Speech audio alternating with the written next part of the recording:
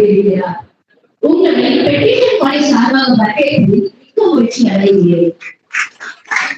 Now I would like to introduce the chair of the panel discussion, who is Dr. Lankan. She has made a graduation from her master's in Indian Studies from JNU New Delhi, and in the same college, she has done a medical and PhD. Coming to her work experience, she started working a year of 1994 to 1996 as a school psychologist in the Lankan academic school in Chennai. In 1996, still present as continuous professor, she was working as an associate professor and now the current head of the Department of Psychology in Presidency College. Not only that, she also has head in charge of the Department of Social Work and Human Studies in the same college. And having the additional roles and responsibilities she holds, she is a member of the advisory board in Meditation College, which is our very own college. And apart from that, she is a member of board of studies for the Madras Christian College, Women's Christian College, Justice Bashir Academic College, and Ambedkar Government Arts College. She is also a member of the Academic Council in Women's Christian College and Madras Christian College. She is also a chief superintendent of exams for the year 2011 and 2012 in Presidency College, and also a member of the Women's St. President College, and also a member of the Indian School Psychology Association, which is popularly called as INSPA, and also a life member in Madras Psychology Society. She is now an associate professor and also a chairperson for the Center of Statelessness and Refugee Studies, School of Law, Rights and Constitutional Governance. So I will really want to welcome you all to access the panel session now. So without any further ado, also I'd like to introduce Mr. Spencer will be joined very soon. So without any further ado, I will Mr. Toby Bennett and Dr. Sujalika Pandit to take over the dais and to deliver an empowering panel discussion.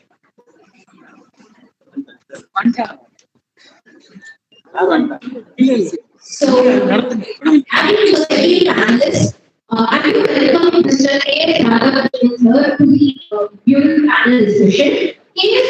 Radhakrishnan sir, who is also called as KSR, is a political activist, legal expert, human rights and environmental activist, right and columnist.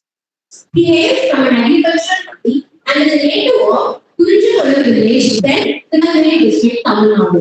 In his political sphere, he worked closely with giants like Kamarajar, Kalaignar M. Karunanidhi, Karnataka former Chief Minister Devaraj, E.K. Sampath, poet Kadalasan, Padannedumaran, Farmer C. Narayanaswamy Naidu, Sri Lankan TU leader A. Amarnath, and others. The entity leader Prabhakar, during his initial phase, stayed for a while and continued to have massive respect for his unrelenting support to the cause of female mothers. He was the youngest and first among five when he was nominated as the principal spokesperson of a political party 34 years back. We are honored to welcome you, sir. And now moving to the topic of the two panelists. Panelist 1, who is Mr. Kovind, will be addressing on the topic cultural competence and mental health, Sri Lankan refugees. And the second panelist will be addressing on the topic judicial responses to Sri Lankan community refugees political analysis. Thank you for the opportunity. Thank you, ma'am. And now to facilitate our dignitaries, I'd like to invite Ms. Priya and Ms. Rina.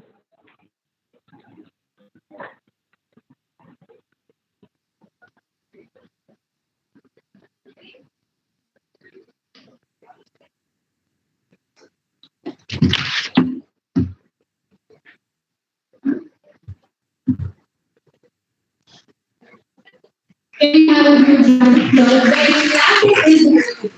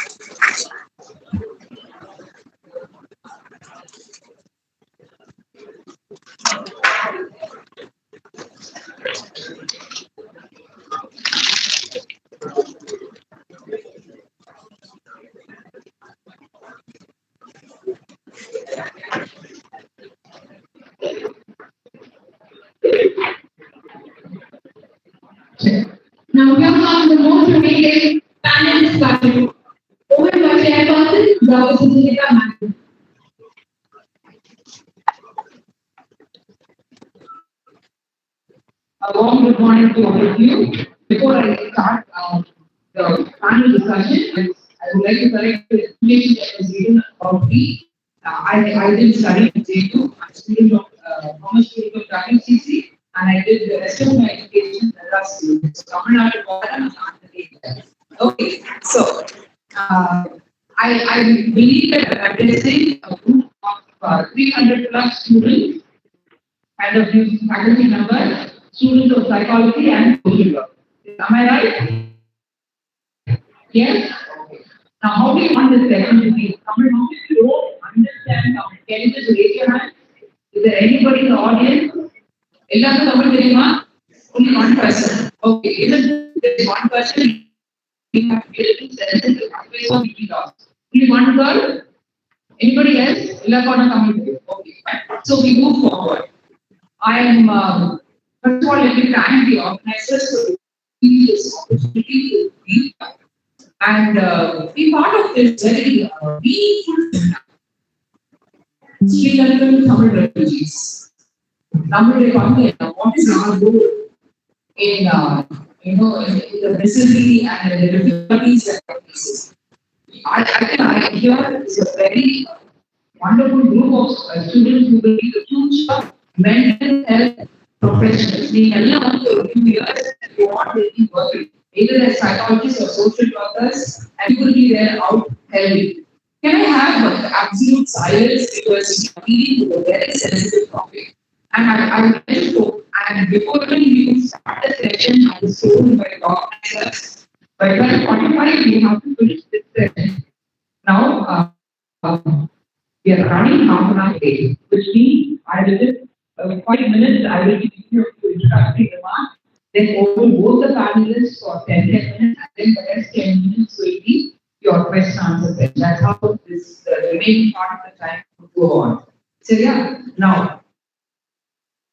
before we begin, if this has to be me, if you are there just because you want to attend another seminar, sorry, we come from the I'm very sorry. It's some of you just come. But this is a very, very, what do I say, need of the hour because Sri Lankan Tamil refugees are a marginalized group of people who are, as a psychologist, I'm going to give you, one of the objectives that the seminar says is, the seminar is about the empathy out there. To increase your empathy, that is one objective. The other objective is to recognize the resilience in rebuilding their lives. ஐயோ பாவம் கஷ்டப்படுறாங்க அப்படின்னு மட்டும் நீங்க சொல்றாங்க. Yes, you have to understand the agony that these people are going through. But when you leave this place, I want each of you to decide in your hearts, in your minds, what am I going to do about this? How can I make their lives a little better? Can I rebuild them? Can I reshape their lives? Because there is a lot of potential. So we will get started with a little exercise. We have to increase our empathy. You will integrate தொடர்ந்து நல்லா கேட்கணும் நல்லா புரிஞ்சுக்கணும் அப்படின்னா முதல்ல மனசுல you should have a little space in your heart. Because மனசு if you don't have place for these people, no matter how much of information that you share today, not the seminar will be the காரணமான அந்த காரணம் எடுத்தீங்க. You will not even know it from the seminar. So therefore, if there is some impact that these few hours that you are going to spend here going to have, then I'm going to invite you to go to keep it of an exercise. It's an imagination, using imagination. You want to close your eyes, otherwise it's open. Now, as soon as you get back home, okay, I just want you to imagine this wild imagination. None of the reason you give it some crisis. Video, because of some reason, suddenly your family people say, they are the we have to immediately vacate the house. How would you feel? I just want you to put yourself in that place, imagine, and get in touch with your feelings, and tell me how you have to leave behind your education, you have to leave behind all your friends, all your property, and just rush to another place and live there for the rest of your life. You don't even know where you're going to go. I want some answers, what would be your feelings? If you have been asked to relocate overnight, any answer? What would be? Yes, overwhelmed. I mean, all your emotions will be starting on all positive and negative, all kinds of overwhelmed. So, then what else? Devastating, okay?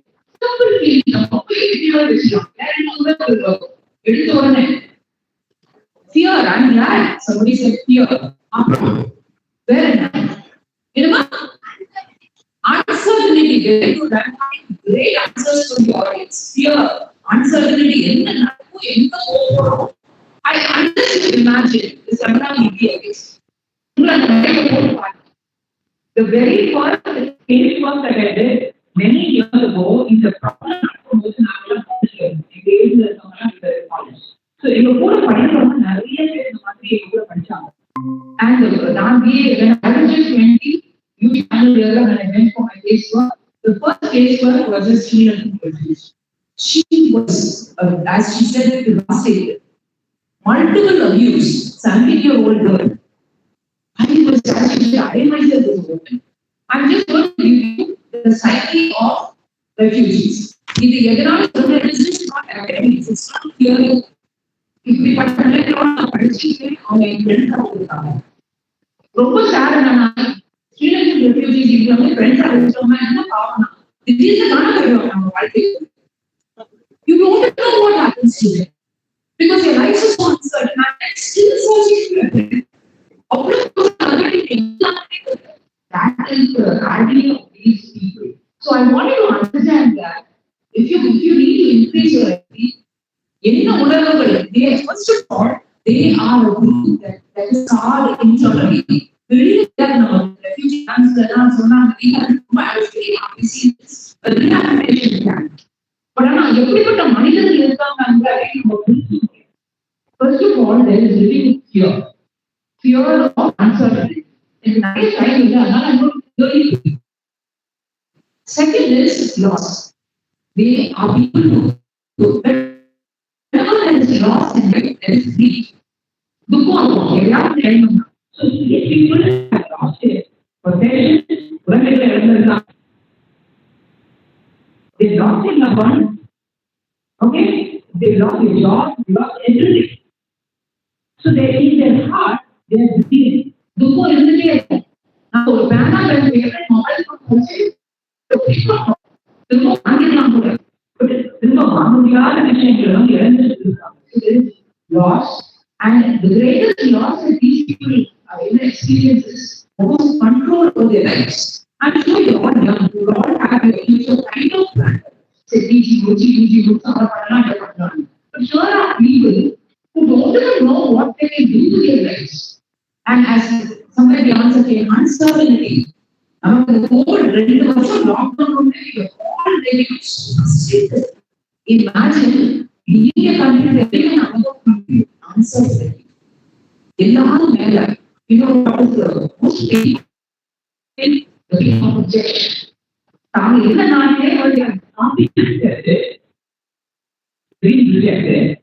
they come here. They have to listen to the fact.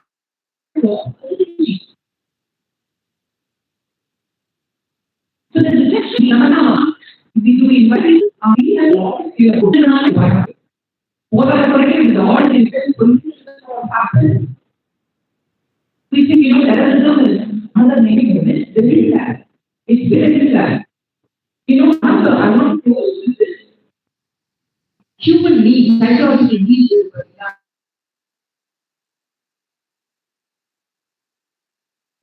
Hunger us, these are basic needs. He understood, accepted, and belong.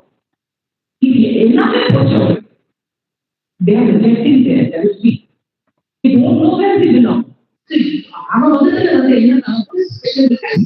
Now, they can't define themselves. Even on the girl for my baby, she imagine babies being born these times. They don't even have the soil in which they can put down their roots and grow. So this this is the kind of group of people that we have been talking. In the mind of the I cannot even understand how students feel back and talk about themselves because it's such an essential thing. You could have been in that position. It is only God great expertise in designing auditorium for seminar, having good refreshments. You'll be given so much time. You will be asked a lot more from your lives. You overlook responsibility to do something about it. I'm sure we go and learning professionals, you will need people who've been heard. I've spoken to a lot of my friends that are out there, not anymore, but the shared experience. Constantly living in fear, in an home. Okay, so I'm going to just, I hope this has increased your empathy.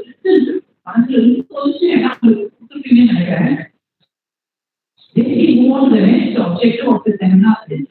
We are not looking at them and we are here to make life better. There is a beautiful concept in positive psychology which talks about post-traumatic growth. Trauma traumatic stress disorder trauma trauma can also bring about growth. And that is where you and me go. If we can help these people to get resilience, very beautiful people, very resilient, very strong people, they will know. Our life in the demon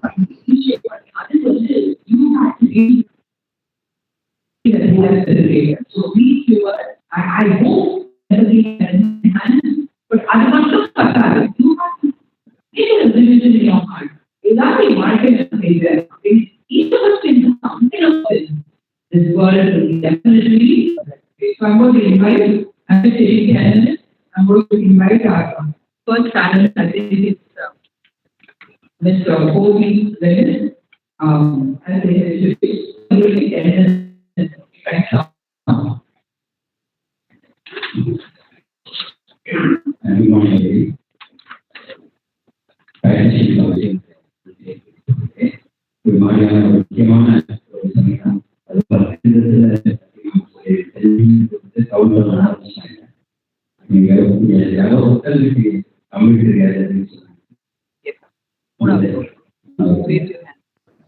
You don't know Tamil. You don't know Tamil.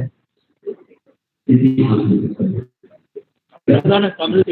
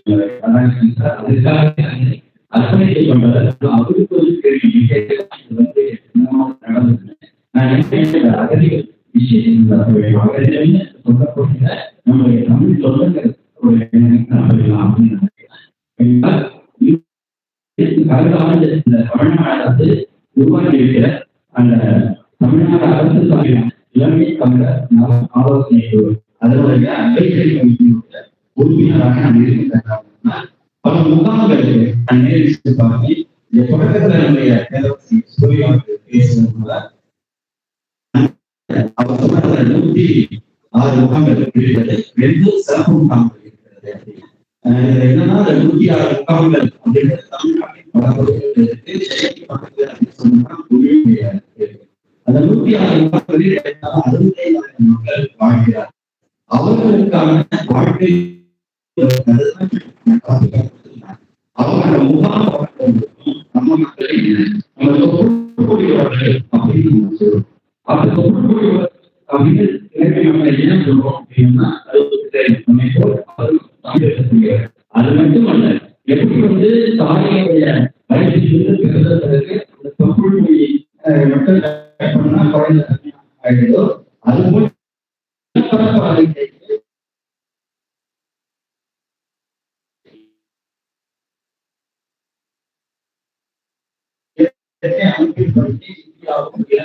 ஒரே கடல் கொள்கை இலங்கை தனி தீவாக குறிக்கப்பட்டது என்ற கருத்தும் அது ஒரே நிலப்பரப்பாக இருந்து நம்ம தான் நம்முடைய தமிழர்கள் தான் தொடக்கத்தில் இருந்து வருகிறது.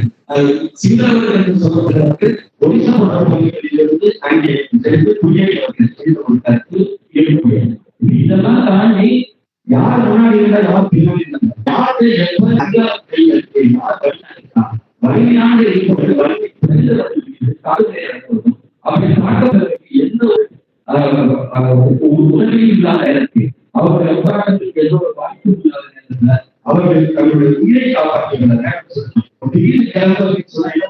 அப்படித்தான் உயிரை காப்பாற்றுவது படத்தில் இங்க தமிழ்நாட்டில் வருவர்கள் தான் இங்க இருக்கக்கூடிய முகாம்கள். முகாம்களுக்கு அதை அகழி முகாம் கேள்விப்பட்டு அறுவாடு முகாம் அப்படின்னு அந்த அறுவாடு முகாம் அப்படிங்கிற இடத்துல இப்ப மாதிரி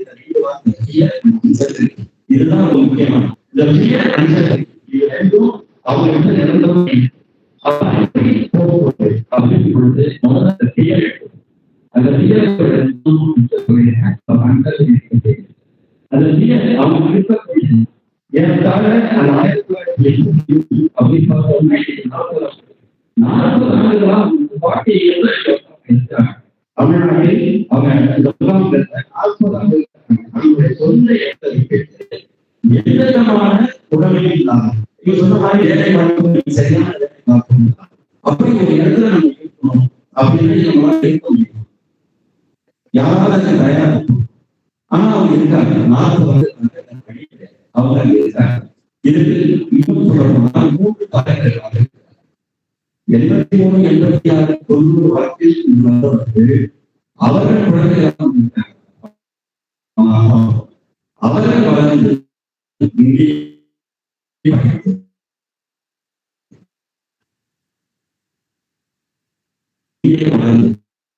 இங்கே திருமணமாகி அவர்கள் அந்த பிள்ளைகள் வந்து அவர்களுக்கு திருமணமாகி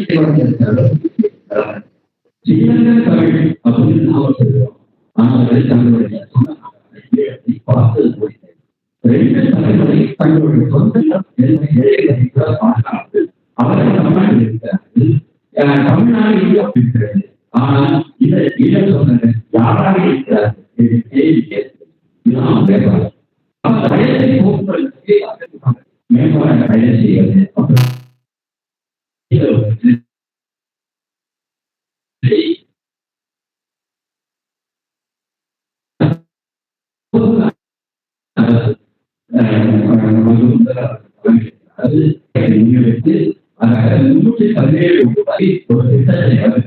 அந்த முகாம்களை மேம்படுத்துவது.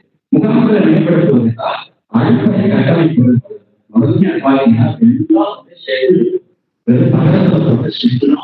கிடையாது. 30 வருஷம் வந்தாங்க, அது வேற இருக்காங்க. 40 வருஷம் வந்தாங்க. ஒரு சில இடங்கள்ல மட்டும் கொஞ்சம் வீடுகள் கட்டப்பட்ட ஆரம்பத்துல அதுக்கு முன்னாடி கர்நாடகில வந்து கட்டப்பட்ட வீடு 20 ஆண்டுகள் மேலாக அந்த வீடுகள் பராமரிப்பு அது அதுவும் அப்ப அந்த பகுதிகளில் இருக்கக்கூடிய அந்த கட்டமைப்பு இப்ப எல்லாத்தையும் மாற்றி அப்படின்னு சொல்லி அவர்களுக்கு வீடு கட்டி தருவது ஒவ்வொரு குடும்பத்திற்கும் வீடு கட்டும் திட்டம் தொடங்கப்பட்டு தொடங்கப்பட்டு இன்னும் சில தொடங்கணும். முதல் கட்டமாக ஒரு 3000 4000 பேர் முதல்ல அவங்களுக்கு அந்த பயத்தை போகணும். மழை அப்படிங்கிறது அரசாங்கம் மாநில அரசு என்பது நலத்திட்டங்களை செய்யக்கூடிய அரசு. அப்ப மாநில அரசு அந்த திட்டங்களுக்காக அந்த வீடு அவங்களுக்கான அந்த கட்டமைப்புகள் இதை உருவாக்கிட்டு அதன் பிறகு அவசர கொடுத்துருக்கீங்க நாங்க என்ன பார்க்கறது. அப்ப அவங்க முதல்ல அடிப்படையாக என்ன செய்யணும் அப்படின்னா ஒவ்வொருவருக்கும் ஒவ்வொரு குடும்பத்திலும் அவங்க தலைவராக இருப்பாங்க. அவருக்கு மாதம் 1500 ரூபாய் 1500 ரூபாய். அதுபோல குடும்பத்தில் இருக்கக்கூடிய 12 வயது மேற்பட்ட ஒவ்வொருவருக்கும் அவங்களுக்கு மாதம் 1000 ரூபாய். அதன் பிறகு குழந்தைகளுக்கு மாதம் 700 ரூபாய் அப்படிங்கிற ஒரு நிதியை மாதந்தோறும் அவங்களுக்கு கொடுத்து முதல் சப்போர்ட் நீங்க வச்சீங்க. உங்களுக்கான அடிப்படை இதை வச்சீங்க. நீங்க தான் கொடுக்குறீங்க. இந்த பையன் கூடாது. நீங்க என்ன பண்ணணும்? அப்புறம் நமக்கு ரேஷன் கார்டு அரிசி 20 கிலோ கொடுக்கப்பட்டிருக்கோம். அதே போல அவர்களுக்கு 20 கிலோ அரிசி விலை அது மட்டும் இல்லை. அந்த குடும்பத்துல 6 பேர் இருக்காங்க. அரிசி பத்தாது, தலைக்கு 5 கிலோ 30 கிலோ வேணும் அப்படின்னா மீதம் இருக்கிற அதையும் அவர்களுக்கு முழுமையாக அதாவது எந்த விலையும் இல்லாமல்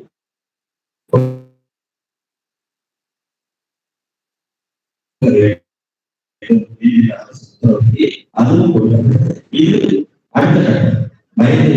அப்ப அவங்க என்ன கல்வி இருக்கு அப்படின்னா சொல்ல மாட்டோம். அவங்களுக்கு ஒரு நேரத்துல வேணும்னு சொன்னாங்க, எவ்வளோ படிச்சுட்டாங்க அப்படின்னு நம்ம சொன்னாங்க. ஆனா இன்றைக்கு அவர்களுக்கான கல்வி வழக்கு அப்படிங்கிறது +2 வரையும் அவங்களுக்கு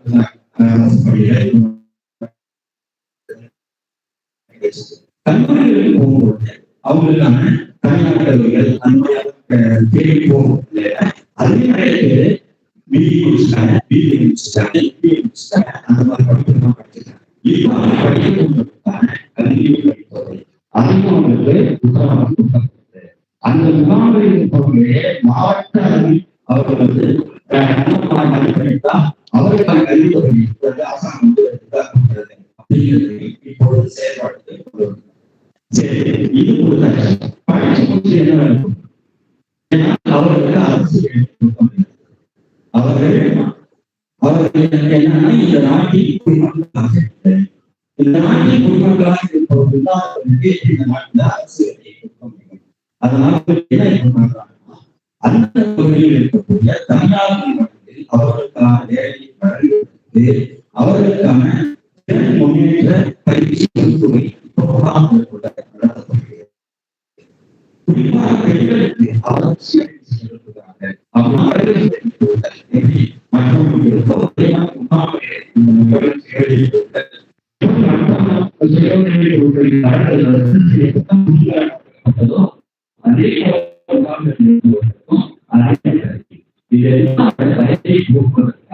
ஒவ்வொரு கட்டமாக கடந்த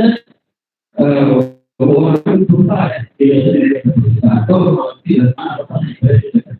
நவம்பர் 1ஆம் நாள் இந்த வேலூர் மாவட்டத்திலே 106 முகாம் இருக்கு அப்படின்னு சொன்னேன்.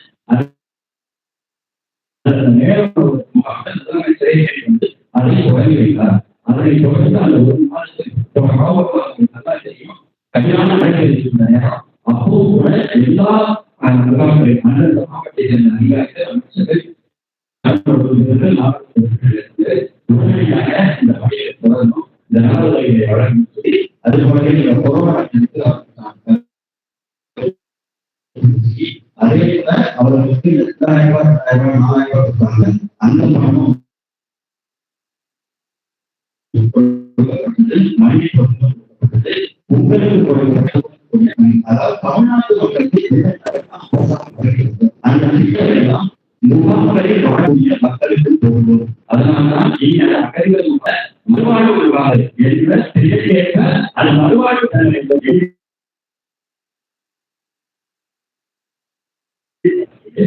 மாநில அரசின் சார்பில் இதன் துறையே இதே போதுமா அப்படின்னு நிச்சயமாக போதாது.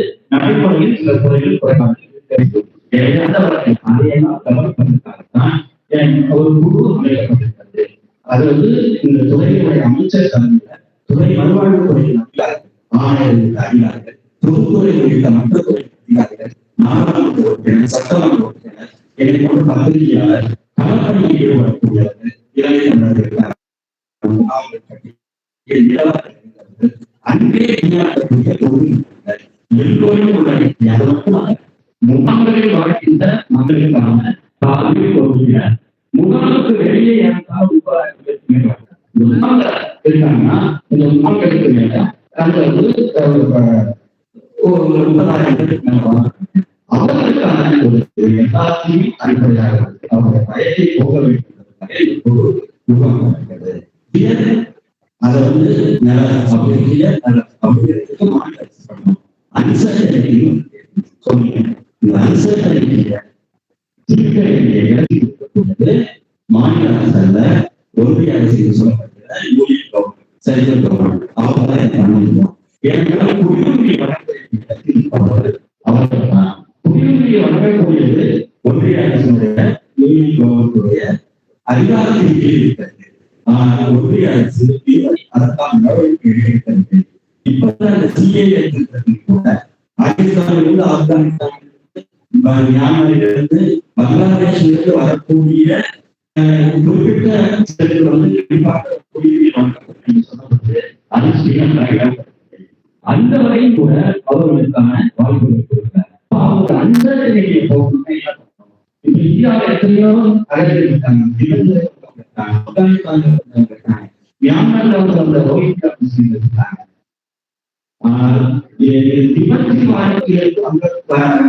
அந்த கிடைக்கக்கூடிய வசதி வாய்ப்புகள் அவர்களுக்கு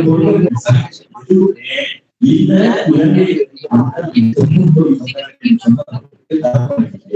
நம்முடைய தொழில்மொழி அல்லது சட்டப்படியாக அவர்களுக்கு என்ன நம்முடைய அரசாங்கத்தின் சட்டத்தை என்றால் அகரிகள் அவர்களுக்கு அவர் சட்டப்படியான அவர்களுக்கு சட்டப்படக்கூடிய இதுதான் இருக்கிறது. இப்ப அதுபோல் அவர்கள் முக்கிய வாய்ப்பு இருக்கிறது. அவர்களுடைய வாய்ப்புகள் இருக்கு. ஆனால் இந்த குழுவில் இந்த குழுவில் ஒரு தனி ஒரு சட்டம் அமைக்கப்பட்டு அது நாடாளுமன்ற அந்த மக்களை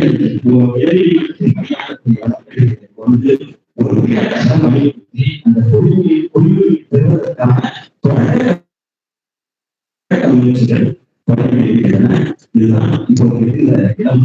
இது எங்க கல்வியை அப்பா உங்களுக்கும் கல்லூரி மாணவர்களாக இருக்கும்போது இதே இடம் பிரச்சனைக்காக நான் கல்வி மாணவராக போராட்டங்கள் கல்வி அப்ப சார்பவர்களெல்லாம் அரசியல் சக்தி மூத்தவர்களுக்கு போராட்டங்களை நடத்துவாங்க, நடத்துவாங்க. அப்படிப்பட்ட போராட்டத்தை பார்த்துக்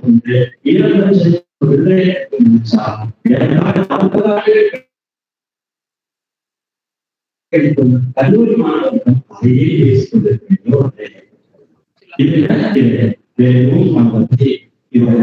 பெருசா சொல்ல இங்கே நடத்தப்பட்ட பன்னாட்டு அழுத்தத்தின் மூலமாகத்தான் இலங்கைக்கான பிரச்சனையை இந்தியாவின் தளத்தை திருப்பி அதற்கான தீர்வு அதற்கான ஒரு நல்வாய்ப்பாக உங்களிடம் சொல்வதற்கு உங்கள் பயன்படக்கூடியதற்கு நீங்களும் சேர்ந்து முன்னெடுப்பதற்கு ஒரு நல்வாய்ப்பு.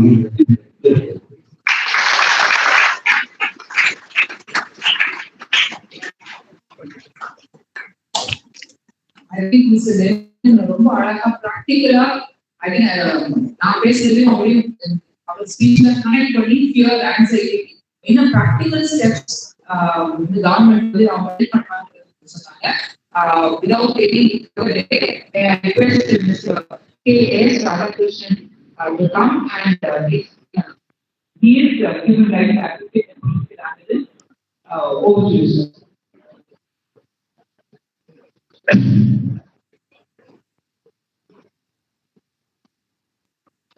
இலங்கை அகதிகள், ஈழ அகதிகள் பன்னாட்டு கருத்தரங்கத்துக்கு தலைமை கொண்ட அன்புக்குரிய சாமன் பிரணவர்களே, பேராசிரியர் கூறியவர்களே, டாக்டர் ஜோசபின் அவர்களே, டாக்டர் மீனா அவர்களே, டாக்டர் ரோஹிணி அவர்களே, மிஸ்டர் நிமல் விநாயகமூர்த்தி அவர்களே, அன்புக்குரிய சுபபிரமணியன் அவர்களே, திவ்யா அவர்களே, அன்புக்குரிய நண்பர் மூத்த பத்திரிகையாளர் கோபி எழின் அவர்களே, அன்புக்குரிய சகோதரி பேராசிரியர் சரஸ்வதி அவர்களே, நண்பர்களே, மாணவர்களே, மாணவியர்களே, அனைவருக்கும் வணக்கம். இந்த நிறுவனம் அன்றைக்கு மேல்நிலை கல்வியாக இருந்து இந்த பள்ளியின் வழக்குகளை நடத்திய ஒரு நாள் என்னுடைய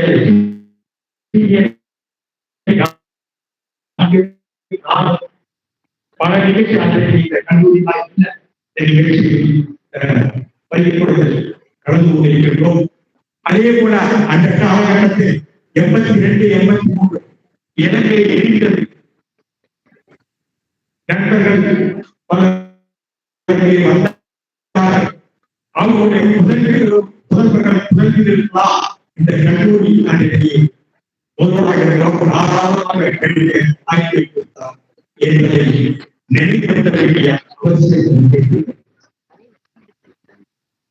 இந்த ஈழ விளைவுகள் மட்டுமல்ல, ஈழ தமிழர் பிரச்சனை, இந்தியாவின் பாதுகாப்பு, தமிழக மீனவர் பிரச்சனை, இதெல்லாம் ஒருங்கிணைந்ததா ஒரு போனதான் ஒருங்கிணைந்ததா பார்க்கிறது.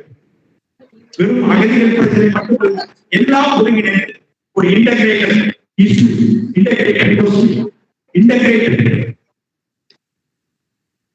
பார்க்கிறோம். இந்த பிரச்சனை, ஈழ பிரச்சனை எப்படி, அகதிகள் பிரச்சனை எப்படி வந்ததுன்னா, சரியாக நேரு அணுகினார். அணிசேரா நாடுகள் பஞ்சசீலம் என்று வந்தார். 1950 லண்டனில் சந்திக்கின்றார் நேரு. காமன்வெல்த் தலைவர்கள் கூடுகின்றார்கள். அப்ப கூடும்போது இரட்டை சேரநாயகர் சொல்கிறார், மலையகத்தில் உங்க நாட்டு ஒன்றுபட்ட ராமநாதபுரம், ஒன்றுபட்ட திருநெல்வேலி மாவட்டம், கரூர் உள்ளடங்கிய திருச்சி மாவட்டத்தில் சேர்ந்தவர்கள் எங்கள் மலையகத்திற்கு தேயிலை கொடுத்து பணியாற்றியவர்கள் பிரிட்டிஷார்கள், அவர்களை நீங்கள் திருப்பப்பட வேண்டும், பிரஜாவுடன் அவர்கள் இல்லை என்றார். நேரு மறுத்தார். ஐ வாண்ட் யூ, நீங்க சொல்வதை நான் கேட்க மாட்டேன் என்றார் நேரு. 1953 பிரச்சனைகள் இருந்து இருந்தன. ஆனால் நேரு சிறுமதி பண்டாரநாயக அவர்களுக்கு இவங்க கட்சி மாநிலங்கள் எவ்வளவு உதவி பண்ணோம், இன்னைக்கு எப்படி உதவி பண்றோமோ அதே உதவியே அடையுது. மருத்துவமனை கட்டது கூட ஒரு காசு நேருக்கு அவங்க உதவி பண்ணோம். நேரு இறந்தார். சீன போர் அந்த பாதிப்பிலே அவங்க இறந்தார். லால் பகதூர் சாஸ்திரி போய்கிறார் வந்தார். பல பிரச்சனைகள், அந்த பிரச்சனைகள் அந்த காலகட்டத்தில் 1963 சினிமாவோ சாஸ்திரி ஒப்பந்தத்தை கூட அதுதான் 10 லட்சம் பிரஜா உரிமைகள். அங்குள்ள தமிழர்கள், இந்திய பூர்வகுடிகள், இந்தியாவில் அரசு பிரஜாவுக்கு மறுக்கப்பட்டது. சினிமாவோ சாஸ்திரி ஒப்பந்தத்தில் 10 லட்சம் பேரை நாம் எடுத்துக்கொண்டிருப்பது தவறான ஒரு இந்திய அரசாங்கம் அந்த முடிவை மேற்கொண்டு கையெழுத்திட்டது. அது எங்கேயும் தவறுதான், ஏற்றுக்கொள்ள முடியாது. அந்த 10 லட்சம் பிரதிகளால் முதல் கட்டமாக என்னுடைய நினைவு 7,64,000 பேர் இந்தியாவுக்கு வந்தார்கள். மன்னாரி கப்பலில் தனுஷ்கோடியில் அவர்களுக்கு பல்வேறு இடங்களில் அன்றைக்கு இடங்கள் கொடுத்தோம். 3 போன்ற தேவைதான் அவங்க இதான் முதல் வரம். அதற்கு பிறகு 1977, 81 கலவரம் படிப்படியாக வந்த இன்றைக்கும் நேற்று வந்திருக்காங்க. அந்த மாதிரி வரல, அங்க பொருளாதார சிக்கலையும் வந்திருக்கிறாங்க. இப்படி ஈழ அகதிகள் மலை அகதிகளுக்கு ஒரு தீர்வு ஏற்பட வேண்டும் என்பதற்காக நாம் தொடர்ந்து பேசிக் கொள்வோம். என்னுடைய பின்னோக்கி செல்கிற 1983 ஜஸ்டிஸ் வேணுகோபால் என்பவர் பெரியார் மீது அளப்பட்டு பட்டுக்கொண்ட justice Venugopal justice David Anusamy மீது புதுவையில் இருக்கிறார். அவர் ஓய்வு பெற்றாரு. அவங்க முதல் படித்தாங்க. அவங்க நானு நண்பர்களுக்கு நெருங்கிய அகதிகள் போல அவங்க எல்லாரும் போய் ஆய்வு பண்ணிட்டு வந்து அறிக்கையை கொடுத்தோம். அமிர்தலிங்கம் அந்த குழுவோட பிரபாகரனும் அதனுடைய அன்பு சகோதரர் பிரபாகரன் கொடுத்தோம். அதை எடுத்துக்கொண்ட அன்றைக்கு நெடுமாறனும் நானும் சேரி குடியரசு மத்திய இந்திரா காந்தி சென்று வந்து இந்திரா காந்தி அந்த நேரம் ஆயுத போராட்டத்திற்கு இந்துக்கள் சிறுமணி பயிற்சி என்ன செய்யலாம் அழிகளுக்கு அன்னும் இந்திராமா இருந்தால் நிச்சயமாக அந்த அம்மையார் இல்லை. என்ன செய்ய இலங்கை தமிழர்கள் அவர் தீர்வு கிடைக்க வேண்டிய நிலையில் யாரும் சரியாக கவனிக்கப்படாமல் கடந்த கால அரசியல் சொன்னாலே அரசியல் உள்ளே அந்த மாதிரி தொடர்ந்து எத்தனை பேர் அழைகள் இருக்காங்க. இன்றைக்கு 106 கிட்டத்தட்ட 64,000 சிறப்பு பிரச்சனைகள் வேண்டும். இப்படியான ஒரு இடத்தில் ஈழத்தமிழர் பிரச்சனை அதுவும் தீர்வு எட்டணும். ஈழத்து அகதிகளுக்கும் ஒரு தீர்வு கிடைக்கும் நம்ம சகோதரர்கள். அதே போல மத்திய சர்க்கார் நண்பர்கள் சொன்னாலே ஆப்கானிஸ்தானம், மியான்மர், பங்களாதேஷ், திபெத் போன்ற அகதிகளுக்கு மட்டும் கவனிக்கப்பட்டாங்க. வாய்ப்பாய் அரசாங்கம் வந்து வாய்ப்பாய் ஈழ அகதிகள் அவர் சந்திக்கிறார். அந்த கவனிப்புக்குள்ள மத்திய சர்க்கார் இன்றைக்குள்ள ஒன்றிய அரசுக்கு இன்றைக்குள்ள பிரதமர் கவனத்துக்கு போக வேண்டும். இந்த ஈழ அகதிகள் சகோதரி இருக்கிறார். பிரச்சனைகள் பிரதமரை நாளாயிரம் பிரதமரை சந்தித்தேன். சந்திக்கும் போதெல்லாம் ஈழ பிரச்சனை பிபிசி அதை கவனிக்க வேண்டும் என்று அக்கறை இருந்தால் அதுபோல நரசிம்மராவ் சொல்லும்போது பார்க்கலாம் என்றார். அதற்கு பிறகு அதற்கு பிறகு காங்கிரஸ் ஆட்சியில் வந்து சில திட்டங்கள் வந்தது. அது சரியாக இன்றைக்கு உள்ள அரசு அதை கவனிக்க வேண்டும். இன்றைக்குள்ள அரசு விமர்சனங்கள் வைக்கவில்லை. பொது அரங்கம் அரசியல் இந்த நிலையில் தீபத் அறிஞர் அங்க தாளவாடி போனோம். 84 தாளவாடி கர்நாடகா எல்லையில தீபத் அறிஞர் முகாம் தெற்க ஒண்ணுதான் இருக்கு. அங்கேயும் நம்ம ஈழ அகதிகள் உள்ள முகாம் அங்க 84 எவ்வளவு அவங்களுக்கு வந்து 75 ரூபாய் கொடுத்தாங்க. நமக்கு ஆள் வந்து அன்னை 20 ரூபாய். இதெல்லாம் இந்திரா காந்தி தீபத் அகதிகளுக்கு அதிகமான வசதிகள் செய்திருக்கிறார்கள். கல்வி நிறுவனங்களில் இளைஞர்கள் கொடுக்காங்க. ஆனா தீபத் அகதிகள் அதிகமான அந்த மாணவர்களுக்கான ஒதுக்கீடுகள் அந்த ஒதுக்கீடு அந்த ஒதுக்கீடு இப்படியான நிலையில் நான் திராவிட முன்னேற்ற கலைஞர் காலத்திலிருந்து ஈழக்கல்வ பிரச்சனையை 2009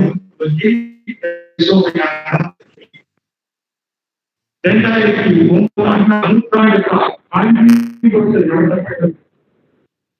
இன்னைக்கு யாழ்ப்பாண வெளியே இருக்கிறார். நம்மளோட இல்லை, அது கலைஞர் இல்லை. என்ன ஈழ அகதிகளுக்கு என்ன செய்யலாம் என்று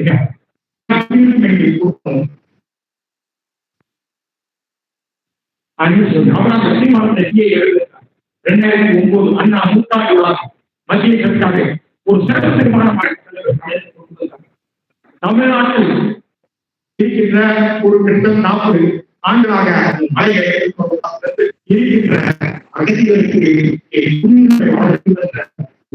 சிறப்பு தீர்மானம் அண்ணா 100ஆண்டு காஞ்சிபுரத்தில் தெரிவிக்கப்பட்டு அன்றைக்கு ஏற்கனவே மன்மோகன் சிங் அதற்கு பிறகு 2000 அவசரம் கலைஞர் இருந்தால் இந்த தீர்மானத்தை முன்னெடுக்கும். இன்னைக்கு செய்ய வேண்டியதை கடைசி சொன்னாலே தீர்வு என்ன? ஈர சகோதரர்கள், ஈர அகதிகள் நாம் அந்நியப்பட்டுவிட்டோம் தமிழ்நாட்டில். நாம் அந்நியர்கள் என்று நினைக்க அவருக்கான உரிமைகளை பாதுகாக்கிறது அதான் முக்கியம். 3 தலைமுறை அடைகிறது. இன்னொன்று கவனிக்கிறது என் தனிப்பட்ட ஏன் அங்க இருக்கிற வழக்கு போராடினாங்க சம உரிமை. ஒன்று சொல்றேன், ஒரு கட்டத்துல எனக்கு சிங்களமும் தமிழர்களும் மக்களுக்கு சமமா இருந்தாங்க. பொன்னமலம் போட்டியிருக்கின்றார், சிங்கள சாலை பெர்னாண்டோ போட்டியிருக்கின்றார், தமிழன் வெற்றி பெறுகிறார், சிங்களம் போட்டிருக்கிறார். அந்த அளவு 1900 பிரிட்டிஷ்காரர்கள் நீதிபதியானதே படிப்படியாக வந்துவிட்டார்கள். தமிழுடைய மக்கள் என்று சொல்ல வரலாம். இங்க இருக்கு எங்க தாய்நாட்டுக்கு போறோம், எங்க உதவி செய்யணும். இப்ப எங்க மத்திய அரசு என்ன இருக்குன்னா, இங்க அகதிதாங்க அவங்க வருமானி கட்டணும். அன்னைக்கு காப்பாற்றி போக விரும்புறாங்களா அவங்களுக்கெல்லாம் அந்த கப்பல் கட்டணம் இலவசமாக அவங்க மன்னார்களோ எப்படி இறக்கி வரணும். இப்போ அங்க இந்த கருத்தை அந்த போராட்டம் எங்களுடைய ட்ரெடிஷனல் லேண்ட் மண் இனம் எங்களுடைய மண் என்று போராட்டம் மக்கள் அந்த உரிமை இத்தனை வருஷம் அந்த தியாகத்திற்கு போரிட்ட அந்த மக்களுக்கு தமிழருடைய மக்களுக்கு அன்றைக்கு என்ன நடந்தது? சிங்களர்கள் அடுத்து தமிழர்கள் தான் இல்லை, அடுத்து இஸ்லாமிய சமூகம் வர போகிறார்கள், 3வது காப்பட்டு வர போகிறார்கள். ஆனா இப்படியாக இங்கே இருந்து மத்திய அரசு செய்ய வேண்டும். என்று நீங்கள் வசூலிக்கிற கட்டணத்தை வசூலிக்க கூடாது, இலவசமாக கப்பலில் அனுப்ப வேண்டும். இந்திய அரசாங்கம் 40,000 வீடுகள் கட்டி கொடுப்போம் என்று நாம் கொடுத்தவை எங்கே இங்கே போறோம். வீடுகள் இதுவரைக்கும் 41,000 வீடு கட்டுறது 20,000 ஒரு சொல்றேன். முடிவாக முடிந்தது. இந்தியாவுக்கு பல பில்லியன் பணம் விலைக்கு கொடுத்தோம். யாழ்ப்பாணம் கொழும்பு உயர்வியை ஓடவிட்டோம். பலாரி விமானத்தை சரி செய்தோம். அந்த விமானத்தை இறந்தது. ஒன்று சொல்றீங்க, வெளிப்படுத்த வேண்டும். நாம் கொடுத்த தொகையை கொண்டு எங்க ரயில்வே சந்திப்பு தமிழ் கொடுக்க வேண்டிய நிதியை சிந்தனையாளர்களை நீங்களும் ஒழுங்கா போய் சேரும். அது மத்திய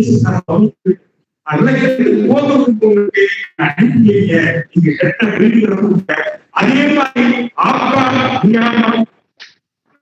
மாதிரி பாகிஸ்தான் அகதிகளுக்கு என்ன நீங்க கூட்டியோ அந்த முறையை ஈராக முறைப்படுத்துகிற மத்திய அரசு. அது மட்டுமல்ல, சரியான வீடுகளை கட்டித்தார்கள். 3 தலைமுறைகள் வணிகம், தொழில், இங்கே இருக்கிறவங்க இங்கே இருக்கிறவங்க நெறிப்பட்டு கொடுங்க. இதுதான் கவனிக்க வேண்டிய விஷயம். அப்போ அவர் ஆலோசனை குழுவில் இருக்கிறாங்க. இப்போ தமிழக அரசு நல்ல விதமான திட்டங்களை முன்னெடுத்து முதல்வர் கொண்டு செல்கிறார். ஈழத்தமிழக பிரச்சனை நிச்சயமாக ஒரு விடிவு காலம் கிடைக்கும். அந்த வகையில் இன்றைக்கு இந்த பொருளாதார சிக்கல் தமிழகக்கூடிய அளவில் ஒரு புது வாக்கெடுப்பை புலம்பெயர்ந்த தமிழர்களும் வாக்கெடுக்கக்கூடிய அளவில் ஒன்றை ஒரு திட்டத்தை முன்மொழித்து ஐநா மேற்கொள்ள வேண்டும். அதை கண்காணிப்பதாக வெளிநாடுகள் இருக்க வேண்டும். இலங்கையை அரசாங்கம் இருக்கக்கூடாது. இதுவரைக்கும் நம்மளை ஏமாற்றாங்க. 9 ஒப்பந்தங்கள் எல்எல்ஆர்சி போட்டாங்க. எல்லாம் நீ இலங்கை அரசாங்கத்தை முடியாது. அகதிகளானால் தான் ஈழ சகோதரனா அவருடைய நலனை இந்திய அரசு கவனிக்க வேண்டும். அதற்கு தமிழ்நாடு அரசு ஆதரவாக இருக்கின்றது என்று சொல்லிக்கொண்டு என்னுடைய உரையை நிறைவேற்றுகிறேன். நன்றி.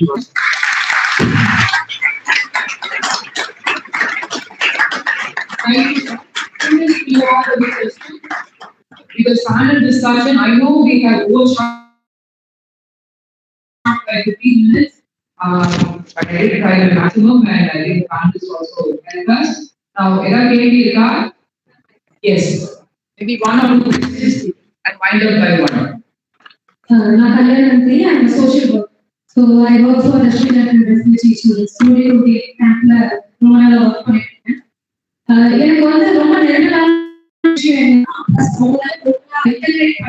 ஸ்போர்ட்ஸ் மூலமா நம்ம வச்சு ஃபுட்பால் கொண்டு வரோம்.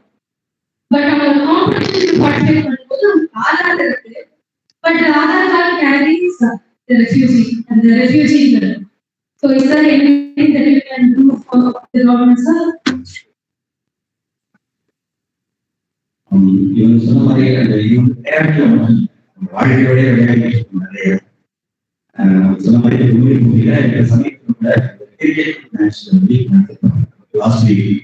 பல முகாம்கள் இருந்தும் அவங்க இவங்களுக்குள்ளதான் இருக்கும். சார் சொன்ன மாதிரி நேரத்தமிழர்லேருந்து ஃபர்ஸ்ட் மலையாள தமிழர்கள் கணித தமிழர்களை பொறுத்த வரைக்கும் அங்கே வந்து ஈழத்தில் அந்த வடகிழக்கு பகுதியில் வாழக்கூடிய ஈழ மக்கள், அதன் பிறகு அந்த மலைப்பகுதியிலே ஓட்டத்தொழிலாளர்களாக மலையாள தமிழர்கள் என்று சொல்லப்படுவது இந்திய பூர்வீகத்தை சேர்ந்தது. பூர்வீகம் இங்கிருந்து, அதாவது மத்திய தமிழ்நாட்டிலிருந்து, தமிழ்நாட்டிலிருந்து அங்கு பிரிட்டிஷ் காலத்தில்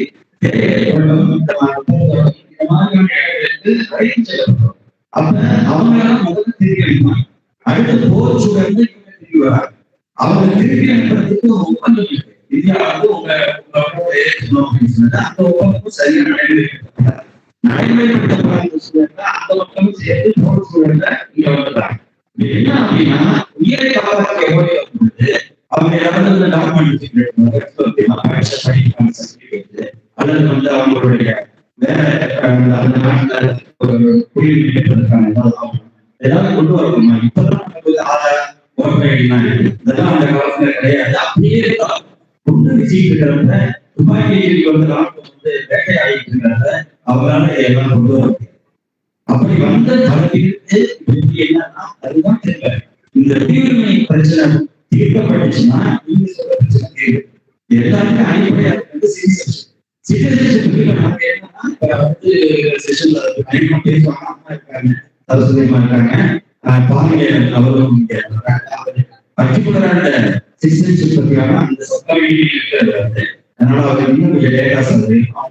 சரியா இருக்கும். அடிப்படையில என்னன்னா இப்ப வந்து இங்க இருக்கக்கூடியவர்களுக்கான முதல் கட்டமா பண்ணணும். இப்ப இங்க பூர்வீக தமிழ்நாடு பூர்வீகமா கொண்டவங்கன்னா அந்த இந்திய பூர்வீக அவங்களுக்கு என்ன டாக்குமெண்ட் இருக்கு, இதுவும் அப்ப வந்து ஸ்ரீலங்கன் எம்பசியோட சேர்ந்துதான் நம்ம. அதே மாதிரி அங்கேயே வந்தவங்களுக்கு போர்ச்சூழல் வந்தவங்களுக்கான document.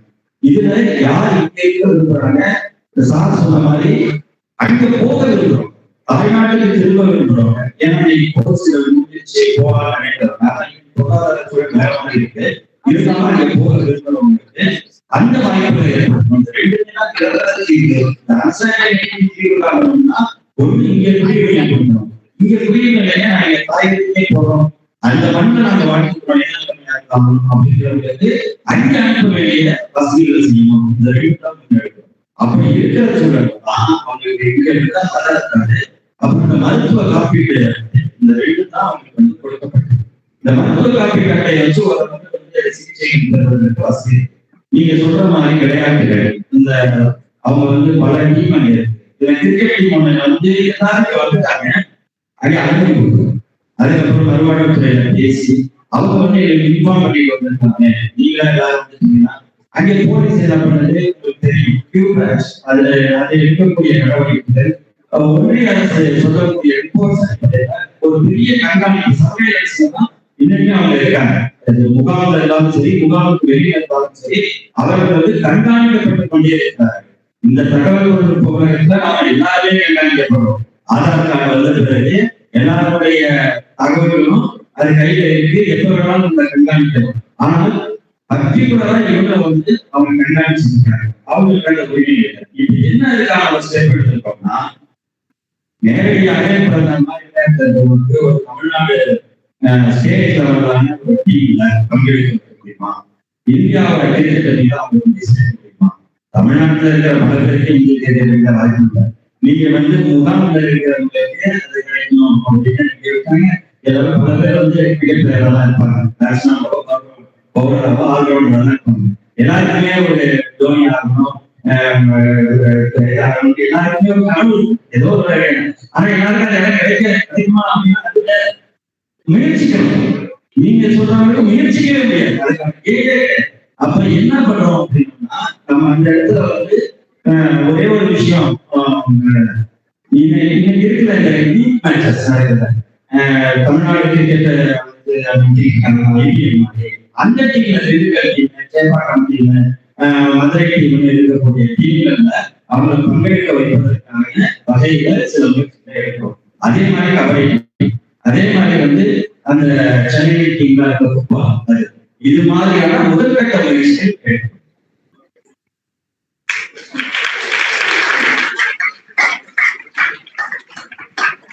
Anybody else with a question?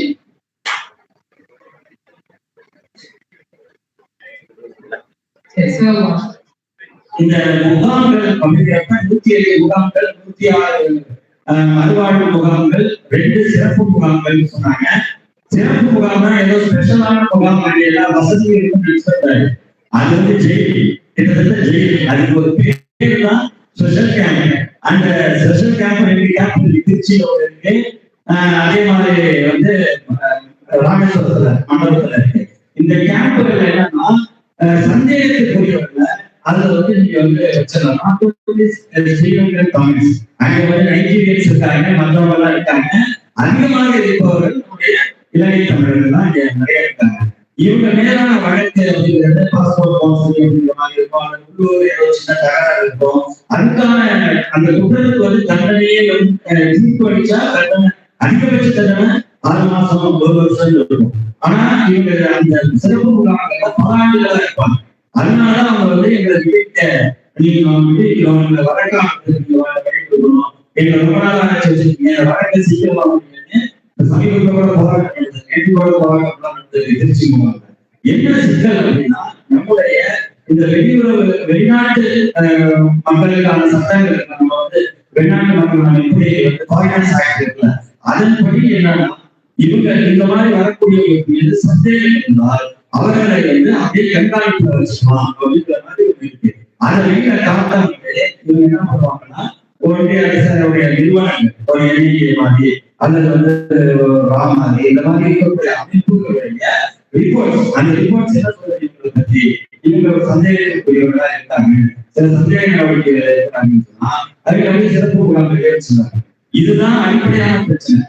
போடப்பட்டிருக்கிற வழக்கையும் தாண்டி நம்முடைய ஃபாரினர்ஸ் ஆக்ட் படி அவங்க கண்காணிக்க முடியும், அவர்களை ஒரு இடத்துல வந்து ஐசோலேட் பண்ண முடியும், தனிமைப்படுத்த முடியும் என்பதை பயன்படுத்திக் கொண்டு இருக்காங்க. இவங்களுக்கான சட்ட ஒழுங்கு போராட்டம் இப்ப கவனத்தில் கொல்லப்பட்டிருக்கு. இதே திருச்சி மாவட்ட வருவாய்த்துறை அந்த மாவட்ட கலெக்டர், மாவட்ட எஸ்பி எல்லாரும் போய் பேசினதுதான் முதற்கட்டமாக ஒரு 11 பேரை விடுதலை செய்தார்கள். அப்புறம் ஒரு 14 பேருக்கு இந்த வழக்குகளை நடத்துவதற்கான வாய்ப்புகள் கொடுக்கப்பட்டது. எல்லாமே இப்பதான் ஒவ்வொரு நாள் ஒவ்வொரு வச்சுட்டு வரும். இது இன்னும் பெரிய ப்ராசஸ். அவங்க ஈஸியா நடக்கக்கூடியதுதான். அதுதான் சொல்றேன், 40 ஆண்டுகளா இதே பேசிட்டு இருக்கோம். ஒவ்வொரு 10 ஆண்டுகளுக்கு அப்பா பாத்தீங்கன்னா சார் சொன்ன மாதிரி வரிசையா அடையும் பொழுது கூடுதலான இந்த பிரச்சனை இந்தியாவை பொறுத்தவரை எளிமையாக பண்ணார். இப்பதான் கொஞ்சமாவது கவனம் இருக்கு. நீங்கெல்லாம் இந்த மாதிரி அடுத்த கட்டம் இளைஞர்கள் நீங்க அதுக்கான கவனத்தை கொண்டு பொழுது அது ஒரு முழுமையான தீர்வை நடைபெறுவதற்கு வாய்ப்பாக.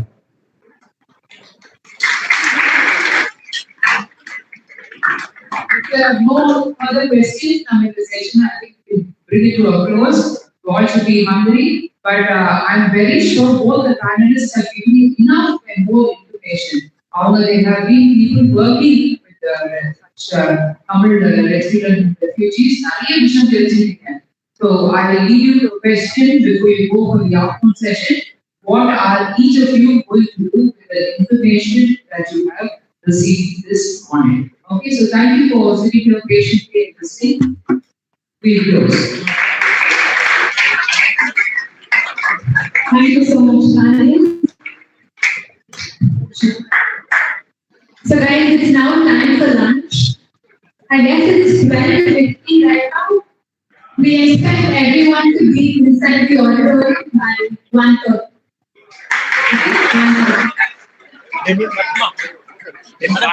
ஒரு கையெழுத்து போடல அப்படி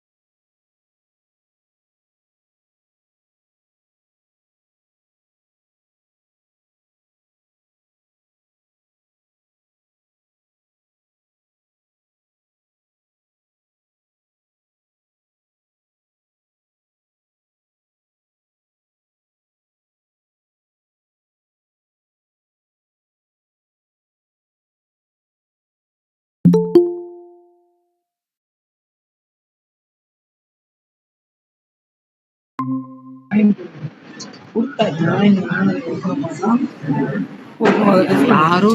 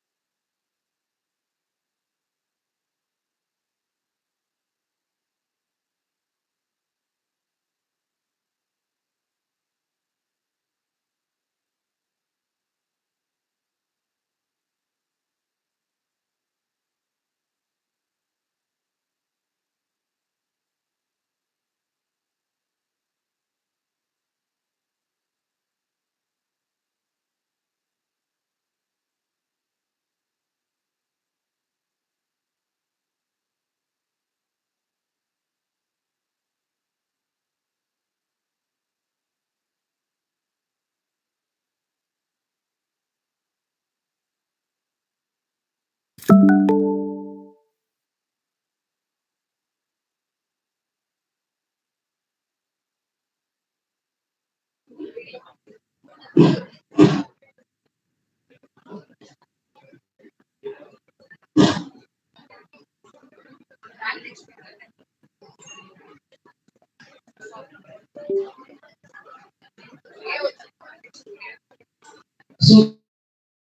those who have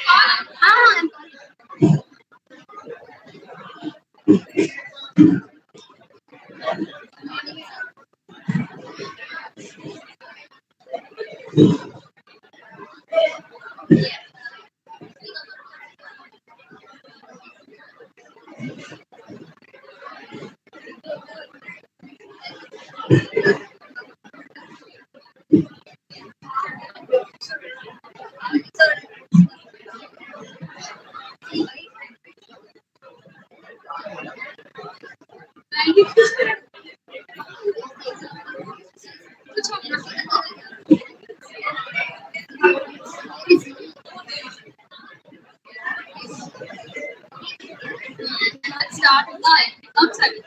Otherwise,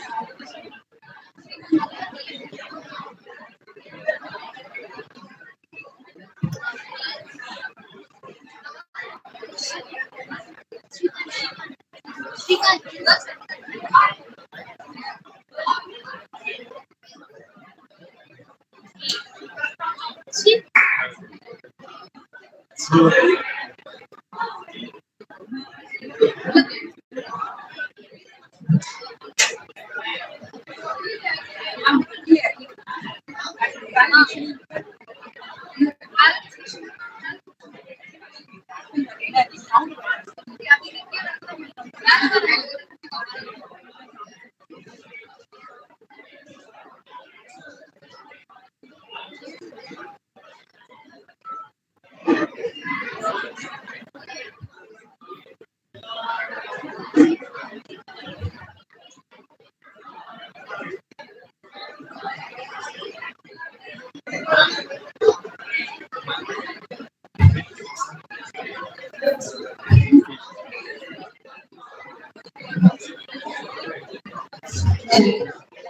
Mr. Justice and Mr. President, can you please come down when needed, sir?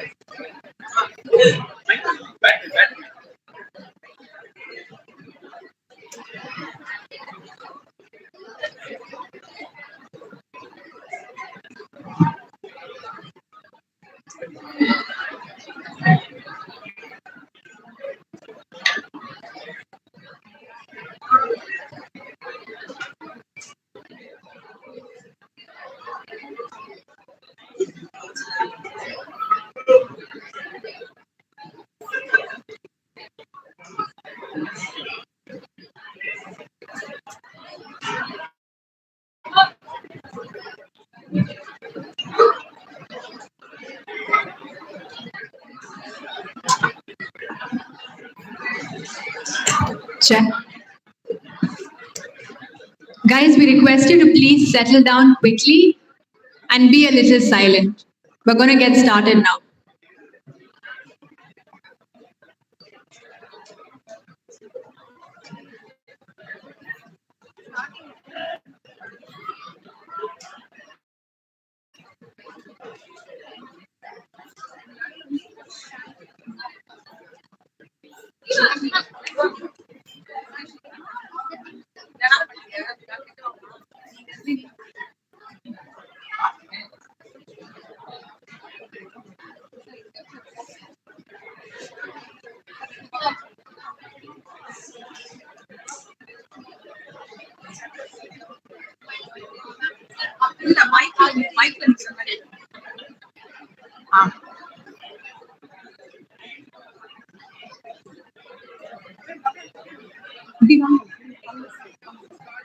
Come.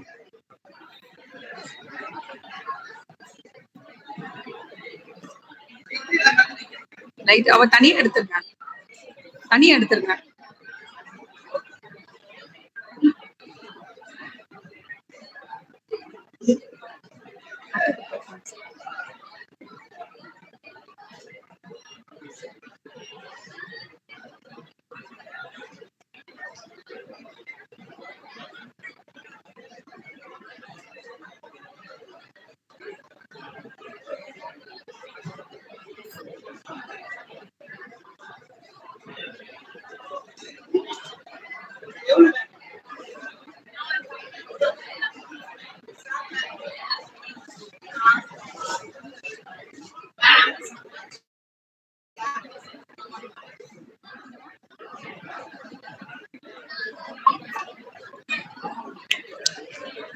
Students, we request you to please settle down quickly and occupy the chairs in front. There's a lot of space. We also request the chairperson and the panelists to please be seated on stage.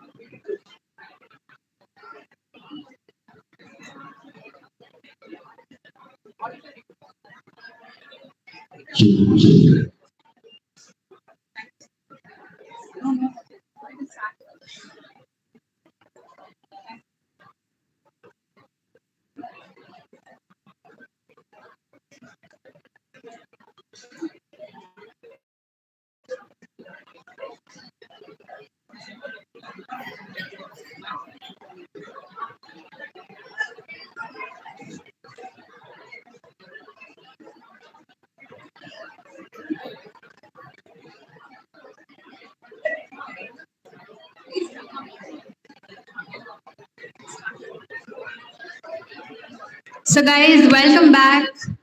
I hope everyone is energized after your lunch. So we've come to the last and final panel discussion of the day. So let's get going. Now I invite Professor Sadia Fatima to introduce our panelists.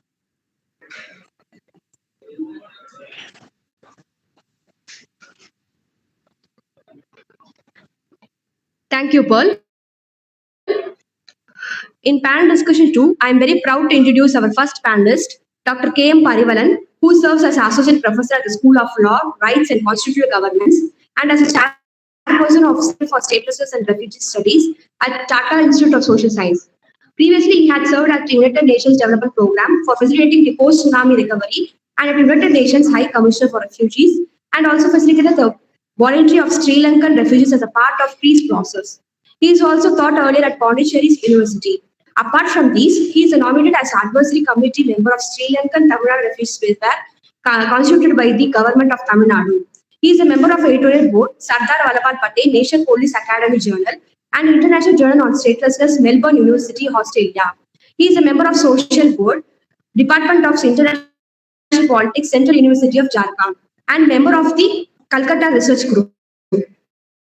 Again, he is a member of 808 Board, International Journal of Social Science and Environment at Stella Maris College.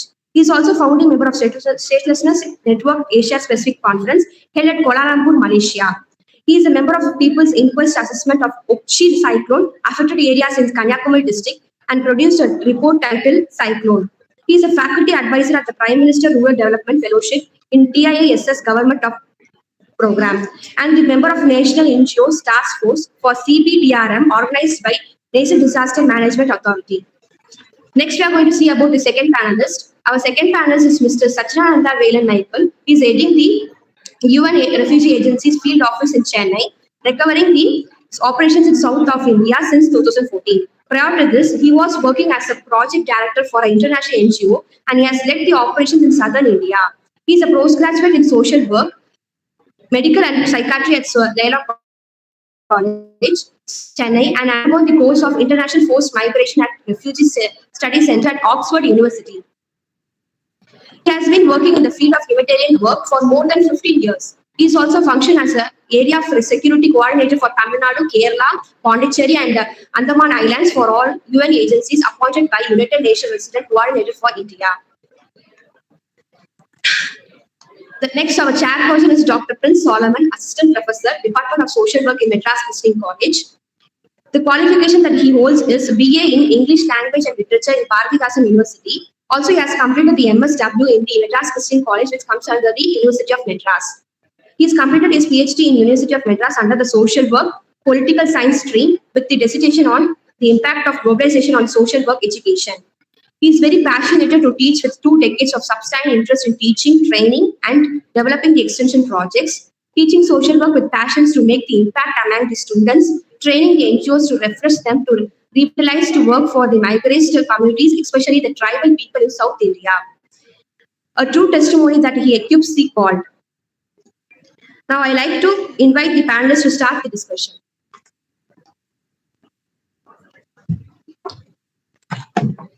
To felicitate our dignitaries, I now invite Assistant Professors Mr. Justice and Mr. Prasanna to do the honors.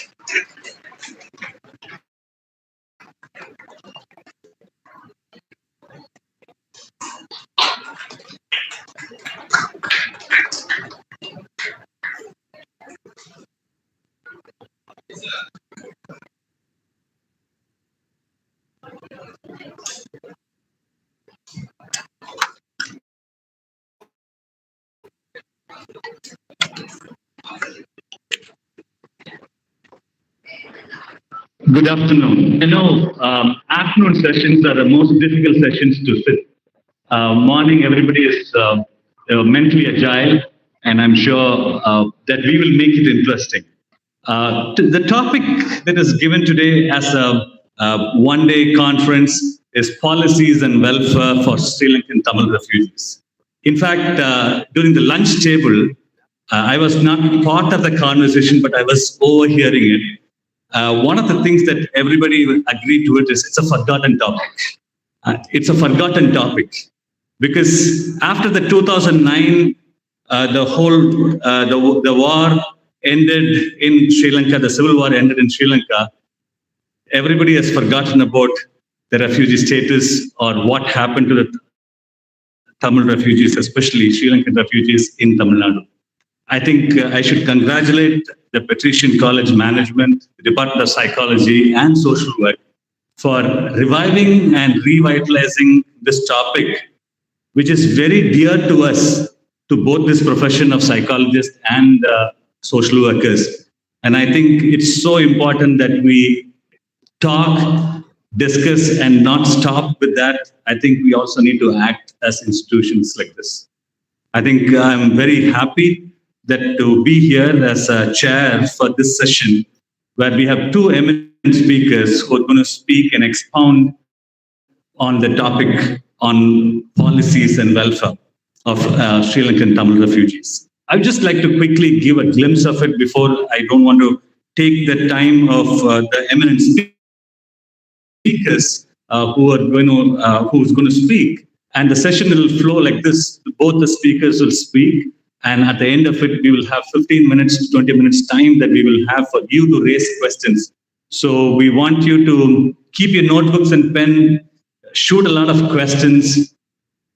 I think that is what that makes the panel discussion really a discussion rather than a monologue.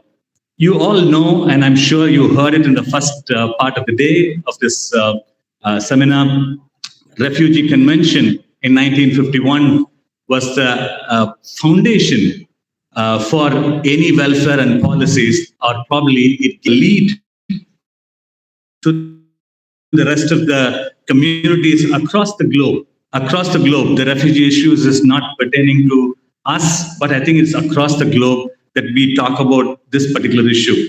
In one of the preambles in that, it says in Article 6 of UDHR, it talks about everyone has the right to recognition everywhere as a person before the law. That's in Article 6 of UNHR. Article 15.1 says everyone has a right to a nationality. I think this is a fundamental premise in which the whole welfare and policies, especially pertaining to Lankan refugees or any refugees across the globe. One of the things that I remember is in 2003, when the peace talk was going on in the Civil War, and there was a 6-month ceasefire. I don't know how many of you even remember that. I'm sure all the speakers you remember in 2006 or 2003, there was a peace talk that was going on. And I had a privilege to go into the entire northern part of Daphna and Vavuniya and all the places when the war was actually still on, and had the privilege to speak to both the parties, the Elam as well as the Lankan officials. You know, and not only that, I could go. I took 25 of my students into that place, and we lived there for 3 days, and that changed the perspective of an issue of a refugee. I think it's totally different from understanding this point from here. I'm not saying everybody should go for a tour, no. But what I'm saying is that changed. I remember coming back from there, we organized a conference with UNHCR those days on refugees and human rights. So this is the impact. I think the impact is much more than what you and I think.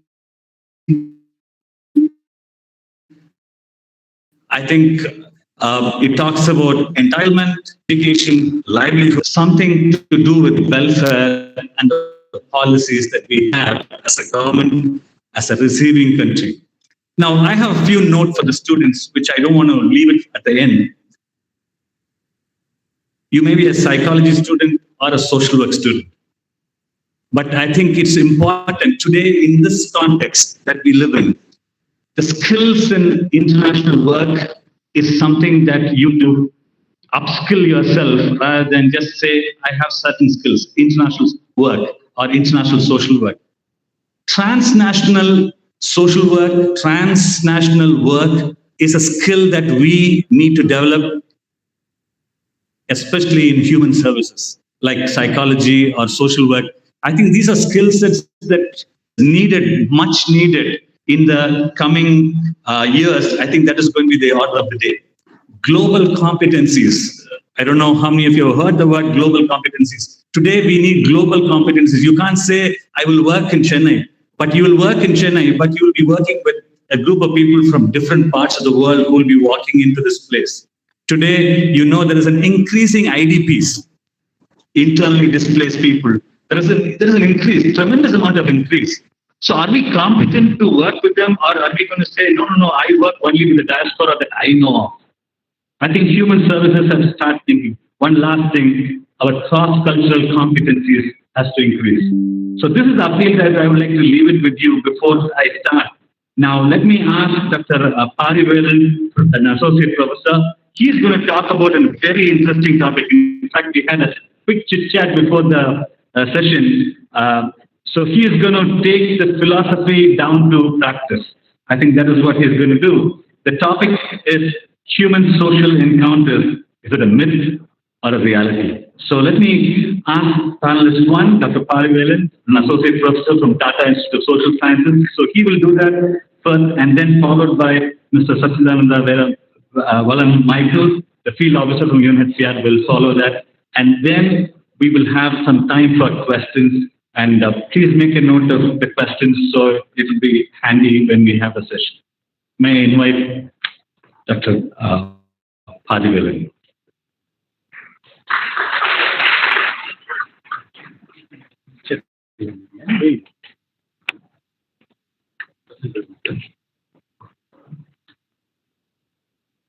Just remove contact.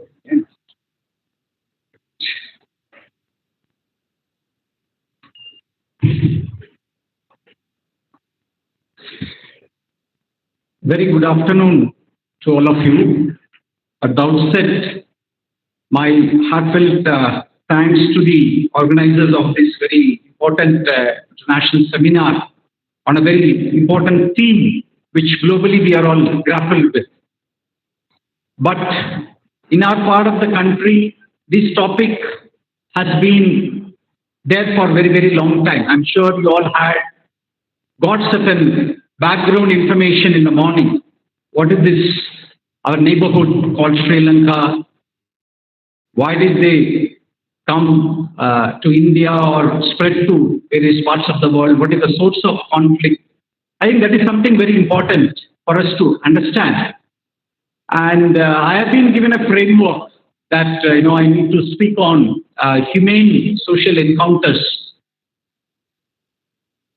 Well, I'll try my best to connect it, but I also added an element that it has to sprout from humanitarianism.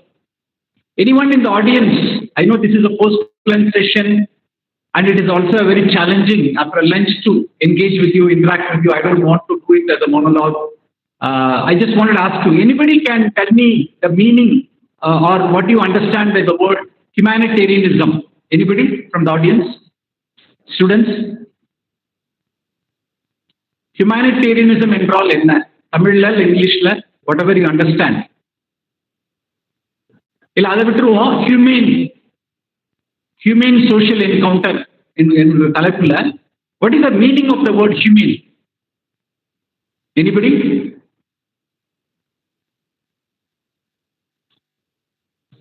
Yes, please. Madina. Yeah, please. Wonderful. We'll give her a big hand. Fantastic. So the humane or humanitarianism means it is based on empathy and compassion, not just sympathy, but empathy. Getting the, sensing others' pain and trying to be compassionate. This is actually the essence. This is the essence of humanitarianism. This humanitarianism is embedded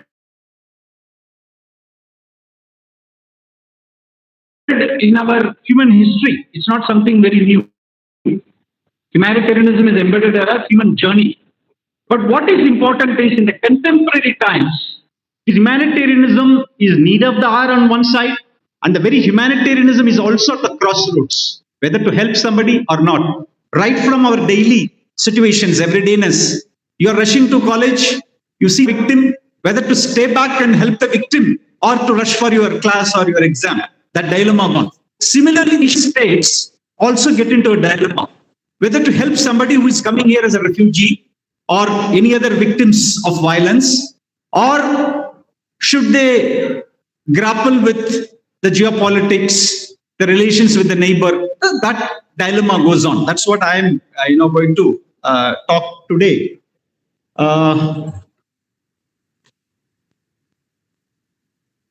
Let me see whether I am familiar with this gadget. High point here. How does it move?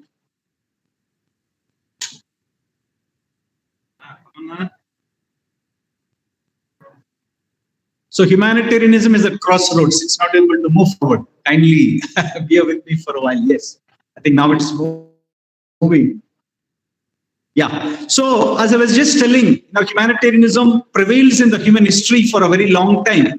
I would like to take and share with you 3 important landmarks in the human history, the modern times, 3 frameworks which provides us an understanding of how humanitarianism is emerging at the global level.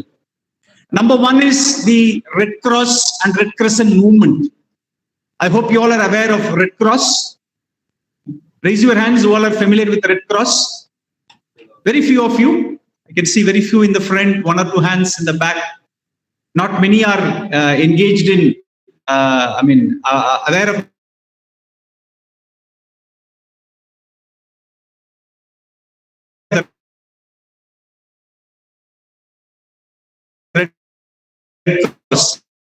I'm sure there are junior Red Cross out there. The Red Cross as a movement has emerged at the global level right from 1863 onwards, 60 to 63 onwards.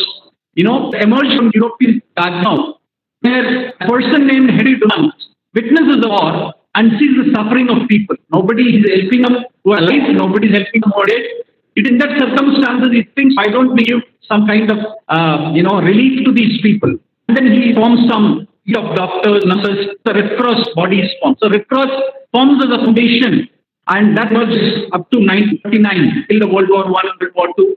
That is one important human trajectory which has emerged. Yeah. In the same way, if you look at the UDHR, our chair of this session, record about the Universal Declaration of Human Rights. These emerged again after World Wars, where universally we have formulated a framework of human rights. That formulates a framework, whichever place you may belong to, wherever you are. The human rights are basic, fundamental, inseparable, and universal. So that went in a long way. The 1948 Universal Declaration of Human Rights as the next human trajectory. And you also have, yes. That also, after the third one will be perhaps the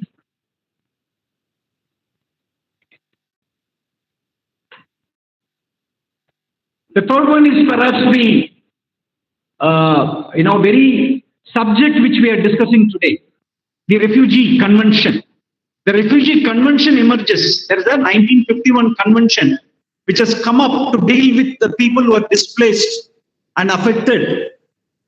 That is something very important for us.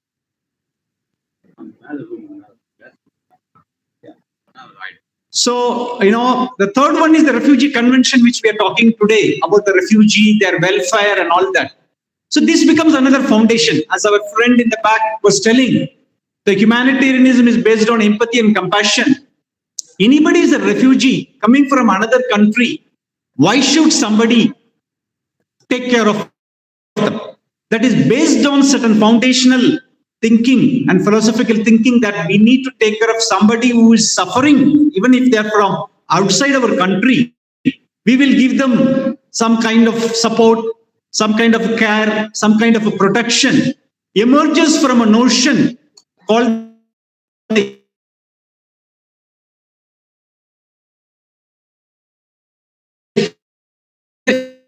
international. So that is again a third foundation. These are the 3 frameworks. I thought I will just keep it as a backdrop. And we can go in a number of ways and look at what is the role of government in humane encounters, what are the role of civil society, role of academia, role of emerging students like you, that what kind of role we all could play is something I would like to definitely bring in. But I'd like to also highlight here the humanitarianism is prevailing, but it is also deeply affected by the geopolitics. The term geopolitics, anybody is familiar with the term? What is geopolitics? Social work students, psychology, or even any other general students here, anybody heard the term geopolitics? It's nothing but geography and politics coming together. Where you live, your geography influences the politics, your politics influences the geography. For example, we all are aware that this is the 50th year Bangladesh is celebrating. Anyone knows the history of Bangladesh, how it got formed as an independent country? It is because at some point of time, when West Pakistan was doing an aggression in East Pakistan, then India played a humanitarian role. It went and supported the refugees, 10 million people who have come here. It supported the very liberation of very Bangladesh itself. India played that very key role. That's an example of humanitarianism at a country level, nation state level we can talk about. The second example we can take is, of course, we're going to talk about Sri Lankan refugees more in detail. When the war occurred in Sri Lanka, the backdrop that Sri Lanka was a very peaceful country in the past. Somewhere or other during the colonial period, certain ethnic differences sharpened between the minority Tamil population and the Sinhala majority. This culminated in 1948 when they attained their independence. They started in the first stroke discriminating the Indian origin plantation workers. A lot of Indians have gone as indentured labor to Sri Lanka, and they were all disenfranchised. They were told that you don't belong here. You're no more citizens of a country. Go back to your country, that is India. So these people were in struggle for quite some time. These all culminated in the 50s, 60s. In 64, there was a Sastri Bandaranaike Pact. The Indian Prime Minister Sastri and the Indian Sri Lankan Prime Minister Bandaranaike signed a pact. Through the pact, they agreed that some portion of people will come to India, some of them will remain there. That's one trajectory which happened there. The second part of it is in 1956, Sri Lanka makes one important constitutional amendment, calling that it will be the Sinhala language which will be the official language, denying the rights of Tamil population. This laid the serious discrimination. The Tamil population felt discriminated vis-a-vis education, vis-a-vis their employment, and several other rights have been snatched away. The second most striking point is about Sri Lanka bringing another amendment in their constitution, saying that the Buddhism will be the primordial religion in Sri Lanka, denying the rights of Hinduism or Islam or Christianity. These two combined the snatching of linguistic rights and religious rights, and then denied the vast Tamil majority into second-grade citizens. And they went into a constitutional process of protest. These went into culminating into a violent armed conflict in the late 70s, early 80s. And then there was a serious ethnic riots called the pogrom in 83, the July 1983. Was a very serious block in Sri Lanka where the Tamil population were systematically targeted, attacked.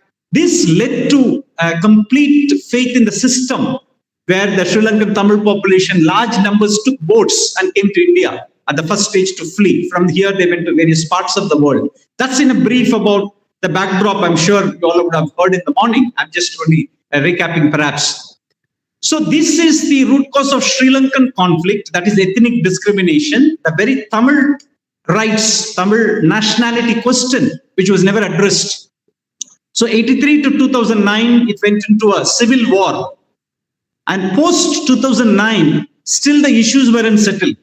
Many issues were unsettled. Therefore, you have at different phases of time, the refugees from Sri Lanka, the Tamil population have come down.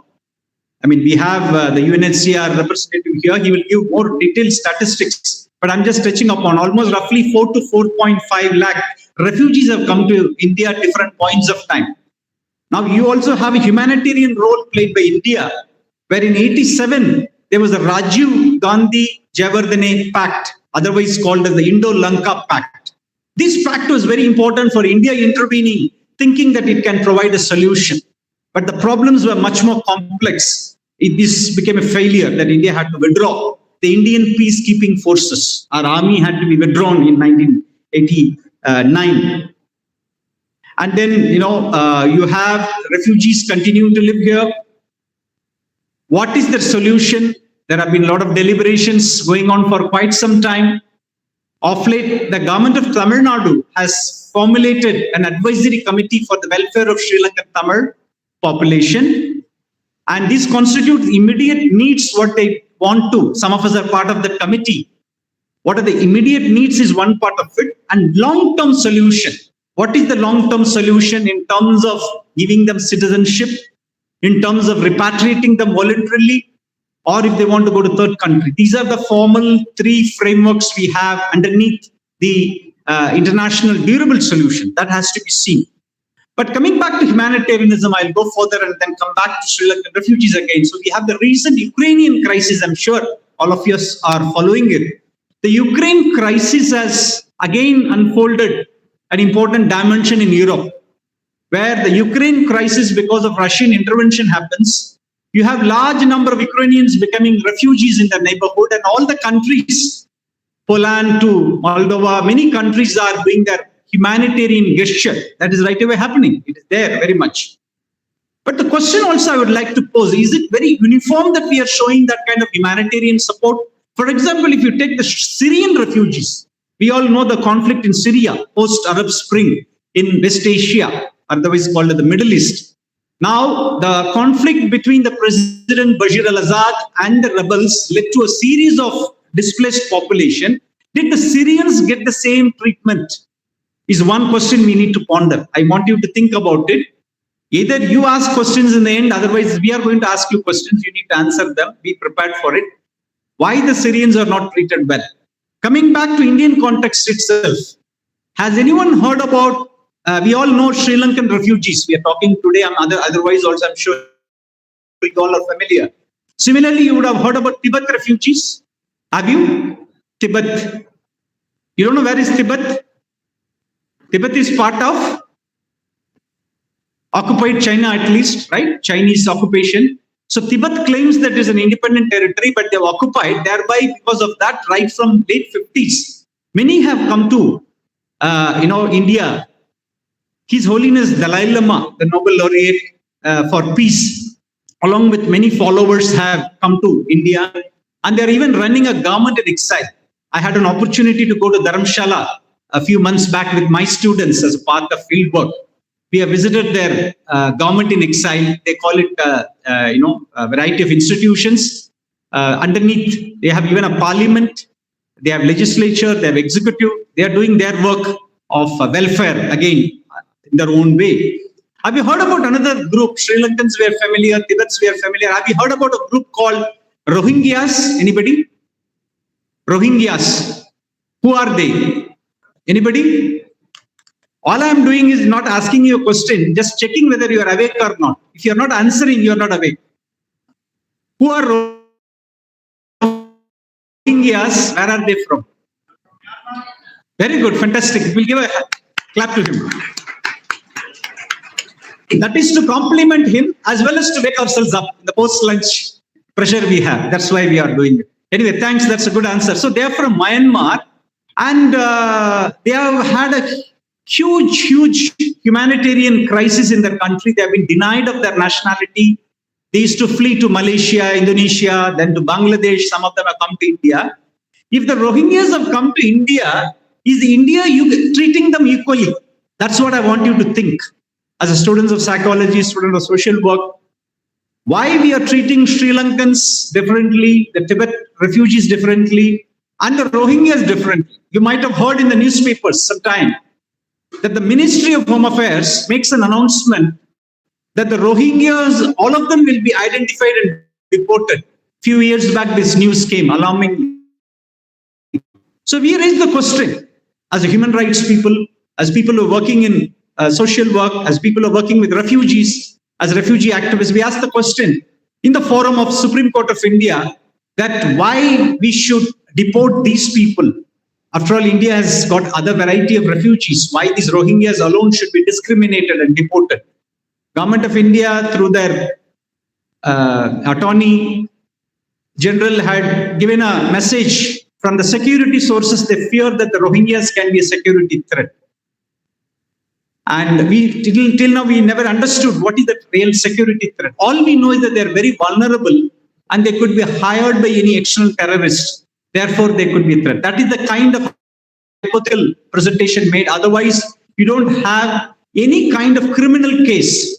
So this is the point I'm trying to make you ponder. When you're talking about humane social encounters, there should be also a level of uniformity, that we need to uniformly treat people, uniformly help them. So in the refugee front, one message I wanted to convey, I'm sure you are aware, but I'm just recapping for you, is to think that why we don't have a uniform refugee policy and help people who are in need of it in a very proper way, then doing it like a piecemeal approach. This is something I just wanted to make you think about it when we are talking about the humane role. So these words I also have here, as our friend had said. So empathy and compassion are the key ingredients of a humane social encounter. The social encounter can happen at all levels, as I'm trying to distinguish that it could be at the governmental level. The government constitutes union government. The state government level, it could be even a local administration, district administration, or a local administration level. So any level you may have encounters, and that should be very humane, is what we are premising. We are also talking about the challenges. So today, besides that, academia, civil society, colleges, schools, everywhere we need to practice empathy and compassion, even at the family level, at the individual level, right? This is what we are ideally expecting. But what is happening is, even at the global level, studies are showing that the empathy and compassion are declining. They are even sometimes almost missing. So today, the nation states globally, when you study them, they are becoming more and more ultra-nationalist and nationalism at the core, and therefore they are trying to generate the fear of others, called xenophobia. Have you heard the term xenophobia? The fear of others. So that's what the nation states are propagating. So you had the United States President, Mr. Trump, trying to talk about a Mexican wall, that he will not allow migrants from other places to Europe, which had closed the doors almost. I talked about Syrian context. They almost closed the doors, accepting that a scene that a Syrian child drowned in the sea and the body got washed ashore. That visual alone kindled the conscience of many governments. Then they came forward. You had Germany, Angela Merkel, you had French presidents and others. Slowly they came forward, opened the doors for the refugees. So that took long time for Europe to open the door again. And then in our part of the world, we have an important crisis. So you have attended today's full session. I don't know whether the subject came, but I'm raising a question. In India, do we have a refugee policy? Anyone? Do we have a refugee policy? Refugee protection in our law? Is India signatory to the 1951 Convention on the Status of Refugees? Anyone?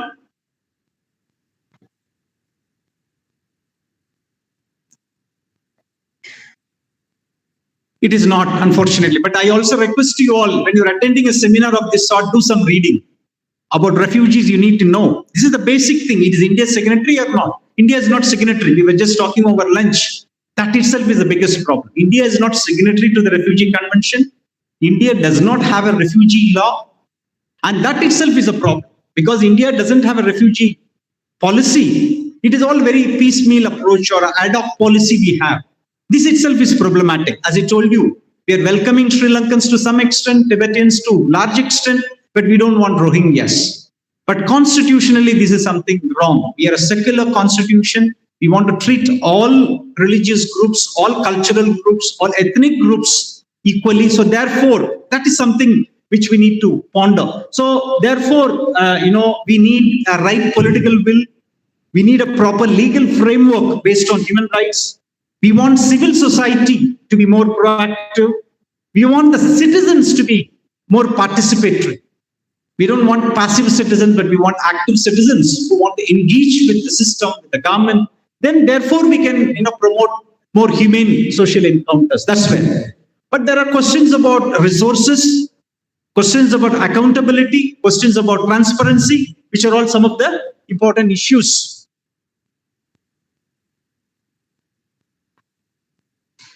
Yeah. So these visuals, I'm sure you would have seen in the media. Anybody? What does this visual show? Any guess? These are recent visuals within a month or two. Ukraine. Somebody has said rightly. So Ukraine crisis, people fleeing, women, children largely. You have these kind of materials or humanitarian materials which are needed. You have to coordinate. I had the opportunity to work briefly with UNHCR, engaging, that is almost 2 decades back, engaging with the repatriation of refugees. That is my humanitarian field work. And the second was with UNDP. On the post-tsunami times, we have done massive humanitarian coordination in terms of relief, rehabilitation, reconstruction. So it's very important for us to understand what does the humanitarian work constitutes. It constitutes initially the empathy and compassion. Then you need to understand the full cycle. How am I going to work with them? How am I going to get resources? How am I going to make ourselves accountable? And how am I going to deliver what is needed for the people on the ground? This visual talks about all that, how you work towards all that. I just wanted to briefly touch upon few things, not elaborately. I know the time will be less, but I'll just take another 5-7 minutes to quickly touch upon the trajectories which I talked in the beginning. Three important trajectories. One of them is this Red Cross and Red Crescent movement. This constitutes ICRC, that is International Committee of Red Cross, globally are working on humanitarian issues. Probably they're the oldest humanitarian organization, continuously working since 1863 when it got founded. And the IFRC, International Federation for Red Cross and Red Crescent, which works on natural disasters. So these are important things which are shape the global humanitarian thinking. For example, the ICRC has contributed to the Geneva Conventions, the international humanitarian law. How do you work humanely even in a conflict times? So it has got a range of them. The 4 key things are: how do you protect somebody in a land warfare? How do you protect somebody in a naval warfare? You can add even air warfare. It talks about protecting civilians, protecting the people, prisoners of war. So the protection of civilians is a very important component for us for a humane social encounter. So this lays the foundation. Even in a conflict, you have to be very humane. Even it is between 2 countries or even within the country, intra-conflict also you need to do. The standing example we can take is, for example, what is happening in Maoist conflict in central parts of India. We as an outsiders have no idea. There are internal conflict that goes on a very big scale, and a lot of local people are affected. Mostly the Adivasi population, the tribal population are affected largely in the crossfire. So we want to look at how India needs to oblige, even if it's an internal conflict, that you need to protect the civilians. If they're innocent people, women, children, elderly, you cannot, violate their rights in the name of engaging with so-called militants or, insurgents, otherwise called this. So this is something the whole IHL talks about, international humanitarian law. And there is also called international disaster law is emerging now. How even in disasters you have to coordinate across countries. How will you bring certain standards? It talks about. Has anybody heard a term called sphere standards? Anybody? Sphere standards. It's a humanitarian charter. Globally, it had looked at conflicts, disasters, and evolved certain guidelines. What a human being ought to have in any given time. The level of water per day, how much liters they should get, the level of food nutrition, what they should get. It goes into even specifics about pregnant women, about lactating mothers. It talks about infants, talks about elderly people. This is very important for us to understand when you're talking about humane social encounter. We should know the standards which are prescribed, and these are global standards. Kindly go and read in the evening. Just Google sphere standards. You will get the input about what we need to do, understanding about humanitarian needs of people.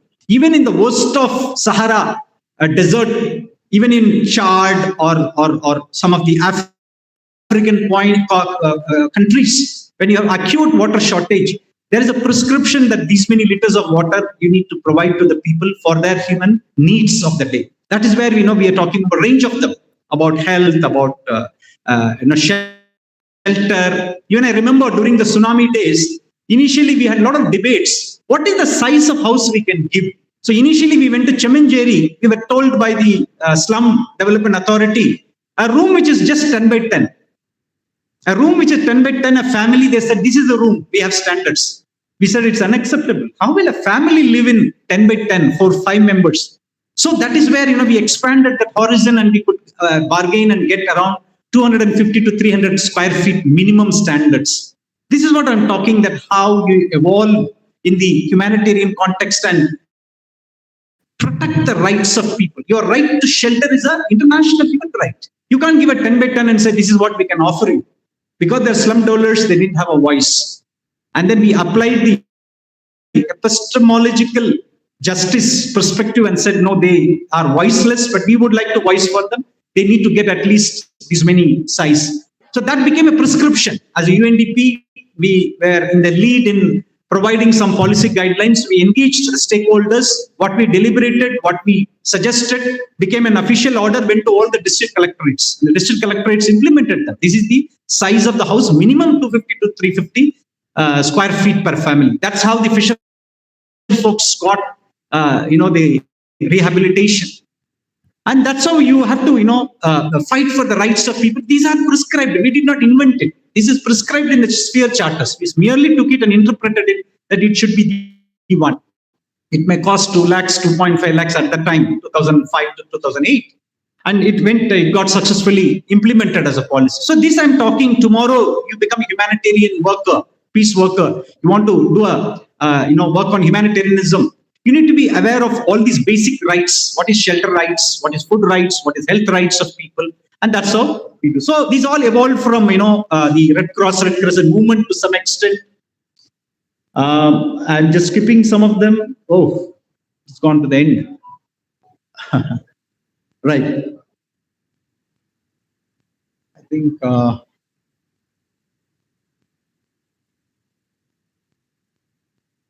perhaps I'll just talk about this thing, The Red Cross also has given these important things. Some of you would be familiar, but just cursory look I'll do. It talks about international standards. There has to be humanity in all of us working in the humanitarian field. Humanity is important. Impartiality. You don't discriminate anybody on any of the grounds. You have to be neutral, even in the context of any ideological differences or country to country differences. You have to remain neutral in ideological sense, political, racial, religious.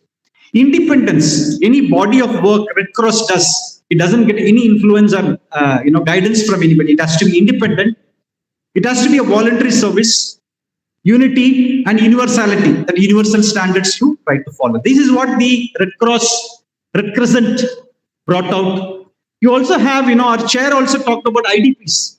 For internally displaced people, for refugees, there is a lot of attention. But somebody who is an IDP, affected out of religious conflict, caste conflict, gender-based violence, somebody who is displaced due to development, who is displaced due to natural calamity, what is the framework we have? So there is something called UN guiding principles on internally displaced people as a framework. And that framework has a lot of opportunity for us to contextualize. There is something called Kampala Convention. Anybody remembers Kampala is the capital of which country? Anybody? Uganda. Very good, excellent. We'll give a clap to wake up and cheer up also. Uganda. So Kampala is the capital of Uganda, where this important convention happened, that IDPs need to be protected in all contexts. You also have something called R2P internationally, something called responsibility to protect. That's a humanitarian framework. Anywhere, any part of the world is any conflict, there has to be an early warning. And the UN OCHA, United Nations Office of the Coordination of Humanitarian Affairs, will alert the General Assembly, alert the Security Council of the UN, and thereby they're supposed to intervene and prevent conflicts. It works in some context. It is still not able to succeed. What happened of Russian intervention in Ukraine, they couldn't stop it. It happened and it's going on, a painful war with so much of destruction in a country. So this is another framework which is important for us to take note of. Then the Universal Declaration of Human Rights was highlighted by the chair. I also talked about it.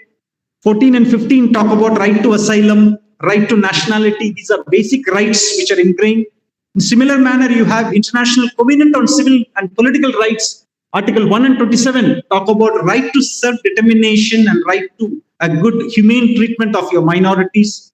The International Covenant on Economic, Social and Cultural Rights talks about the economic rights even to non-nationals. How do you provide them livelihoods? For example, if you're talking about Sri Lankan refugees here, how the Sri Lankan refugees not will somehow thrive here, but how they need to also have access to livelihoods. This has been going on for quite some time, a debate. As of now, what happens is the government of India, through the implementation partner, that is government of Tamil Nadu, they give them a small dole per member. A small amount is fixed, and a family may get around 2,000 rupees approximately. So can a family survive with rupees 2,000? Impossible. So they need to go out and work. And there are certain restrictions. They can do small work in the neighborhood of the camp. They can't go very far away and work. And the children who study or who have studied and become qualified people, how will they manage to get a job? By and large, they were told that you are not Indian nationals. You can't work in Indian companies. So this struggle went on. Some advocacy happened. Today, they have been also allowed to work in the companies, corporates, and private sector.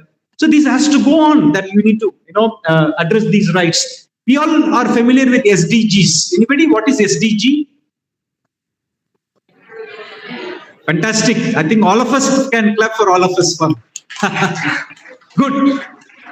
I'm thoroughly happy with your preparedness. So Sustainable Development Goals talk about range of rights, from freedom from hunger, poverty, rights, water rights, sanitation rights, health rights, so many things. And importantly, it talks about one thing, that leave no one behind. Leave no one behind is an important principle they talked about, and therefore, we cannot leave any refugees out of this gambit. You have a range of other rights. Human rights are in various charters which are here. I will not go into that. May not be much time available. I know I need to wind up now in a minute or two. So the refugee protection are based on the Convention on the Status of Refugees 1951 and 1967 protocol. This is the international framework which governs refugees. The second is on the Convention on Statelessness 1954 and Statelessness Reduction 1961, which is an important one. Today in our country, we're talking about National Register of Citizens, whether the citizens will be citizens or they'll be excluded. For all that, we should not leave it. So we all are aware of the term refugees, right? Pulam perandhavargal, agadigal, ettala azhaikirom. What does the term statelessness mean? Anybody has heard this term statelessness? What does that mean? Citizen, non-citizen. Right? Stateless person means somebody நாடற்றவர்கள். தமிழ்ல சொன்னா ரொம்ப ஈஸியா இருக்கும் இல்லையா? இப்ப நாடற்றவர்களா இருக்கக்கூடிய சூழ்நிலை யாருக்கெல்லாம் ஏற்படலாம் அப்படின்னு பாத்தீங்கன்னா வெவ்வேறு காரணங்கள் ஏற்படலாம். ஒரு சுருக்கமான உதாரணத்தை மட்டும் இங்க கொடுத்துறேன். நம்ம இலங்கையிலிருந்து புலம்பெயர்ந்த மக்கள், அவர்கள் அங்க உள்ள குடிமக்கள், அவங்களுக்கு அங்க எல்லா உரிமைகளும் இருந்தது. உரிமைகள் பறிக்கப்பட்டது, பிறகு பறிக்கப்பட்டது, பிறகு அவங்க புலம்பெயர்ந்தார்கள். இங்கு ரெஃப்யூஜிஸா வந்தாங்க. இதுல ஸ்டேட்லெஸ்னஸ்ன்றவங்க யாருன்னா, 48லயே இந்திய வம்சவெளி, இந்தியன் ஆரிஜின் பீப்புள் அங்க போய் பிளான்டேஷன் ஒர்க் பண்ணிட்டு அவங்கள அனுப்பும் போது ஏற்பட்டதுதான் அந்த நாடற்றவர்கள் என்று சொன்னேன். அது இன்று வரை அது ரெஃப்யூஜிஸோட மிங்கிள் ஆகி அவங்க ப்ரிவேல் ஆயிட்டு இருக்காங்க. So we need to also address those people. Yes, we are also trying to take care of those people who may end up becoming stateless in the future. So if you become stateless, you lose all your rights. Hannah Arendt has given a quote: the right to have rights are being denied. Not only your rights, but right to have your rights are denied when you become stateless. Because all of us have voter card, Aadhaar card. We know that we are citizens. We are very comfortable. Imagine somebody who lives in the border of India, Bangladesh, let's say in Assam state. They are living as citizens for long. Suddenly they are told you don't belong here. You're not a citizen. We conducted an NRC. We found that 20 lakh people are not citizens. So they will be helpless people who can be trafficked, who can be put into slave labor, who can be, put into a lot of sexual harassment. So many things can happen because they're not citizens. They cannot get themselves protected. So this situation can happen to any of the border people. So we need to understand all that also as a challenge. So the global statistics, almost 95 million people are becoming victims of forced migration. Now the Ukraine crisis alone has added nearly 5 to 10 million people in various categories as refugees, IDPs, stateless people, asylum seekers. This is something a matter of concern. Nearly we're touching 100 million, probably a record in the human history, modern history that we are touching. 100 million people are forcefully displaced in a variety of contexts, which is something to be taken into context.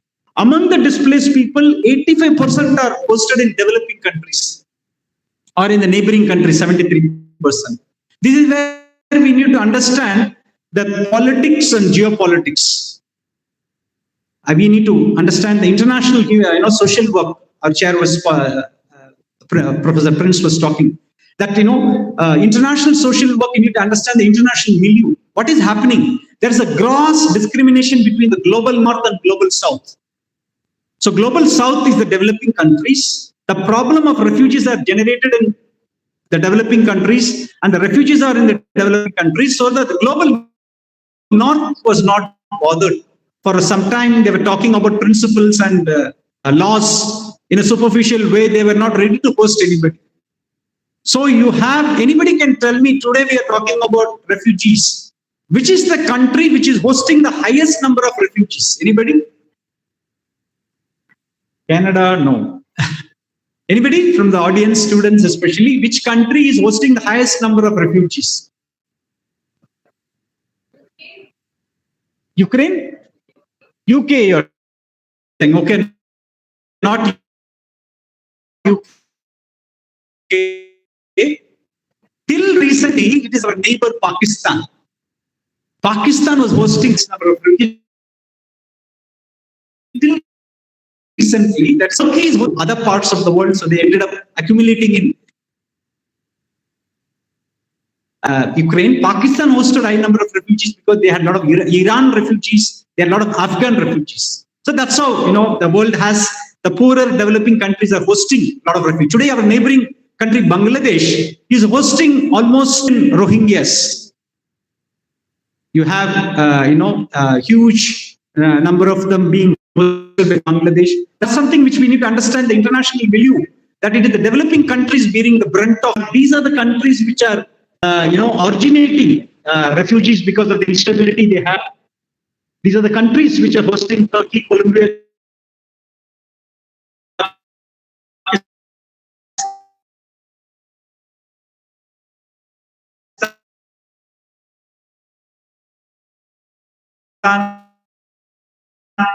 Uganda. These are the countries which are hosting the refugees. Legislation, at least, not convention, that is which again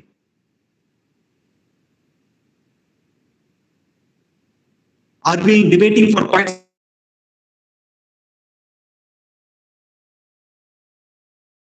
some. Even official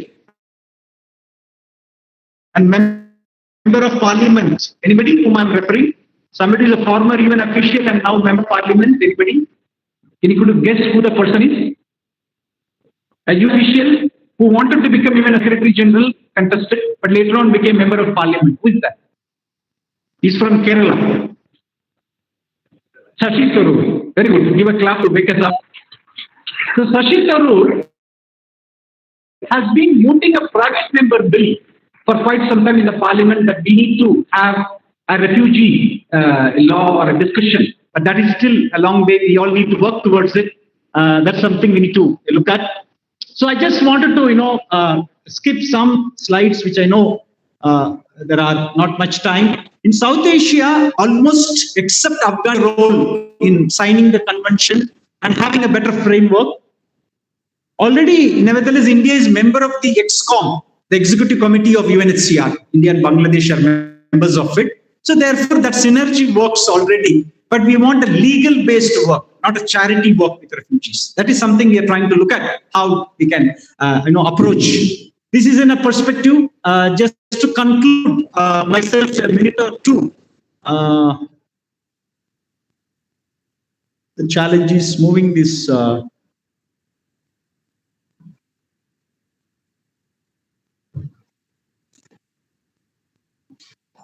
The signal.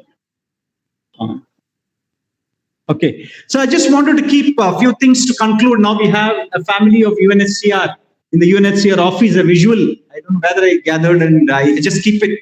So we know that the Sri Lankan refugees have come since 83, lived here, gone back in 87 when India did the peace intervention. Again in 89, they came back. Again, post Rajiv assassination, our former prime minister, some of them were returning back to Sri Lanka. Then after a few years, 95, 94, 95, they came back again. This trajectory has been on and off, have happened on many occasions. And we know that the Sri Lankan Tamil population have been facing multiple vulnerabilities. That war they have faced, and in the recent time they are facing a huge economic crisis, and they are been facing that crisis as well. And some of them have started even coming now here. So what can be done? What kind of welfare? I think for a long time, both at the central level, at the state level, we have been humane and wanting to work with them, help with them. But what we need to now do is that not the temporary solutions, but we need to give them a permanent solution, otherwise called the durable solution. That is where we are coming to now deliberate. There are thinkings going on, discussions going on, dialogues going on. I think that is something important that we as academia, as a civil society, as good citizens, we need to engage and see that there should be a solution to them. How long they will be lingering in the camps? So there are welfare given in terms of building them houses, toilets, giving them some kind of livelihood activity. Now there is something called skill development being provided. But these are all temporary measures. We are trying to look at how we can provide a permanent solution. Those who want to return should have a right to return. Those who want to stay back, we should look at them from the humane angle of how legally they can be counted as citizens. That is something, a tough endeavor. Some of our law friends are working in this direction, trying to get some positive judgments in the recent time. But as you know, Government of India at the central level is not so sensitive. It does not want to allow large number of Sri Lankans to become citizens here. But we are thinking that if they are living here for such a long time, that they need to be qualified in that. They should be brought under the gambit of citizenship with the variety of things. Even tomorrow, UNHCR is in fact keeping a deliberation on this very subject, that how do you explore the solutions and citizenship and all that are being there. I think we need to remove the illegality in the refugee perspective. The Government of India labels some of them who are coming to India as illegal migrants. I think that is what disqualifies them to get certain rights. So I'll emphasize that besides all the goodness, well-being, good policies, good programs which we're delivering, I think it's very important that we need to find a solution to them and end their protracted refugeehood, which has happened for very long with a lot of suffering. I think they need to be now treated humanely and made citizens of our country, those who wish. And those who wish to return, we should facilitate them to return when the time is conducive. Probably this is not the right time to talk about it when Sri Lanka itself is having a lot of outpouring of people fleeing and coming in. I think that is somewhere India has a larger humanitarian funding contribution, which runs into billions, but it is not having any reflection on restoring rights. I think India needs to engage Sri Lanka to restore the proper rights. The 13th Amendment, which unifies the north and east of region, for example, or percolating them the decentralization, giving them the land powers, police powers, giving them certain basic rights restoration. I think our endeavor to addressing this humanitarian issue in the right perspective. With this, I'll end my speech here. Sorry if I have taken a little more time. Thanks to the chair for being very liberal, and the organizers. I thank once again, and for all your active participation. Thank you.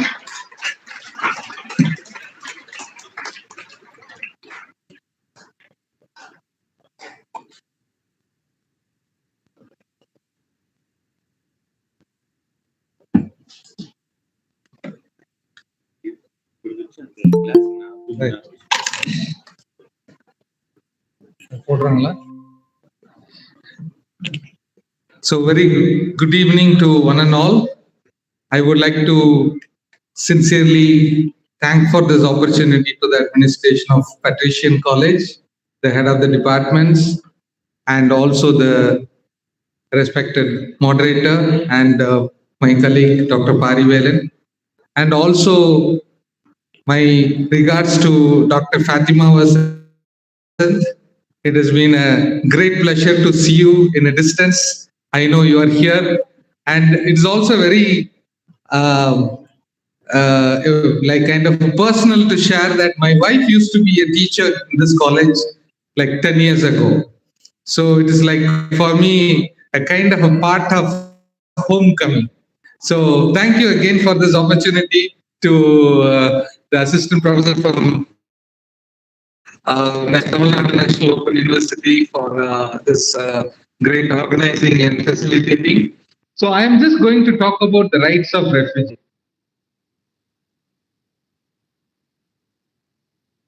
So இந்த அகதிகளின் உரிமைகள் அப்படின்றத பத்தி பேசுறதுக்கு முன்னாடி அது வந்து எப்படி அப்படின்னா ஒரு ஒன் டே மேட்ச் நடக்கும்போது கிரிக்கெட் மேட்ச் நடக்கும்போது கடைசியா ஒரு டெய்ல் எண்ட்ல வந்து ஒரு பேட்ஸ்மேன் வந்து விளையாடுறது அந்த maybe it's the seminar is in very critical அந்த மேட்ச் வந்து ரொம்ப கிரிட்டிக்கலா இருக்கும் போது அவருடைய இம்பார்ட்டன்ஸ் தேவை. ஆனா அந்த மேட்ச் நல்லா போயிட்டு இருக்குது வின்னிங் ஷுர் அப்படின்னு தெரியும் போது நம்ம டெய்ல் எண்டருக்கு வந்து பெரிய இம்பார்ட்டன்ஸ் கிடையாது. ஸோ அந்த ஒரு நிலைமையில தான் நான் இருக்கிறத பாக்குறேன். ஏன்னா the whole day you have had excellent resource persons who have been, I'm sure that enlightened you with a lot of their perspectives and enhanced your understanding on these aspects of refugees. But I am just trying to challenge you. You're all going to be the bowler. I am going to be the batsman now.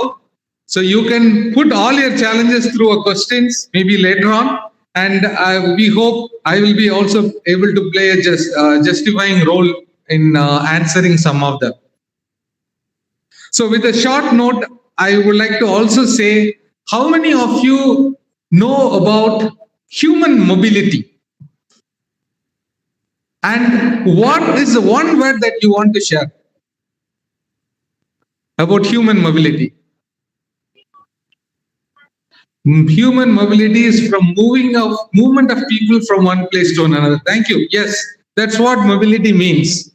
But the whole world, the whole evolution of human being has started when people started moving. Okay, so moving or the movement of people in a general sense is good for humanity or not? I had one response from this side, maybe somebody from here. Is it good? Human mobility is good or bad? Good. So we have a friend who says it's good. Is there anybody who is contesting that response? No? Okay. Yes, definitely it is good. But we have to also see it from the angle of some of the impacts of people who have been forced to flee or forced to move. So we just started from the understanding of forced migration. So we all know that everybody wants to be at their own home. If they have a place to be called as a home, எனக்கு வீடுன்னு ஒண்ணு இருந்துச்சுன்னா நான் அந்த வீட்டுல தான் இருக்கிறதுக்கு எனக்கு பிடிக்கும். ஏன்னா அந்த வீட்டுல என்னுடைய அனைத்து தேவைகளும் பூர்த்தி செய்யப்படும். நான் அந்த வீடை வந்து என்னைக்கு வலுக்கட்டாயமா நான் அந்த வீட்டை விட்டு வெளியேற்றப்படுகிறேனோ அன்னைக்கு என்னுடைய தேவைகள் பூர்த்தி செய்யப்படாது. So அதை பத்தி தான் இந்த discussion.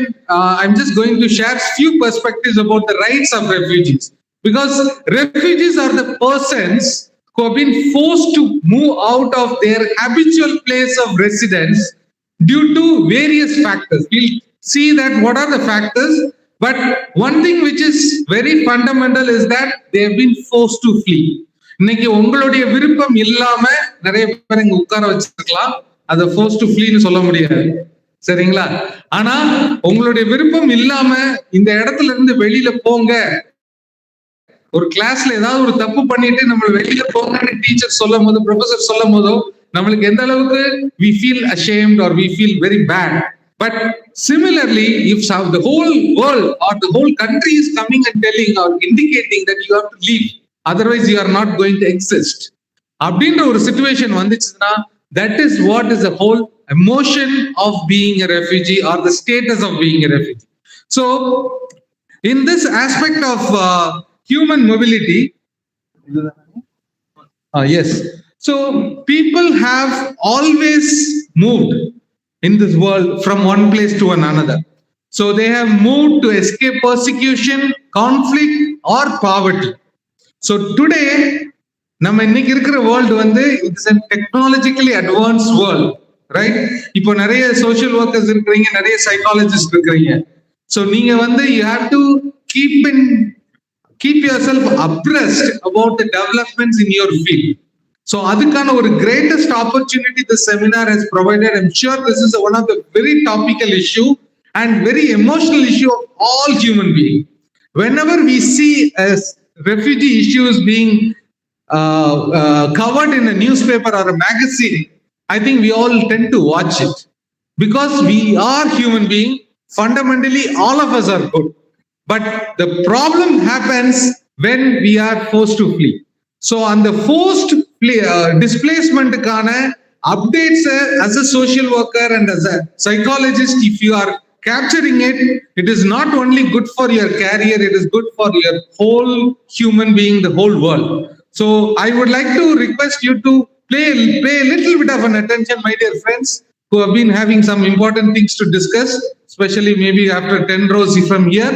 So please pay an attention. In 10 minutes, I will try to conclude. Okay. So advancing technology is something which is very important with regard to this displacement and also understanding the mobility of people and the labor market needs. So why Canada is inviting a lot of refugees or accepting refugees? Why Germany is hosting a lot of refugees? Sir, Parivelan sir சொல்லிட்டு இருந்தாங்க. So இதே மாதிரி ஏன்னா there is a labor market needs. And similarly, we are always continue to be challenged by different conflicts across the world. That is where we are trying to have a relevance for refugee agency, the UN Refugee Agency, which I represent, that is the United Nations High Commission for Refugees. So United Nations High Commission of Refugees was founded in 1950, and in 1951 we came up with a convention for the world to look into the aspects of refugee protection. So இதுல வந்து பார்க்கும்போது when the whole agency was founded, it founded for the 2 years. But what happened is the world has been not so been able to successfully deal with the prevention of refugees. We have to continue to operate beyond 70 years now. So that is the whole context of how we are dealing with refugees. And what as UNHCR we are trying to deal is, we are mandated to protect refugees. We are mandated to resolve refugee issues in collaboration with the international community, the world, the government, and our work is completely humanitarian and non-political. So this is something which we all need to really know about, like understanding what UNHCR is doing. And the data, I'm sure you can all Google it and find out. One thing which I just want to highlight is we have touched 100 million forcibly displaced population in 2022. Thanks to all the support of the world, but again, we are unable to protect our own human, the world citizens who are supposed or who have been forced to flee in this world. இதுக்கு ஒரு சின்ன analogy like ஒரு இது சொல்லணும் அப்படின்னா, just to emphasize, about 10 years ago on a particular day there used to be about 72,500 people were forced to flee, but that has now gone up to 44,000. As we are talking today, on this day of this very seminar being conducted, across the world there are 44,000 people who have been forced to leave their home, who have been forced to leave from all their relatives and the family and the good environment that they have been enjoying. So this is what is the world that we are living in. And also similarly, if you are looking at the Indian context, we have Sri Lankan refugees, we have Tibetan refugees, we have refugees from Myanmar, we have refugees from Afghanistan and other countries. So, எங்கிருந்தெல்லாம் வராங்க? ஏன் வராங்க? ஏன் இந்தியாவுக்கு வராங்க? India has been a good country. Yes, definitely India has been a good country. Because India, நம்மளுடைய இந்திய தமிழக பாரம்பரியம் என்னவா இருக்குது? விருந்தினரை உபசரிக்கிறது. சரிங்களா? யாதும் ஊரே யாவரும் கேளீர்னு பல ஆயிரம் வருடத்துக்கு முன்னாடியே சொன்ன நாடு நம்ம நாடு. சரிங்களா? இன்னும் சொல்ல போனா அதிதி தேவ பவோ அப்படின்னு சான்ஸ்கிரிட்ல ஒரு சென்டென்ஸ் வந்து யூஸ் பண்றாங்க. சோ அது வந்து என்ன அப்படின்னா, they are like God. Guests are like God. So we have always seen refugees as a guest. But guest வந்து கொஞ்ச நாளைக்கு மேல தங்க ஆரம்பிக்கும் போதுதான் the whole issue starts. How we are going to deal with that. தமிழ்ல ஒரு அழகான பழமொழி ஒண்ணு, விருந்தும் மருந்தும் 30 நாளைக்கு தான் அப்படின்னு. சோ அதே மாதிரிதான் we are trying to see how we are trying to deal with the problem when the things are getting protracted. So இதுல ஒரு முக்கியமான இஷ்யூ நம்ம பார்க்க வேண்டியது, இவங்க எல்லாரும் எவ்வளவு நாளா இந்தியால இருக்கிறாங்க. So they are staying in India for more than 40 years, the Sri Lankan refugees. Tibetan refugees are more than 50, close to 50. Myanmar similarly. So we have a lot of people who have been staying here for quite some time, like more than few decades, without being able to find solution. So as a responsible UNHCR, the United Nations Refugee Agency, along with the government, what our focus is right now is to ensure we are trying to solve their problems. So how do we solve their problems? I will just deal it in a moment. And I'm sure you also know some of the terminologies being used here. Refugees. Who is a refugee? Somebody can quickly say that. What is the definition of refugee? அகதிகள். தமிழ்ல translation அது. அகதிகளை வரையறுக்கவும். Please define refugees. Someone who has been forced to flee from one country to another. Right? So the definition of refugees is, refugee is a person who has fled their country due to a profound fear of persecution owing to the following reasons: religion, race, ethnicity, political opinion and membership of a particular social group. இந்த 5 ரீசன்னால ஒரு நபர் ஒரு நாட்டிலிருந்து வேறொரு நாட்டிற்கு ஒரு international எல்லையை தாண்டி செல்வார் எனில் அவரை அகதி என வரையறுக்கலாம் அப்படின்றதுதான் நம்மளுடைய international legal definition. And what is internally displaced person? Same வரையறை இதுல வந்து அதே 5 reason. I am going to ask 5 people what are those 5 reasons in a short while, and especially those who are really attending to it may not get that opportunity, who are slightly little off of the mood, they may get this opportunity to respond. So the person who will be responding, or probably the person who is considered as an internally displaced person, is who have not crossed a boundary, international boundary, but well within their country of origin, and have for the same reason as refugees have to be replaced, relocated from their habitual place of residence due to the reasons of, somebody can join with me, religion, race, caste ங்கிறது ஒருத்தங்க சொல்றாங்க. Is caste a ground for refugee status? Yes, in India, yes, caste என்ற ஒரு component இருக்குது, but internationally caste என்ற definition கிடையாது. So race is equated in line with the caste. Okay, so again coming back, religion, race, ethnicity, political opinion and membership of particular social group. So அதே மாதிரி stateless persons R explain பண்ணிட்டாங்க. And then தி ரிட்டர்னிங்ஸ். ஏன்னா return போறதுன்றது ஒவ்வொருத்தருடைய உரிமை. எப்படி ஒரு நபர் ஒரு நாட்டிலிருந்து இன்னொரு நாட்டிற்கு வந்து குடியை, அதாவது புகலிடம் கோருவது அவருக்கு ஒரு உரிமையோ, பிரின்சிபிள் ஆஃப் நான் ரிஃபால்மோ அப்படின்னு நம்ம சொல்றது. அதே மாதிரி a person has a right to go back to their country and belong to that country. So citizenship is a right in their country of origin. In other country of origin, it is as per the sovereign principles and the process of that country. But again, we'll come back when the protracted situation of refugees is being impacted. So என்னென்ன rights அவங்களுக்கு இருக்குது, அவங்களுக்கு என்ன support தேவைப்படுது அப்படின்னு பார்க்கும்போது, first of all உயிரை பாதுகாப்பதற்காக ஒரு நாட்டிலிருந்து இன்னொரு நாட்டுக்கு வரவங்களுக்கு ஆக்சஸ் கிடைக்கணும், என்னை அக்செப்ட் பண்ணணும். இப்போ தப்பிச்சு ஓடி வரும்போது நம்மளுடைய நாட்டின் கதவுகளை பவுண்டரியை க்ளோஸ் பண்ணி வைக்கிறது, it's against the human spirit. So அதுதான் பிரின்சிபல் ஆஃப் நான் ரிஃபால்மோ. And whether you have signed the convention of 1951 or not, every country is obliged, because they are party or they are member of the UDHR, that is Universal Declaration of Human Rights, and also as a member of United Nations. And second பாத்தீங்கன்னா protection. அகதிகள் எல்லாம் ஒரு நல்ல கேம்ப்ல போட்டு பாதுகாப்பா செவரெல்லாம் வச்சு police எல்லாம் வச்சு பாதுகாக்கிறதா இல்ல. What we are saying as a protection is protection as per the anything that they have as a right as an individual, in accordance with the letter and spirit of international humanitarian law.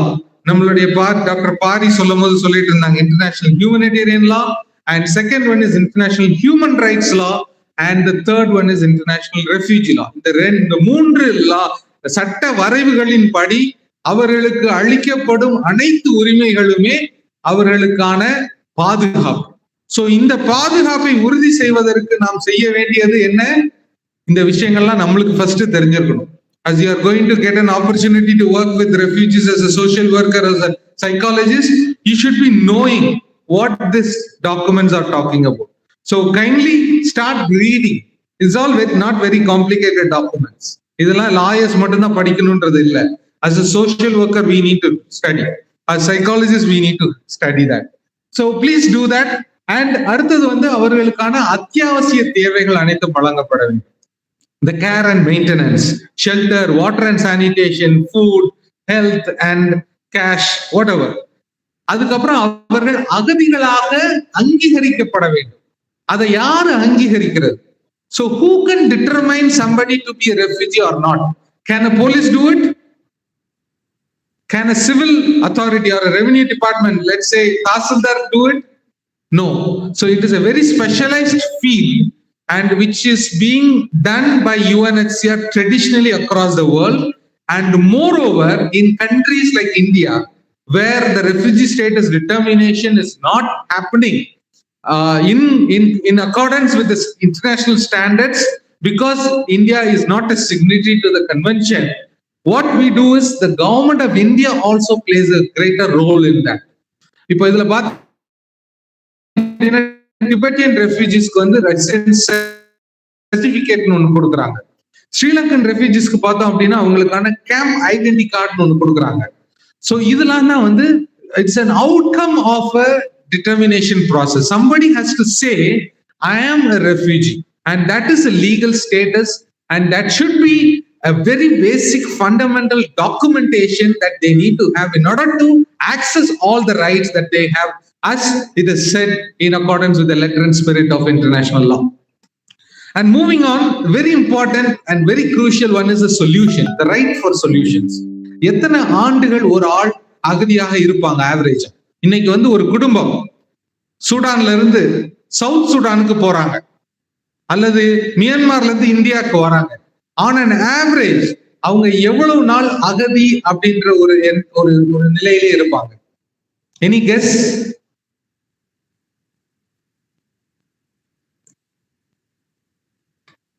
No guess? Okay, I'll tell you. So it is average of 12 years.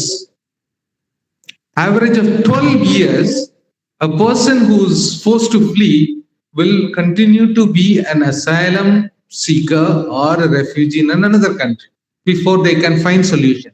இப்போ அந்த சொல்யூஷன்ஸை fast அப் பண்ணணும், குயிக்கன் அப் பண்ணணும்ன்றதுனால what we are trying to do is we are putting more emphasis on the solutions of refugees. So what are the solutions? ஒன்னு, நாட்டுக்கு திரும்பி போறது, ஆனா சுய விருப்பத்தோட போகணும். ரெண்டாவது, அவங்க இருக்கிற நாட்டிலேயே குடியுரிமை பெற்று அல்லது ஒரு நிரந்தர பதிவு பெற்று வாழ்வது. So that is we call it local integration. And மூன்றாவது, இது ரெண்டும் பாசிபிலிட்டி இல்லை அப்படின்னா மூன்றாவது ஒரு நாட்டுல தேர்ட் கண்ட்ரியில போய் அவங்களுக்கான வாய்ப்புகளை குடியுரிமையை பெறுவது. So this is a third solution. So இந்த மூன்று சொல்யூஷனையும் ஆக்டிவேட் பண்ணணும் அப்படின்னா நம்மள மாதிரி இருக்கக்கூடிய general public and the international communities and the government should come together to ensure that we have this particular solutions being provided, extended to all the refugees. ஆனா இதுல ஒரு ஃபண்டமெண்டல் லைன் என்ன அப்படின்னா, நான் இன்னைக்கு நினைக்கிறேன் அல்லது இந்த ஒரு பர்டிகுலர் அரசாங்கம் வந்து அவர்களை நாடு திரும்புவது அப்படின்னு நினைக்கிறதுனா பண்ண முடியாது. ஏன்னா it's a voluntary and they have the right to decide what solutions that they want to pursue in their life. So இதெல்லாம் பண்றதுக்கு வந்து we need lot of policies. So that is where I am trying to conclude what I wanted to say with regard to the right and also the reality. ரியாலிட்டியில வந்து பார்க்கும்போது ஒவ்வொரு refugee சிச்சுவேஷனும் it's different. And in India, the refugees from Sri Lanka are seen from a different spectrum, and the Tibetans and also the Myanmar and other nationals. And how do we deal with them? In terms of pursuing solutions, we need to have policies. So in the absence of refugee policy in India, how do we do it? So it all needs to require a lot of advocacy. And I'm sure that Tamil Nadu is one of the forerunner in ensuring that solutions are pursued on a right time, on a right level in terms of providing for the Sri Lankan refugees. So I will just move on to one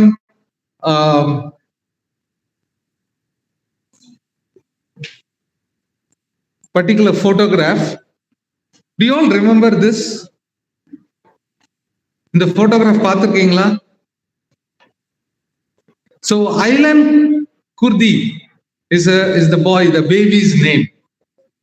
And it is very sad to see this baby's photo came in 2015 and he was fleeing Syria towards Greece to the Mediterranean and he was found dead, washed ashore. Who missed to protect this child? Does this child know what is the issue in Syria? Does this child know why this child has to get onto a dingy boat?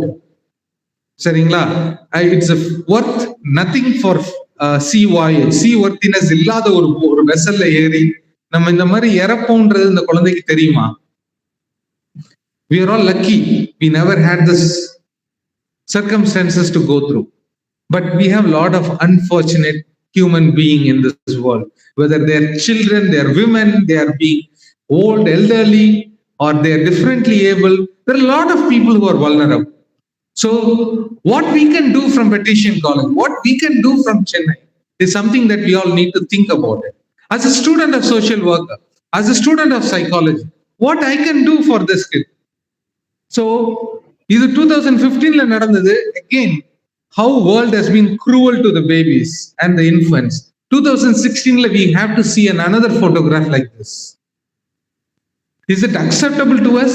அப்பனா நம்ம என்ன பண்ணணும்?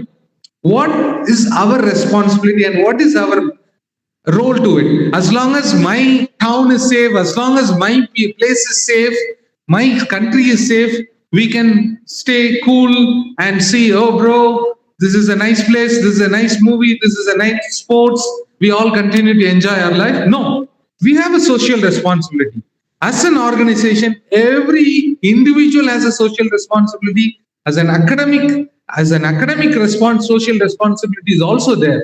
So what we can do for this kind of people in terms of prevention, in terms of support, in terms of protection. And another rhetoric that keeps coming is about the refugees go home. So when we talk about refugees and their rights and what is the reality, we always feel அவங்க வெளியூர்ல இருந்து வந்தவங்க நம்ம ஊர்ல இருந்து நம்மளுடைய tax மணில they are eating. Some people say that. I'm thankful that you all don't say that, but there are people who say that. So what we need to do is we need to educate, sensitize them that if they can go to home, they would if they could.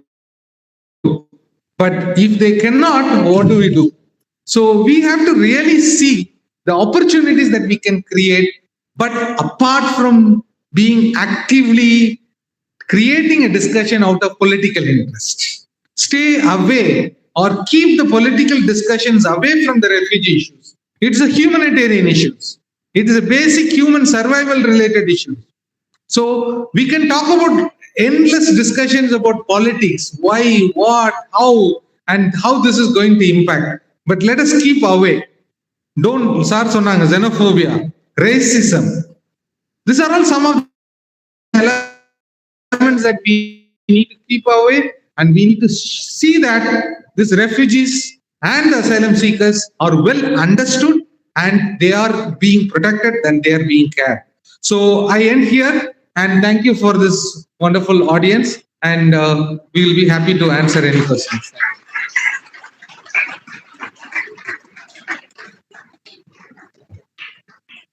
I know this is a long session, but I'm sure that you have lots of questions. So we have two speakers who spoke about the issue, the policies, what the way forward. Quite a bit of things is covered. If you have questions, you can raise your hand, and you can also point who you want to ask a question to, and please tell who you are, and then put the question short and sweet.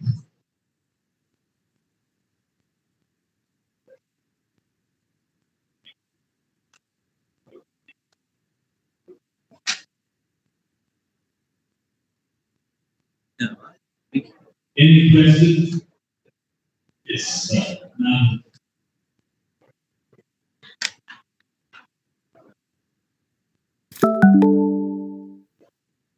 அனைவருக்கும் வணக்கம். என்னுடைய பேர் உள்ளது.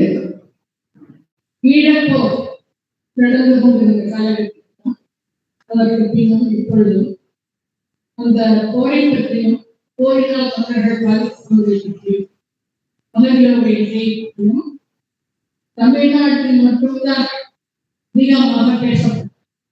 தமிழக மக்கள் தான் அதிகமாக சொல்லப்போனால் தமிழக எம்பிக்கள் தான் நாடாளுமன்றத்தில் பேசும்.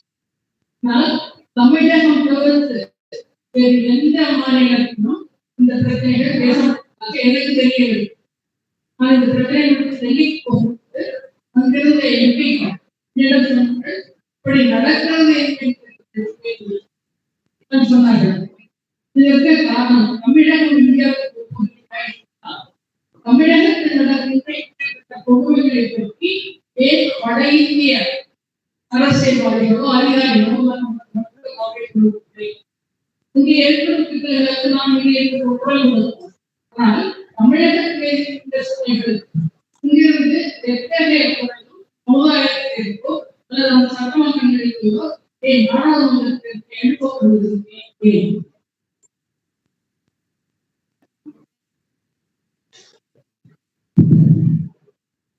ஓகே மேடம், ஒரு முக்கியமான இதை நீங்க எழுப்பீங்க.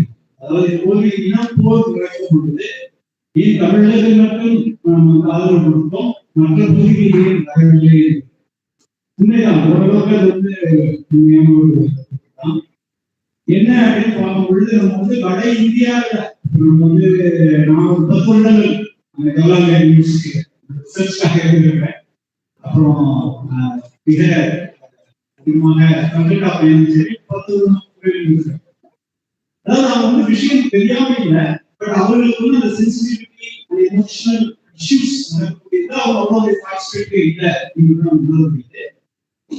As a country divorce.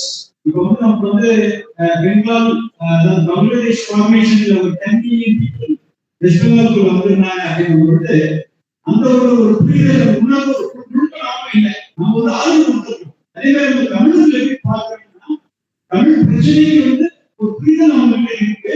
But அந்த நம்ம ஃபீல் பண்றோமோ அவங்க எமோஷனல் அதற்கு ஊடகங்கள் அதிகமாகவே வாய்ப்பு குறைவாக இருந்திருக்கும். ஆனா நம்ம இந்த நம்ம தனியாக பார்க்கணும். நாடாளுமன்ற உறுப்பினராக இருக்கலாம், அகாடமிக்ஸ் அகாடமியாவா இருக்கலாம், சிவில் சொசைட்டி, என்ஜிஓஸ் எல்லாருக்குமே இதுல பங்கு இருக்கு. நம்ம எடுத்து செல்ல வேண்டும். இது இந்த மாதிரியான விஷயங்கள் நடக்கக்கூடிய ஒரு பகுதியில் அதை எஃபெக்டிவா கொண்டு போய் ஒரு solidarity பில்ட் பண்ணணும். நாங்க 2 பேரும் பேசிட்டு இருக்க விஷயம் என்னன்னா, ஒரு அகதிங்கிற ஒரு பிரச்சனை ஒரு குறிப்பிட்ட இடத்துக்கு மட்டும் ஏற்படுகிற பிரச்சனை தமிழர்கள் உருவாக்கப்படுகிறார், தமிழர்களுக்கு உணவுகிறார்கள், மக்களுக்கு மட்டும் இல்ல, இது ஒரு international service. Use the term in parlance, responsibility share or burden share. I think that is something very important. The countries across feel coordinated and address the issue at the core of it. The humanitarian crisis, now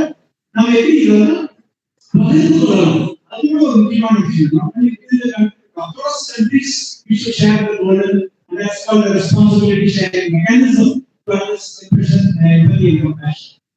So அதுக்காக நம்ம responsibility நம்ம நினைக்கிறோம். நம்ம இது பிரயாணம் இருக்கலாம் அவங்களுக்கு, but அதுக்காக நம்ம விட்டுட முடியாது. Continuously strive for seeking justice, seeking the restoration of the rights, seeking their as a refugee or as a person to return. அவர்கள் அகதிகளாக our fiduciary responsibility is to mediate and ensure that there will be a complete reconciliation, peace and order back in Sri Lanka. அதற்கு நாம் செய்கிறோம், அதற்கு நம்ம உரிமை இருக்கிறது. $1 நம்ம கொடுக்கும் போது இதற்காகவும் நம்ம செய்யணும். உதாரணத்துக்கு ஒரு நம்ம போதும் பிறகு 50,000 இந்தியன் ஹை கமிஷன் அந்த 50,000 கேட்கும்போது அப்ப கேள்வி எழுப்பும்போது முன்னாள் இருந்த ஜனாதிபதி ராஜபக்ஷ சொல்லியிருக்காரு, இந்த போர் தமிழர்களும் பாதிக்கப்பட்டிருக்காங்க, சிங்களர்களும் பாதிக்கப்பட்டிருக்காங்க, நான் அதுக்கு சொல்லியிருக்கேன். நம்முடைய நோக்கம் என்னவா இருக்கு? தமிழர்கள் தான் பாதிக்கப்பட்டிருக்காங்க. போர் அவர்களுக்கு தான் சென்றடைக்கணும். அதை என்ன ஆட் பண்ணிருக்கோம்னா, இங்க இருக்கக்கூடிய புலம்பெயர்ந்து வாழக்கூடிய தமிழர்கள் அதிகமாக வாழ்பவர்கள் நாடு திரும்பும் ஆர்வம் ஆகிவிட்டால் ஒரு ஃபண்டா கொடுத்து என்ன போகிற அப்ப அந்த மாதிரியான ஒரு மீன்ஸ்ட்ரீம் coordination between the state and the federal country with the center is very important. The nadu also இணைந்த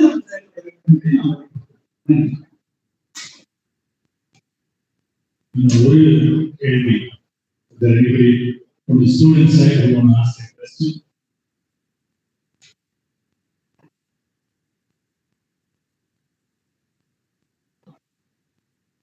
The psychology students, social students are going to ask.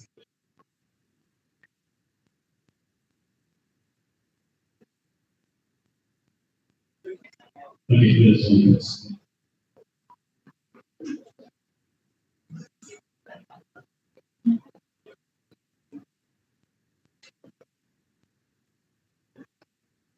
I am Lankan from Presidency College of Social. For many years, we are talking about this thing.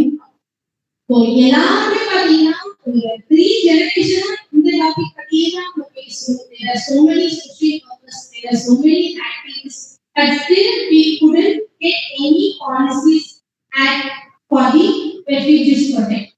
So, as behalf of students, because எல்லாமே நின்றாங்க, இவங்களுடைய support என்ன, ஒரு பாலிசிஸோ ஒரு active கொண்டு வந்து students என்ன பண்ணணும், அதுக்கு ஒரு கைட் கொடுத்தீங்கன்னா then we can move on that, we can work on that. Because simply நீங்க வந்து ஒரு செமினார் கேட்டு போகவும் இல்லாம ஒரு பாலிசி ஒரு ஆக்ட் கொண்டு வரணும். What is the next step for that? Thank you.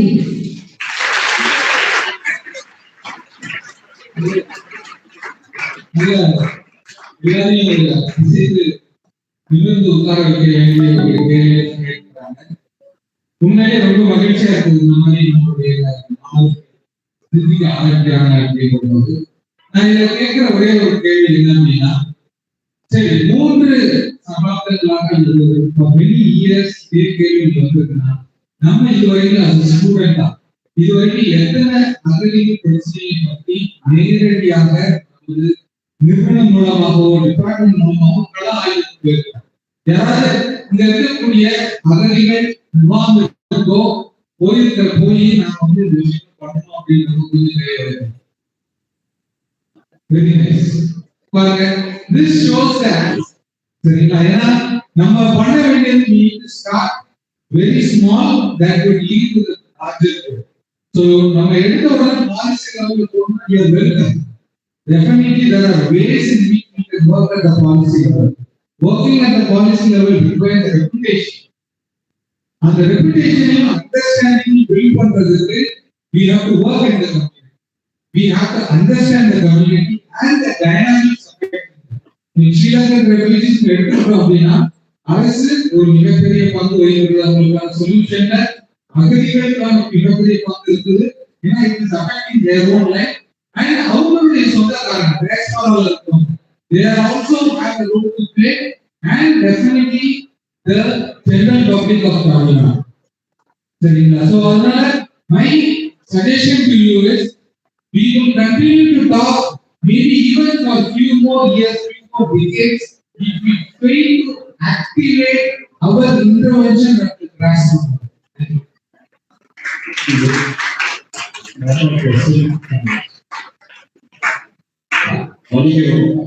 இது வந்து கேள்வி இல்லை, இந்த சகோதரிக்கு ஒரு கேள்வி கொண்டு சார் அதுக்கு வந்து கூடுதலான ஒரு தகவல் சேர்த்து பொதுவா நாங்கள் இது மாதிரியான முன்னெடுப்புகளை வரவேற்கிறோம். இந்த இது மாதிரியான நோக்கம் வந்து இங்க இருக்கக்கூடிய 350 கூடுதல் நபர்கள்ல ஒரு 20% பேர் நீங்க இந்த அவர்களை துடிக்கும் போது உங்களுடைய மாஸ்டர் டிகிரி யூஜி டிகிரியில வரும்போது புலம்பெயர்வோர் பற்றி நீங்க பேசுறீங்கன்னா அது இந்த நிகழ்வுடைய ஒன்று. இரண்டாவது, உங்களுடைய ஆய்வு வந்து நீங்க ஒரு அப்ளிகேஷன்ஸ் டெவலப் தமிழ்நாட்டில் எவ்வளவு பேர் இருக்காங்க, அவங்க என்ன மாதிரி ஒர்க் பண்றாங்க, நம்முடைய தமிழக அரசுடைய இந்த புலம்பெயர்வோருக்கான இந்த கமிட்டி என்ன மாதிரி வேலை செய்யலாம், அது மாதிரியான தரவுகளை சேகரித்து ஒரு அப்ளிகேஷன்ஸ் எல்லாத்துக்குமே நீங்க அதை ஒன்று பண்ணலாம். ஒர்க் பண்ணி கவர்மெண்ட் வந்து அப்போ அது மாதிரியான சிந்தனைகளை வந்து நீங்க பேசக்கூடிய கருத்தாளர்கள் மூலமா உங்களுக்கு வந்து ஏற்படும். இல்ல நீங்க யோசிக்க ஆரம்பிக்கிறீங்க அதுதான் இதற்கான ஆரம்ப புள்ளியாக இருக்கும். அதோட மட்டும் இல்லாம இந்த மாதிரியான நிகழ்வுகளை வந்து ஒருங்கிணைக்கிறது ஒரு எளிமையான விஷயம். நிறைய பேருடைய வழிகாட்டுதல் உதவி பேராசிரியர்னா எனக்கு தெரிஞ்ச ஒரு 20 நாள் தூங்காக வேலை செய்யலாம். நீங்க உங்களை மாதிரியான மாணவர்கள் உங்களை மாதிரியான மாணவர்களுக்கு வந்து இது மாதிரி கேள்வி கேட்கணும். அந்த கேள்வியின் முன்னாக தொடர்ந்து உங்களுடைய பாடத்தை நம்ம பள்ளிக்கல்வியில் வந்து புலம்பெயர்ந்தோருக்கான ஒரு பாடத்தை வந்து ஒரு பாடத்திட்டத்துல ஒரு பகுதியை வைங்கன்னு சொல்லி நம்முடைய முதலமைச்சருக்கு இங்க இருக்கக்கூடிய எத்தனை கடிதம் எழுதிய கேளுங்க. தமிழ்நாடு கூட அந்த பிரச்சாரத்தை எடுத்து அப்ப இது மாதிரியான நிகழ்வுகள் தான் நான் எதிர்பார்க்கிறேன். நல்ல கேள்வி. I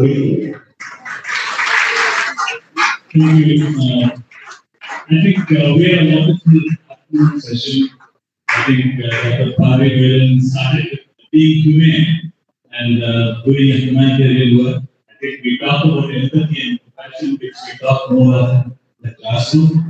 And from there, we moved to right to have rights being denied. I think that is what really affected me. Whether it's a legal framework in which we are having policy or we are doing charity approach or peaceful approach was questioned. And then Mr. Sachidananda, I think she beautifully spoke about the prospects, what need to be focused. I think he nailed it. And also, one of the things that I think to add on with the two things, one is he said about research being taken up at the master's level and then on the academic level from you. I think that's a big step forward. Number two, inclusion of refugee rights, refugee status, refugee rehabilitation in our curriculum.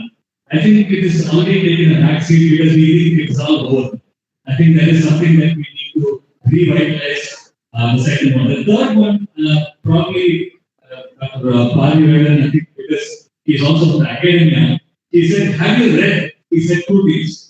You know, one thing for sure is Human Convention of 1951. I would say there are teachers here, professors here. I think everybody who has attended this conference should be made to read and the LCA should be exclusively conducted. Actually, they not like me. Okay. Quiz on this nonsense. I think that will answer that young lady who said for presidency. I think today we have come to a point that we discuss and go, but I think it is very important to discuss first before we go action, because unless there is knowledge, it doesn't go to the head, heart, and then it will go to the hand.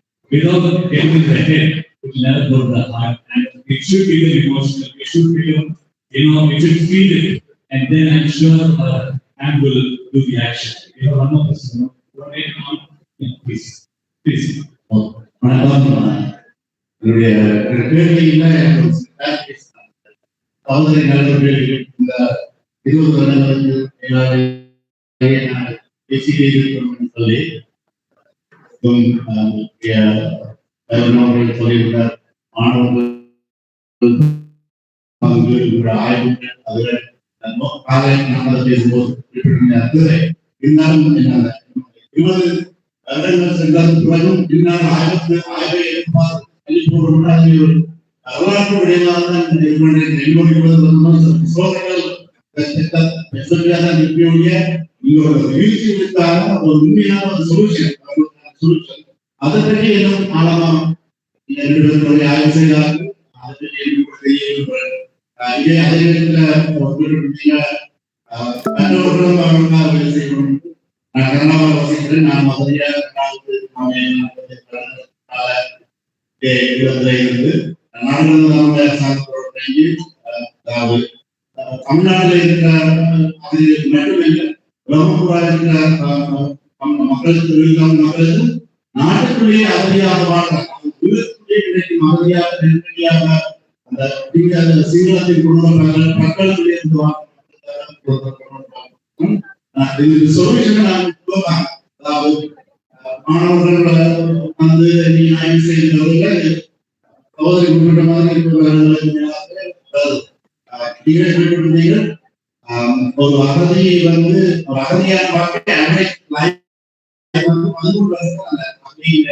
ஆரம்பம் 30 வருடங்கள் தாண்டி இன்று தொப்பல்படி மண்ணில நமது உறவுகள் அகதியாக இருக்கிறத அந்த பேருக்கு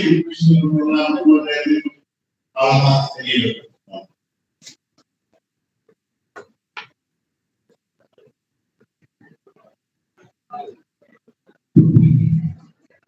நன்றி. சகோதரர் வந்து கேள்வியே கேட்கல, பட் அவரும் ஏற்கனவே கேட்கப்பட்ட கேள்விக்கு ஒரு சகோதரி கேட்கிற கேள்வி மற்றவர்களும் பதில் கொடுத்தாங்க. நம்ம ஒண்ணு உணர வேண்டியது என்ன அப்படின்னு பார்த்தோம்னா, நம்ம இந்த இலங்கையிலிருந்து பாதிக்கப்பட்டு புலம்பெயர்ந்த தமிழர்களுக்கு ஆதரவு தெரிவிக்கணும், அவர்களுக்கு வேண்டிய நலனை செய்து கொடுக்கணும். உணவாகவும் நடந்திருக்கே எப்படியா முடிவுகளும் அந்த ஒரு கேள்வி. இதற்கான ஒரு பாலிசி திட்டம் உடனடியாக வந்துடாதா அப்படின்னு அவருக்கு கேட்கணும். ஆனா உங்களுக்கு உணர வேண்டும், இந்த ரெஃப்யூஜிக்கான பாலிசி வந்து முடிவெடுப்பது வந்து மத்திய அரசு, நடுவண் அரசு. நம்ம வந்து தமிழக அரசு அனுமதி செய்யணும். அதனால அது ஒரு பாதகமான பிரச்சனை.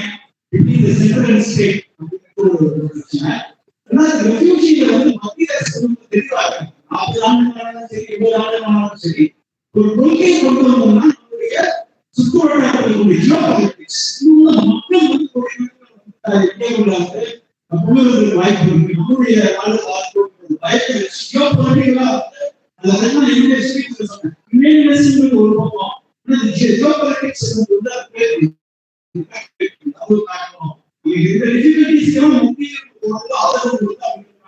இருந்த தீர்வு நோக்கி போகும். உதாரணத்துக்கு 2014ஆம் ஆண்டு வந்து ஆய்வாளர் நிறுவனத்தில் வந்து மதுரையில் அறிவிப்போம்.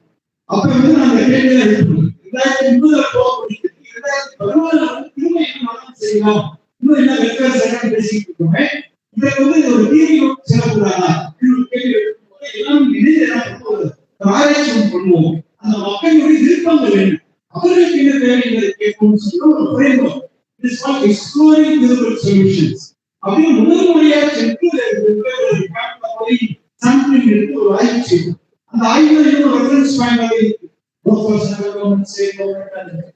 அதை என்ன நம்ம கண்டுபிடிக்கணும்னா ஒரு 68 விழுக்காடு திரும்புவதற்கான விருப்பம் இல்லை என்றுதான் சொல்லியிருந்தாங்க.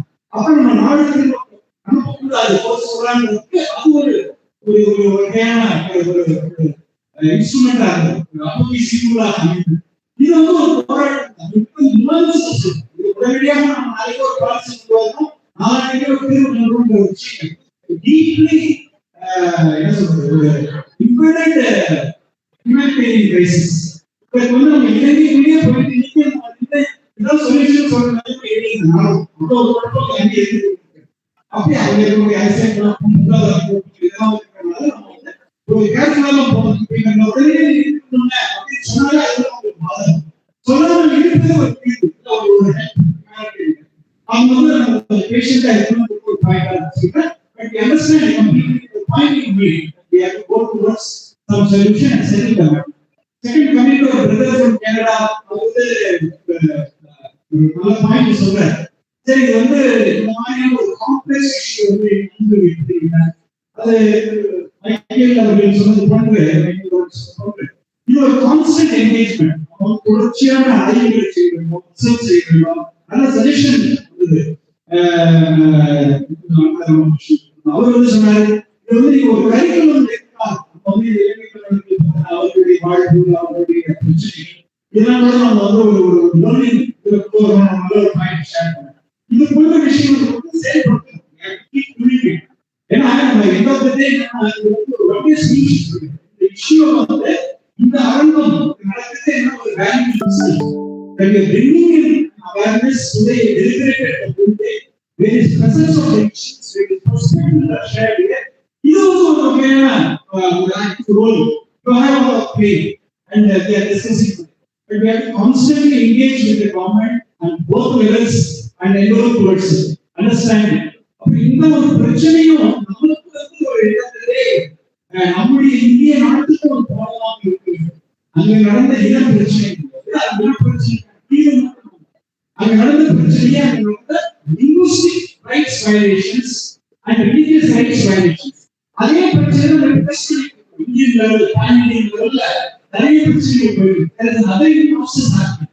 I think we need to take such situations as case studies and reflect in our research, reflect in our classroom, reflect in our day-to-day and approach policy.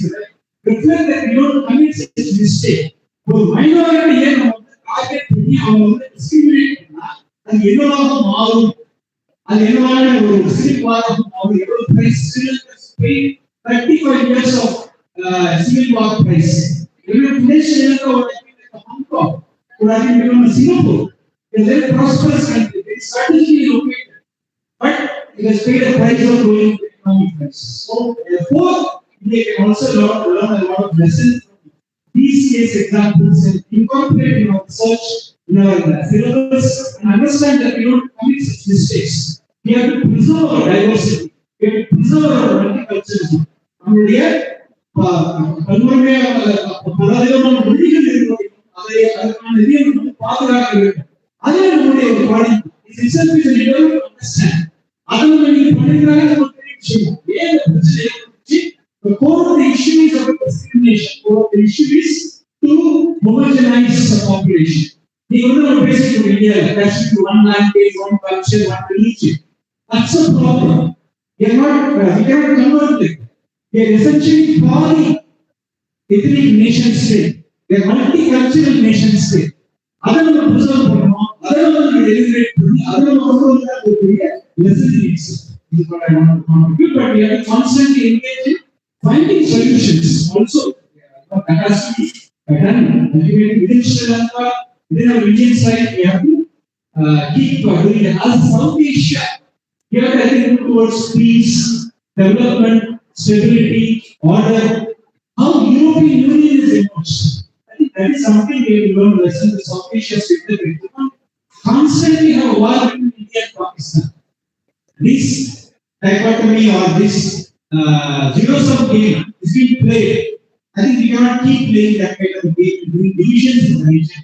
We are essentially a kind of heterogeneous, multicultural society all over South Asia. We need to celebrate and come as a region and grow. That is also a lesson we need to do and bring strengthen our body called SAC, South Asian Association for Regional Cooperation. Our constant conflict we are becoming more and more underdeveloped. This is also a politics being played in the region. I think we need to overcome that and bring more and more South-South contact. South-South means between the countries. We need to build solidarity, overcome these kind of conflicts, find solutions. We need to move towards conflict resolution, conflict transformation, and peace building in the region. These are the lessons we will also learn from this process. Thank you so much for patiently listening to the entire panel. I'd like to thank again feel also here to be here as one of the elite panelists to unpack the entire topic. So thank you once again to you all. Thank you, dignitaries, for your most impactful and informative discussion on humanitarianism and rights of refugees. Thank you so much. I request all to rise as the dignitaries leave.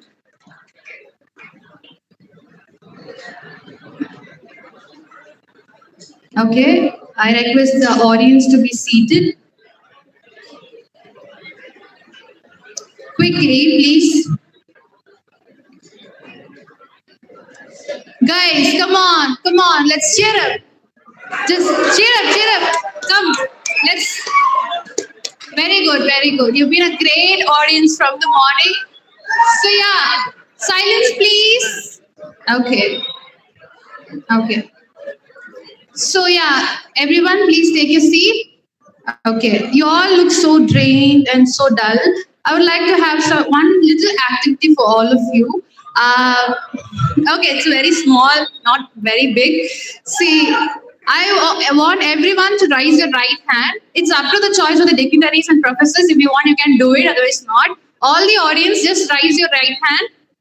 All the students. Okay. Everyone, come on, let's do it. Okay, turn your right hand towards the shoulder and pat yourself for being the great audience from the morning for listening. Okay, yeah, for listening up and for listening up to all the speakers and for, coming over here to equip yourself with knowledge. Let's give it another huge round of applause for every one of you. Come on. Yeah, that's great. Fine. Okay, so now we are moving to the last event of the day, which is the valediction. For that, now I invite Sherman from 3rd BSc Psychology to lead us in prayer.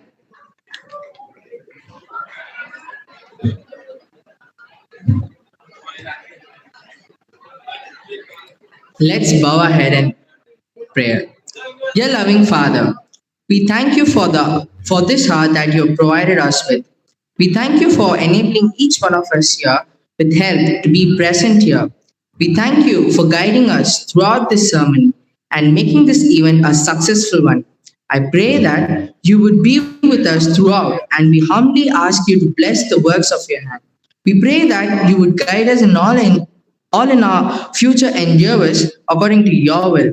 We ask that wherever we might go, that you teach us the path that we should walk in and to help us represent your character to this world. We ask this in the name of our Lord and Savior Jesus Christ. Amen.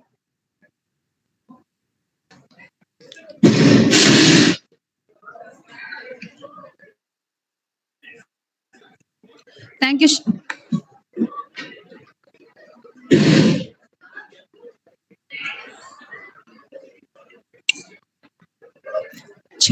Check. Okay. Thank you, Sherman. Now we have the welcome address by Ms. Reena Rachel, Assistant Professor, Department of Social Work.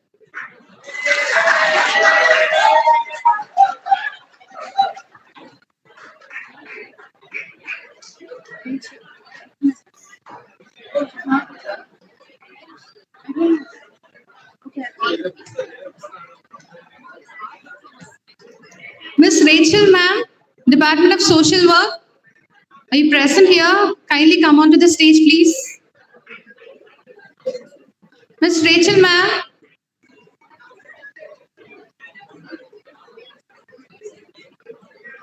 Miss Rachel, ma'am, from Social Work Department.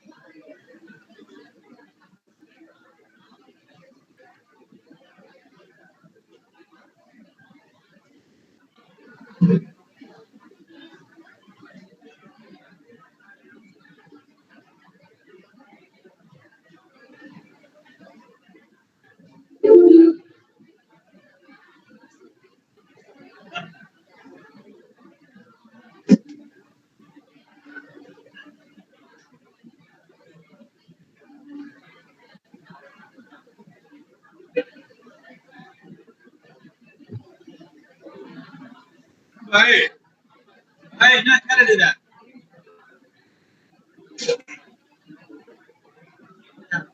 Come on.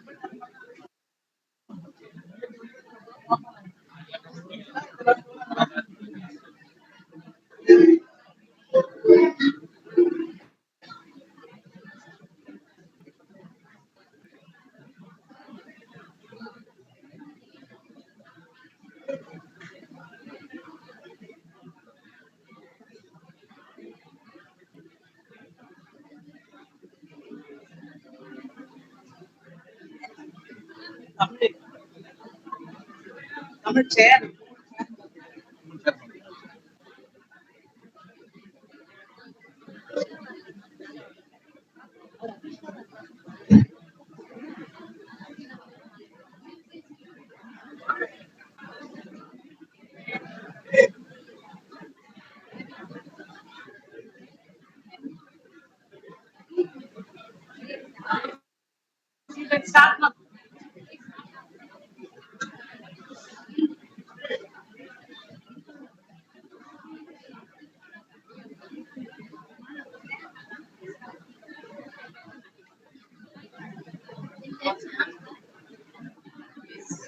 Check.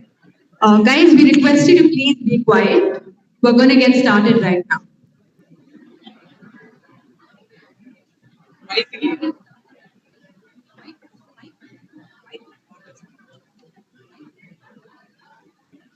Okay. Now we have come to the valediction session. Now we have the welcome address by Ms. Reena Rachel, Assistant Professor, Department of Social Work. I request the audience please calm down. Kindly be seated.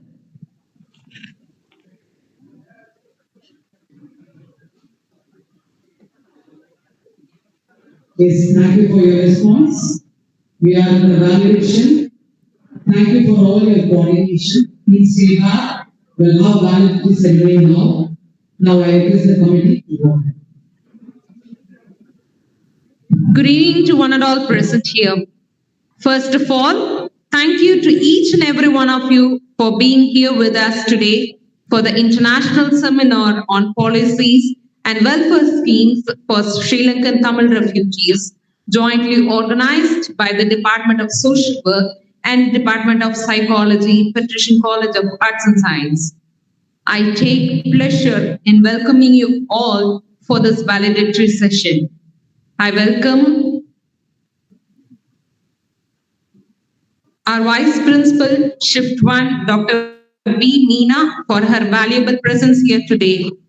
Thank you, ma'am. I extend my warm welcome to our chief guest for the valedictory program, Professor Saraswati, human rights activist, for her presence today. Welcome you, ma'am. I warmly welcome Dr. Ananda Ramakrishnan from Tamil Nadu Open University. Welcome you, sir.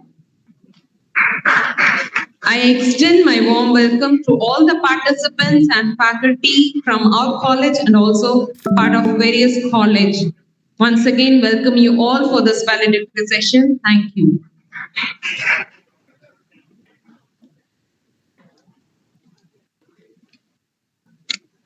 I now kindly request our Meena ma'am, Vice Principal Shift 1, to give away the memento and bouquet to our chief guest.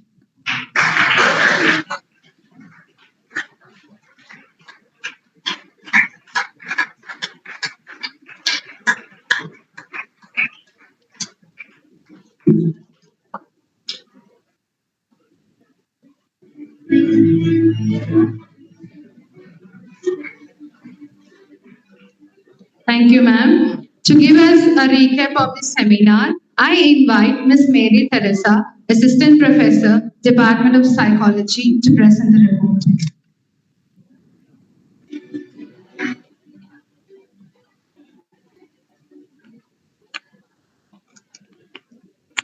The report of the International Seminar. The prestigious event, International Seminar on Policies and Welfare Schemes for Sri Lankan Tamil Refugees, well began with a lilt of our Tamil Thai Vardu and devoted invocation prayer. Ms. Judy C. Carroll delivered a warm welcome address to welcome the dignitaries on dais and the audience. In the right light, at the right time, everything is extraordinary, said by Aaron Rose. Likewise, at the right time, the right light was lit by the dignitaries. As an extraordinary beginning, Dr. Josephine, Assistant Professor of Department of Psychology, delivered the rationale of the program. With a proud introduction of our chief guest by Dr. Meena, Vice Principal Shift 1, and keynote speaker by Ms. Rohini, Assistant Professor of Department of Psychology, the former dignitaries were felicitated and delivered the address. Mr. Nimal Vinayagamurthy, keynote speaker of inauguration, took us on an imaginary trip to the past and the present of our Tamil brothers and sisters struggling their lives as refugees in Sri Lanka. Adding to the late foundation, Mr. Subhavira Pandiyan, the chief guest of inauguration, enlightened the audience on the future perspective of Sri Lankan Tamil refugees. Refuge shelters? No, call it a rehabilitation centers. us. Mrs. Divya delivered the vote of thanks after a short recess. Myself, Miss Mary Teresa, Assistant Professor of Department of Psychology, introduced the panelists and chairpersons of panel discussion 1. Chairperson Dr. Sujarita Magdalene made the audience to visualize and empathize the psyche of refugees. Loss, guilt, pain of rejection, and what not the refugees have mentally suffered. There is a hope after every storm in life, and so to the refugees as a build of resilience. With that note, she opened the platform for panel discussion. First panelist, Mr. Kovi Lennon, began his speech by detailing on the various policies and reinforcements which are being facilitated to rehabilitate the Tamil refugees. He highlighted state government is responsible to move fear to never, and central government is indeed responsible to eradicate the uncertainty. Followed by him, Mr. K.S. Radhakrishnan, the second panelist, threw insight into the history of Sri Lankan Tamil refugees and continued on the judicial responses. Second panel discussion took place post the lunch when Ms. Fatima, assistant professor, introduced the dignitaries and they were felicitated. Energetic chairperson of the panel, Dr. Prince Solomon, did set the context for the panel and took us through the beautiful vocabularies, transnational skills, global competencies, and cross-cultural competency. Dr. Parivelan KM, the first panelist, interrogated whether human social encounters is a dream or reality and inferred that the humanitarianism prevails in human history and shaping the world time and time again. The Michael, the second panelist, powerfully spotlighted the emotions of refugees and their rights. With an interactive Q&A session, the panel discussion 2 had its conclusion. The home is on fire. What do? You run for life. But how would you feel if you are ill-treated for no home and no way home? That's the life of refugee in a nutshell. Refugee life is not a want, but a need. Like it was reiterated throughout the day, அகதிகள் முகாம்கள் என கூறாதீர்கள், மறுவாழ்வு மையங்கள் என கூறுங்கள். மறுவாழ்வு அளிப்போம், மனிதனாக வாழ்வோம். With that closing note, here is the closure to the summarization of the wholesome event. Thank you.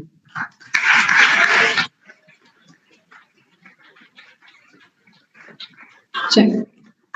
Dr. Anandaraman from Tamil Nadu Open University and Ms. Daisy from IGP will now be felicitated by Dr. Meena. I request you to please come on stage.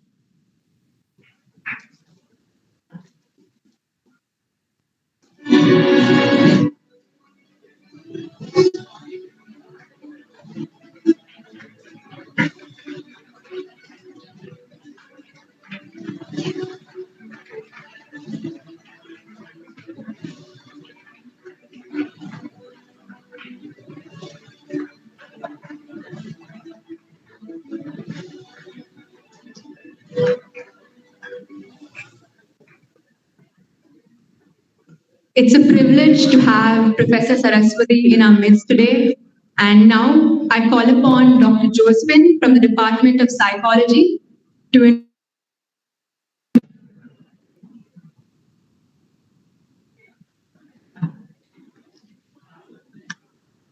Professor Saraswati is a human rights activist. She is an academic HOD of Social Sciences, Department of Queen Mary's College, and then HOD of Gender Studies at Rajiv Gandhi National Institute of Youth Development. She is a human rights activist. At present, she is the Vice President of PUCL and very much concerned about women and travel to many countries to attend conferences and seminars. She is the founder member of Pennu Yakam. Saraswati is one of the 1,000 women who had been nominated for the Nobel Prize 2005 due to her exemplary work and commitment. She is very much interested in a permanent political solution from the issue.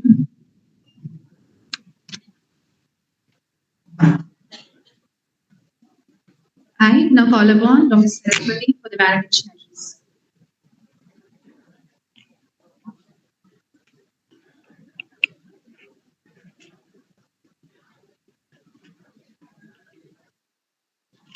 Sure.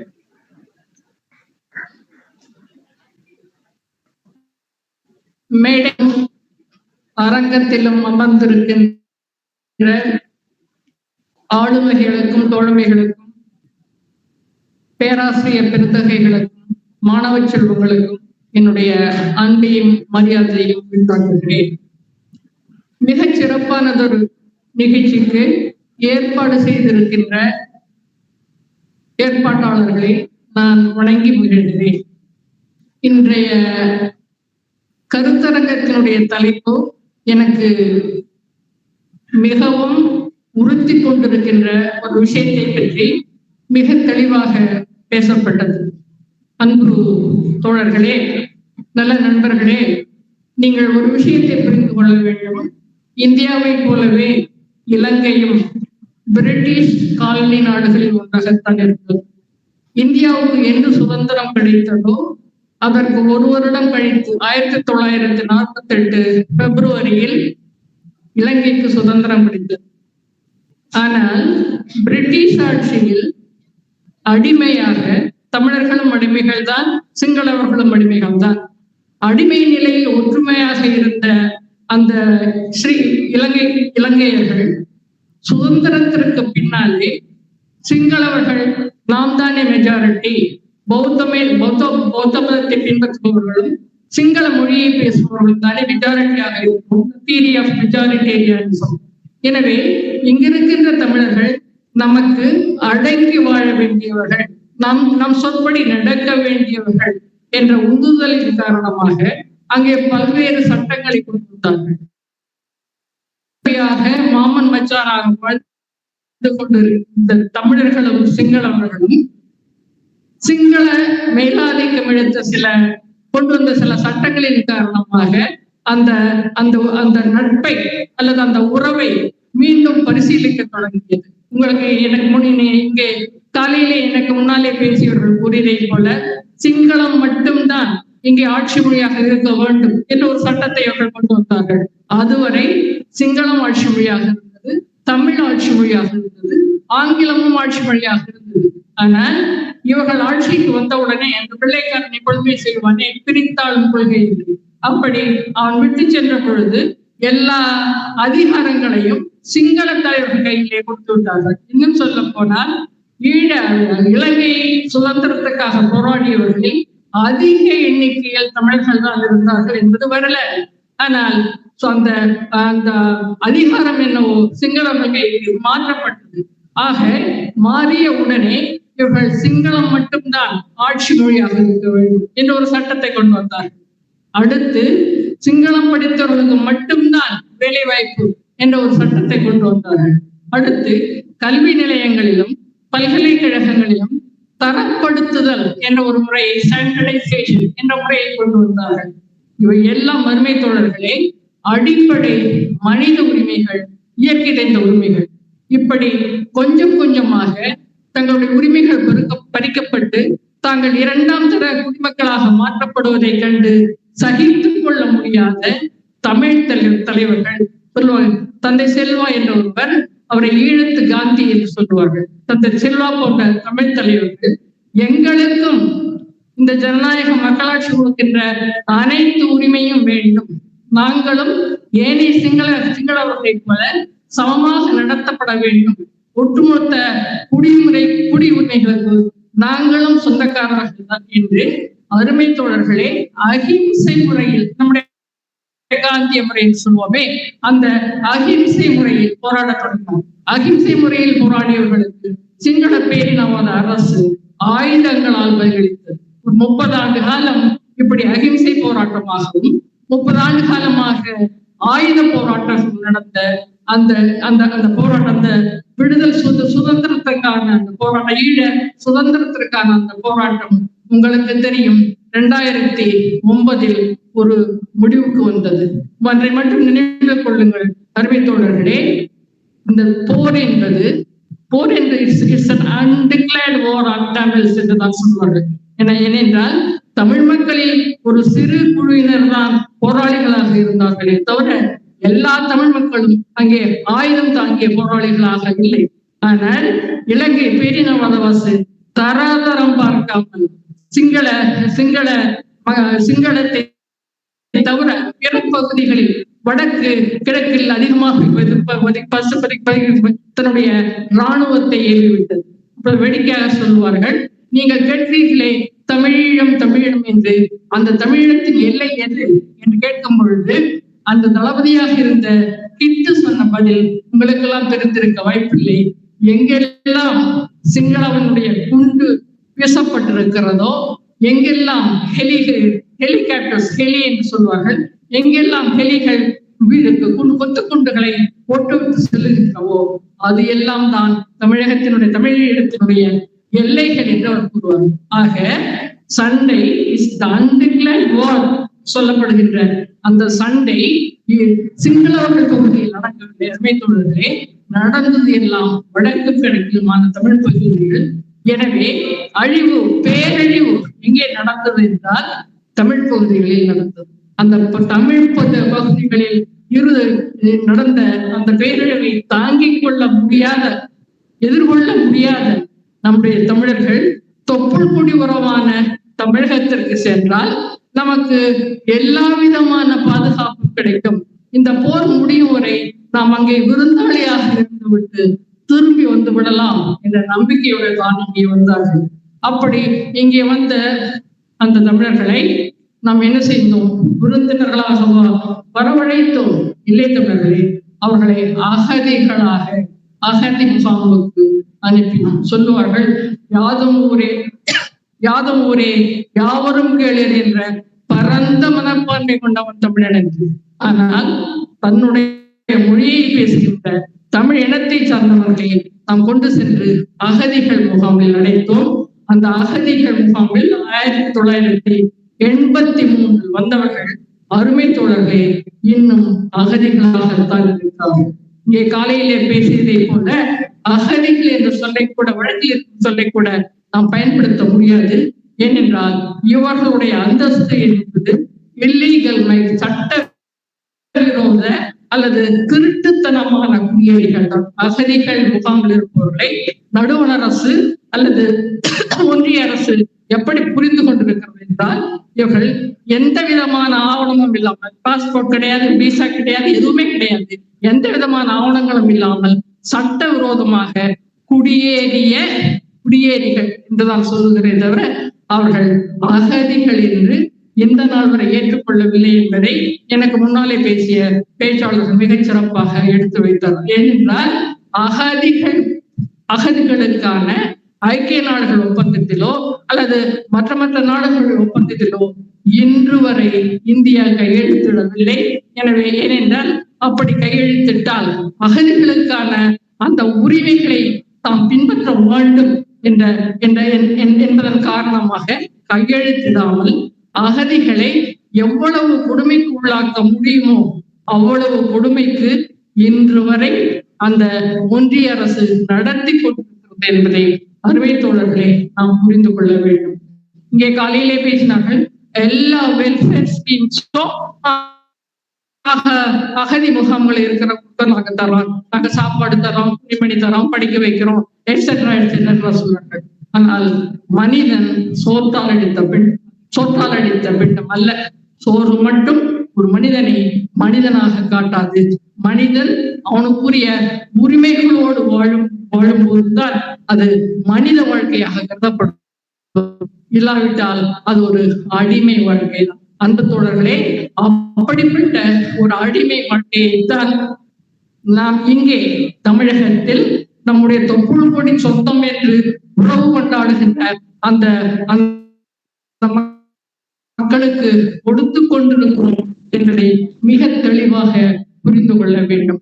இதே காலகட்டத்தில் மற்ற நாடுகளுக்கு, குறிப்பாக ஐரோப்பிய நாடுகளுக்கு சென்ற இலங்கை தமிழர்கள் எல்லாம் இன்று இங்கே நம்முடைய நிமல் அவர்கள் சொன்னதை போல இன்று குடியுரிமை பெற்று அந்தந்த நாட்டினுடைய சிட்டிசன் குடிமக்களாக வாழ்ந்து கொண்டிருக்கிறார்கள் என்றால், தாய் தமிழகத்தில் அவர்களுக்கு குடியுரிமையை பெற்றுத் தருவதற்கு எது தடுக்கிறது என்ற கேள்வி எழுகிறது.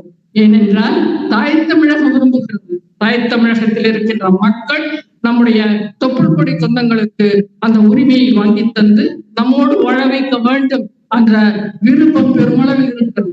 ஆனால் தமிழகத்தையும் உள்ளடக்கிய அந்த ஒன்றிய அரசுக்கு தமிழர்களுக்கு குடியுரிமை தருவதில் எந்த விதமான அக்கறையும் கிடையாது என்பதை பல நிகழ்வுகள் காட்டிக் கொண்டிருக்கின்றன.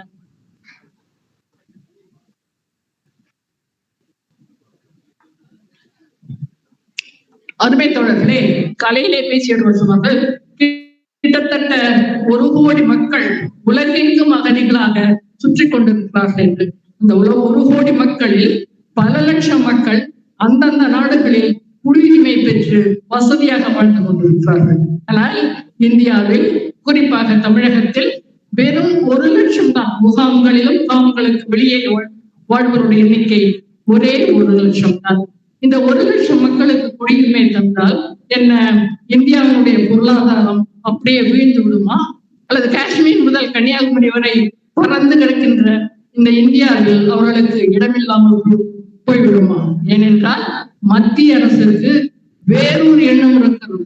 எங்கே இவர்களுக்கு குடியுரிமை கொடுத்தால் இவர்களும் தமிழ்நாட்டில் தங்கிவிட்டால் இவர்களும் ஈழத்தில் இருப்பவர்களும் ஒன்று சேர்ந்து ஒரு பேன் தமிழ்நாடு என்ற அமைப்பை ஏற்படுத்தி விடுவார்களோ, அதற்கான முயற்சிகளில் ஈடுபடுவார்களோ என்ற ஒரு கெட்ட எண்ணம், கெட்ட புத்தி அவர்களுக்கு இருக்கின்ற காரணத்தினாலே அருமை தோழர்களே, தமிழர்களுக்கு குடியுரிமை வழங்க எழுதுகிறார்களோ என்ற எண்ணம் எனக்கு ஏற்படுகிறது.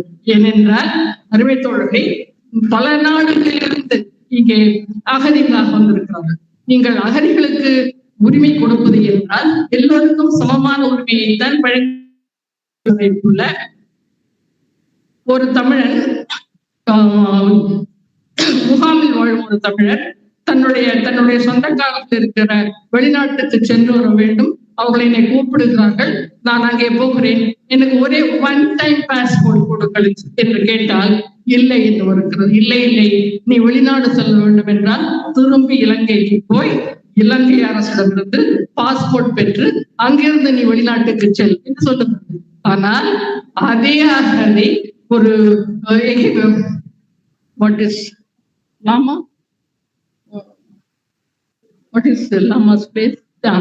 அகதி திபெத்தை சேர்ந்தவராக இருந்தால் அவருக்கு உடனடியாக பாஸ்போர்ட் வழங்கி அவரை வெளிநாடு அனுப்பி வைக்கிறது என்றால் எதற்காக இந்த நடுவண் அரசு ஒரு கண்ணுக்கு வெண்ணையும் ஒரு கண்ணுக்கு சுண்ணாம்பு வைக்கிறது என்ற கேள்வி எடத்தான் செய்கிறது. அருமை தோழர்களே, உங்களுக்கெல்லாம் மிக நன்றாக தெரியும், ஒவ்வொரு ஆண்டும் ஜூன் மாதம் 20ஆம் தேதியை உலக ரெஃப்யூஜி நாளாக, உலக அகதிகள் நாளாக கடைபிடிக்கிறார்கள். நான் மிக மிக அடிக்கோடி சொல்லுகிறேன், கடைபிடிக்கிறார்கள். ஏனென்றால் அப்படி கடைபிடிப்பதன் மூலம் அகதிகளுக்கு என்னென்ன உரிமைகள் இருக்கின்றன, ஒரு பட்டியலை போட்டாலே என்னென்ன உரிமைகள் இருக்கின்றன என்பதை பற்றிய விழிப்புணர்ச்சி மக்களாகிய நமக்கு வேண்டும். மக்களாகிய நமக்கு தெரிந்து அவர்களுக்காக போராடுகின்ற, அவர்களுக்காக வாதாடுகின்ற அந்த ஒரு நிலைமை சமுதாயத்தில் வந்தால்தான் அருமை தோழர்களே இந்த அகதிகளினுடைய நிலை மாறும். இன்னும் சொல்ல போனால் அகதிகள் அந்த ஐநா ஒப்பந்தத்தில் இந்தியா கையெழுத்திடாத காரணத்தினால் அகதிகள் தங்கள் உரிமைக்காக, இங்கே போட்டு காட்டினார்களே, தங்கள் உரிமைக்காக எங்கேயும் சென்று கம்ப்ளைண்ட் செய்ய முடியாது. அவர்கள் ஐநாவுக்கு போக முடியாது, தங்களுடைய உரிமைகளை எடுத்து பேச முடியாது. அதே போல ஐநாவும் இங்கே இருக்கின்ற அகதிகளுடைய உரிமை பறிக்கப்படுகிறதே என்று அதுவும் எந்த ஒரு கேள்வியும் எழுப்ப முடியாது. அந்த தந்திரத்திற்காகத்தான் அருமை தோழர்களே இந்திய நடுவண் அரசு இதுவரை அந்த அகதிகள் ஒப்பந்தத்தில் கையெழுத்து போடாமல் இருக்கிறது. அவர்கள் விரும்பும் நாடுகளுக்கு செல்லுவதை தடுக்கிறது என்ற குற்றச்சாட்டை நான் முன்வைக்கிறேன். அதை பற்றி காலையிலேயே ஏராளமானவர் பேசினார். அதை போலவே அருமை தோழர்களே, ஒவ்வொருவருக்கும் அவர் அகதியாக இருந்தாலும் சரி, யாராக இருந்தாலும் சரி, அடிப்படை மனித உரிமைகளும், அந்த மனித உரிமைகளில் அடிப்படையானது பாதுகாப்பு. என்னுடைய உடலுக்கு, என்னுடைய உயிருக்கு, என்னுடைய கௌரவத்திற்கு பாதுகாப்பு கொடுக்க வேண்டியது அரசினுடைய வேலை.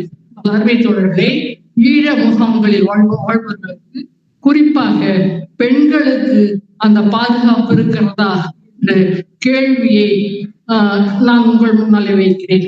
ஈழ அகதிகள் முகாமில் வாழ பெண்கள், குறிப்பாக தனியாக வசிக்கும் பெண்கள், விதவை பெண்கள் எத்தகைய கொடுமைகளுக்கு உள்ளாகுகிறார்கள் என்று சொல்ல எனக்கு நான் கூசுகிறது. இங்கே அகதிகள் மத்தியிலே வேலை செய்கின்ற ஆசிரியர் இருக்கிறார். அவர் உங்களுக்கு அதையெல்லாம் பற்றி சிறப்பாக எடுத்துறேன். அங்கே அகதிகள் முகாம்களில் அவர்களை பாதுகாப்பதற்கென்று ஒரு ஸ்பெஷல் பிரான்ச் போலீஸ் போட்டிருக்காங்க. அந்த பேர் கியூ பிரான்ச் என்று சொல்லுவாங்க. அந்த கியூக்கு என்ன அர்த்தம் அப்படின்னு எனக்கு இது வரைக்கும் தெரியாது. ஸ்பெஷல் பிரான்ச் என்று சொல்லுவார்கள். அந்த ஸ்பெஷல் பிரான்ச் ஆள் வைக்கிற ஆபீஸ் வைக்கிறதாக அங்கே சட்டம். அவர் தனக்கென்று ஒரு உளவாளியை இந்த கேம்புக்குள்ளேயே வைத்திருப்பார். அந்த உளவாளி என்ன சொல்லுகிறாரோ என்ன செய்கிறாரோ அதுதான் இவருடைய கைடிங் பிரின்சிபல். இப்படி உளவாளிகளை வைத்து அந்த கேம்ப் முகாம்களில் மக்களை பிடிப்பது, மோத விடுவது, பல வகையான சமூகத்தை கெடுக்கின்ற பல வகையான வேலைகளை செய்வது, மதுவை ஓட விடுவது, மது போதை கண்மைப்படுத்துவது போன்ற பலவிதமான சமுதாய சீரழிவுக்கு காரணமாக அந்த கியூ பிரான்ச் இருக்கிறது என்பதை நான் எந்த மேடையிலும் சொல்ல தயாராக இருக்கிறேன். ஒரு சில 1 or 2 எக்ஸப்ஷன்ஸ் இருக்கலாம். ஆனா exceptions do not make the general rule. ஆக ஈழத் தமிழர்களுக்கு, குறிப்பாக முகாம்களில் வாழ்கின்ற தமிழர்களுக்கு எந்த விதமான பாதுகாப்பும் இல்லை என்பதை நான் இந்த மேடையிலே உங்கள் முன்னாலே சமர்ப்பிக்கின்றேன். ஏனென்றால் நீங்கள் அதை குறித்து யோசிக்க வேண்டும் என்று கேட்டுக்கொள்கிறேன். அடுத்து, ஒரு மனிதனுக்கு அடிப்படை கல்வி சொன்னார்கள். தமிழக அரசு வெல்ஃபேர், எல்லா வெல்ஃபேர் மெஷர்ஸ் அவங்களுக்கு உண்மை. தமிழக அரசு 12ஆம் வகுப்பு வரை ஃப்ரீ எஜுகேஷன் அவங்களுக்கு கொடுக்கும். 12ஆம் வகுப்புக்கு மேலே படிக்க போகிறவர்களுக்கு அரசாங்க பள்ளிகள், அரசாங்க கல்லூரிகளிலோ மற்ற கல்லூரிகளிலோ இடம் கிடையாது. ஒரு காலத்தில் ஈழத்தமிழர்களுக்கு என்று இடஒதுக்கீடு செய்யப்பட்டது. ஆனால் அருமை தோழர்களே, அந்த இடஒதுக்கீடு உயர்கல்வியில் இன்று கிடையாது. அது அரசு கல்லூரிகளில் இன்று கிடையாது.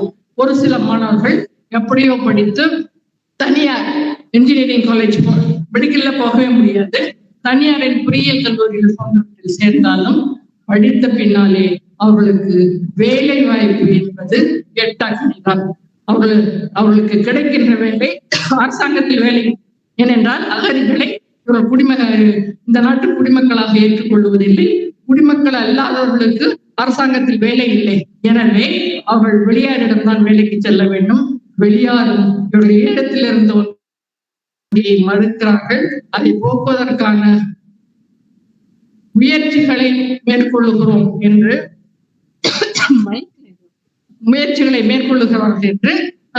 காலையிலே திரு கோவில் அவர்கள் சொன்னார்கள். அருமை தோழர்களே, நான் BA-MA படிச்சுட்டு, இந்த மாதிரி பிரைவேட் காலேஜ்ல BA-MA படிச்சுட்டு சுண்ணாம்பு அடிக்கவும் பெயிண்ட் அடிக்கவும் சித்தாளாவும் தான் போக முடியும் அப்படின்னா, அகதி முகாமில் இருக்கின்ற அந்த இளைஞர்கள் என் பட்டப்படிப்பு பட்டமேற்படிப்பு படிக்க விரும்புவார்கள். போதும் 12ஆவதோட அல்லது 8ஆவதோட படிச்சுட்டு நான் பெயிண்ட் அடிக்கவே போறேன் என்று அவருடைய அறிவு வளர்ச்சி, அவருடைய கல்வி உரிமைகள் பறிக்கப்படுவதற்கு இது காரணமாக அமைகிறது. இந்த விதியை நீக்க, இந்த நிலையை நீக்குவதற்கு யாருமே முன்வருவதில்லை என்பது ஒரு சோகமான செய்தி.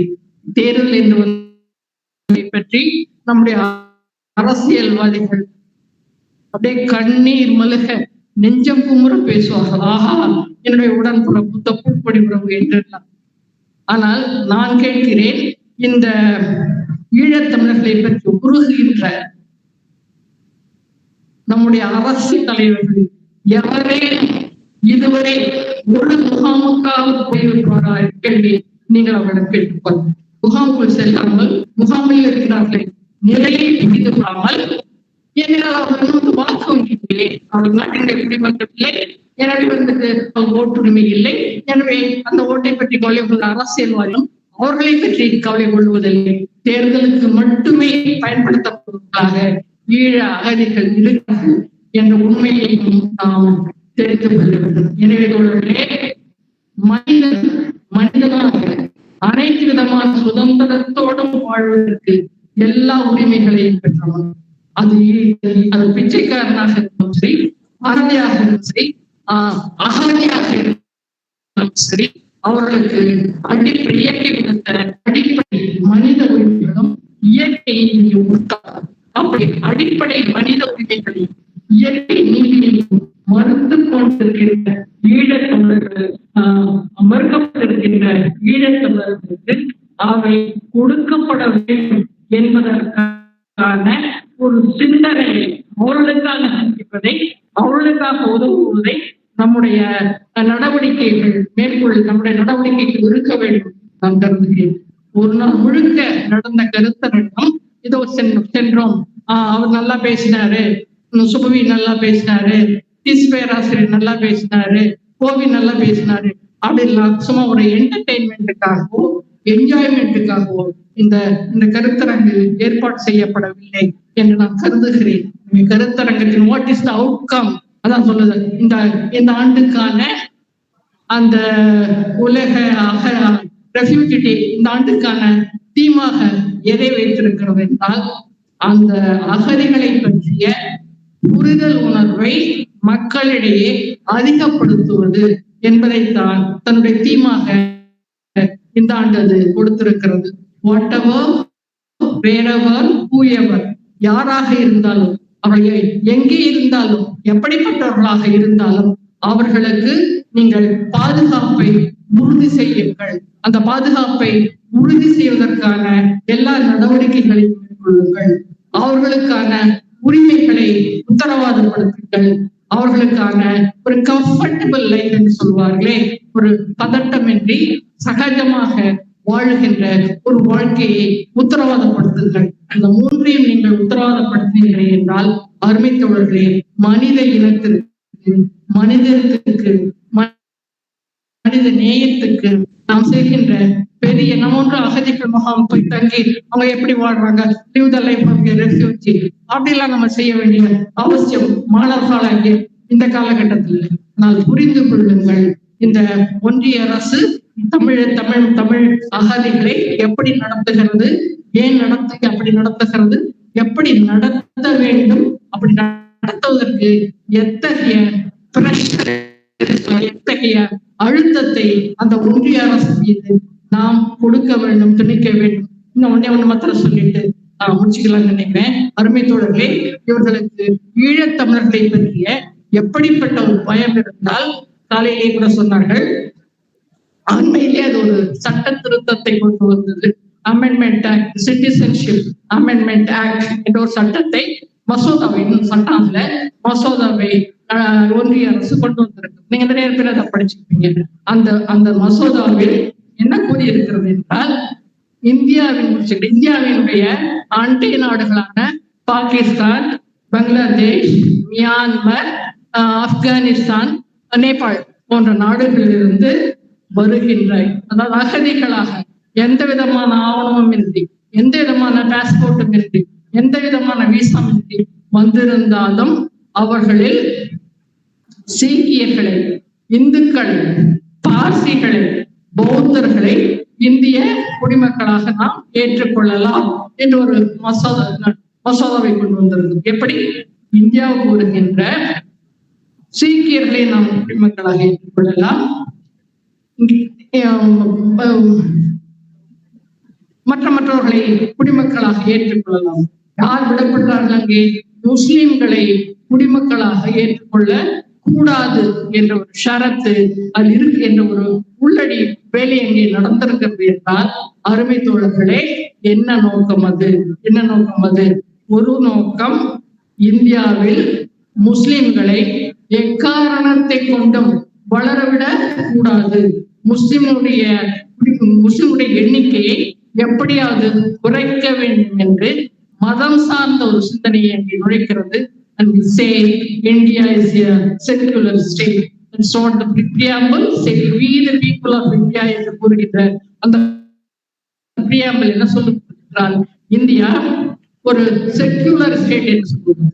அந்த செக்யூலர் ஸ்டேட்ல ஒரு குறிப்பிட்ட மதத்தை சேர்ந்தவர்கள் மட்டும் அகதிகளாக வந்தாலும் குடிமக்களாக ஏற்றுக்கொள்ளப்பட மாட்டார்கள் என்றால் அதனுடைய அடிப்படை காரணம் என்னவென்றால் இந்தியாவை ஒரு இந்து நாடாக்க வேண்டும் என்ற அடிப்படை காரணம் இன்றி வேற என்ன காரணம் இருக்க முடியும்? அதே போலவே அருமை தோழர்களே, சரி, இந்தியாவை இந்து நாடாக்குவது சரி, அது உன்னுடைய விஷயம். ஆனால் ஈழத்திலிருந்து அகதிகளாக இங்கே வருபவர்கள் யார்? ஈழத்திலிருந்து தமிழ் பேசுகின்ற இந்துக்கள் தானே, பெரும்பாலும் இந்துக்கள் தானே இங்கே அகதிகளாக வருகிறார்கள்.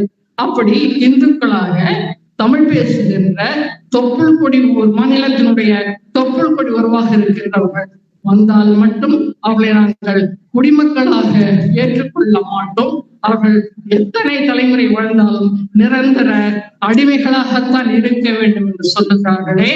அருமை தோழரே, இதனுடைய உள்நோக்கம் என்ன என்று மோடியும் அமித்ஷாவையும் கொஞ்சம் விளக்கினால் நமக்கெல்லாம் நன்றாக இருக்கு.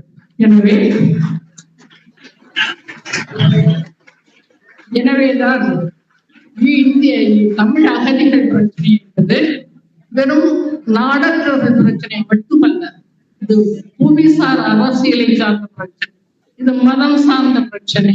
ஆக இந்த பிரச்சனையை பல்வேறு கோணங்களில் அணுகி இந்தியா உண்மையிலேயே ஒரு மத சார்பற்ற நாடுதான் என்று அம்பேத்கரால் வெடுத்தெடுக்கப்பட்ட அந்த பிரியாம்பல் சொல்லுகிறதே, அந்த அம்பேத்கருடைய நாட்டை இங்கே உருவாக்குவோம் உறுதிமொழியை நீங்கள் எடுத்துக் கொள்வதுதான் இந்த கருத்தரங்கத்திற்கு நீங்கள் காட்டுகின்ற ஒரு நன்றியாக இருக்கிறது. கூறி இவ்வளவு நேரம் உங்களுடைய பசி நேரம், சாயங்காலம் ரொம்ப நேரம் உட்காந்துட்டீங்க.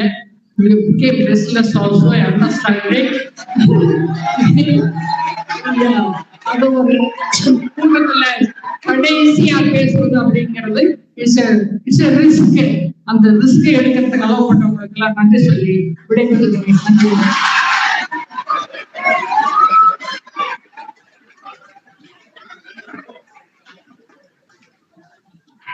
I'd actually like to make a special mention.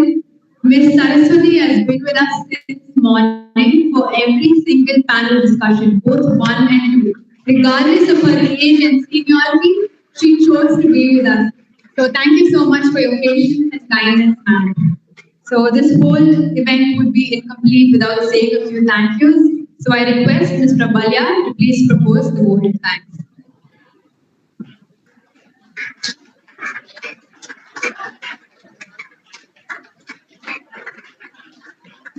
A very good evening to all the respected guests of the day and all the dignitaries on the stage, ladies and gentlemen present here. I take this opportunity to propose the vote of thanks on behalf of the Department of Psychology and Social Work Department. First and foremost, I thank Almighty for bestowing His grace on this event. We are grateful to our chief guest, Professor Saraswati, human rights activist, and to our panelist members, Mr. Kovi Lennon, Mr. K.S. Radhakrishnan, and Chairperson Dr. Sujata Magdalene for Session 1, and Dr. K.M. Parivelan, Mr. Sachidananda Balan Michael, and our Chairperson Dr. Prince Solomon for Session 2. Also, I extend a thanks to Dr. Lankan from Tamil Nadu Open University for all his support and help throughout. A deep sense of gratitude to our brother Stanislaus, our academic director Dr. Fatima Vasil, our principal Usha Church, and our vice principals Dr. Geeta Rufus and Dr. B. Meena. We are grateful to all the academicians and participants from other colleges here and in the online mode. I would like to express a gratitude to all the faculty and students who are working behind this program. I thank Mr. Paulson, Assistant Professor, School of Media Studies, for designing the invite.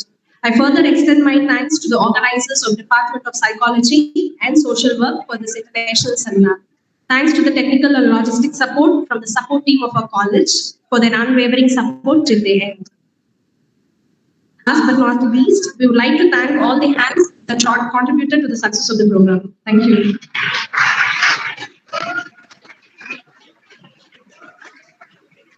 Please rise for the national anthem.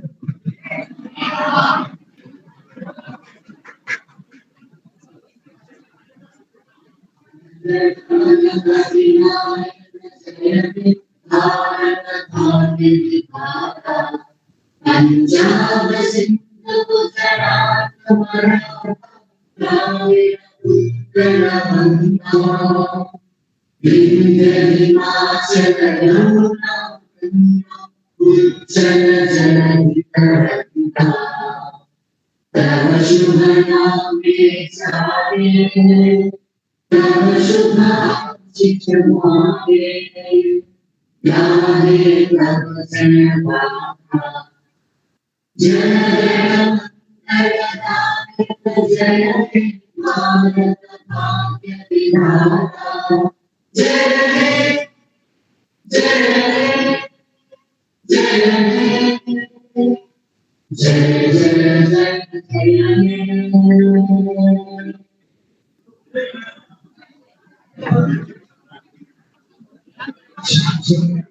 The participants from other colleges, we will send you the feedback link. So after the feedback link visited by the organizing team, they will send you the certificate to make ready. Thank you all. If anyone has not registered, please complete the registration in front of the reception.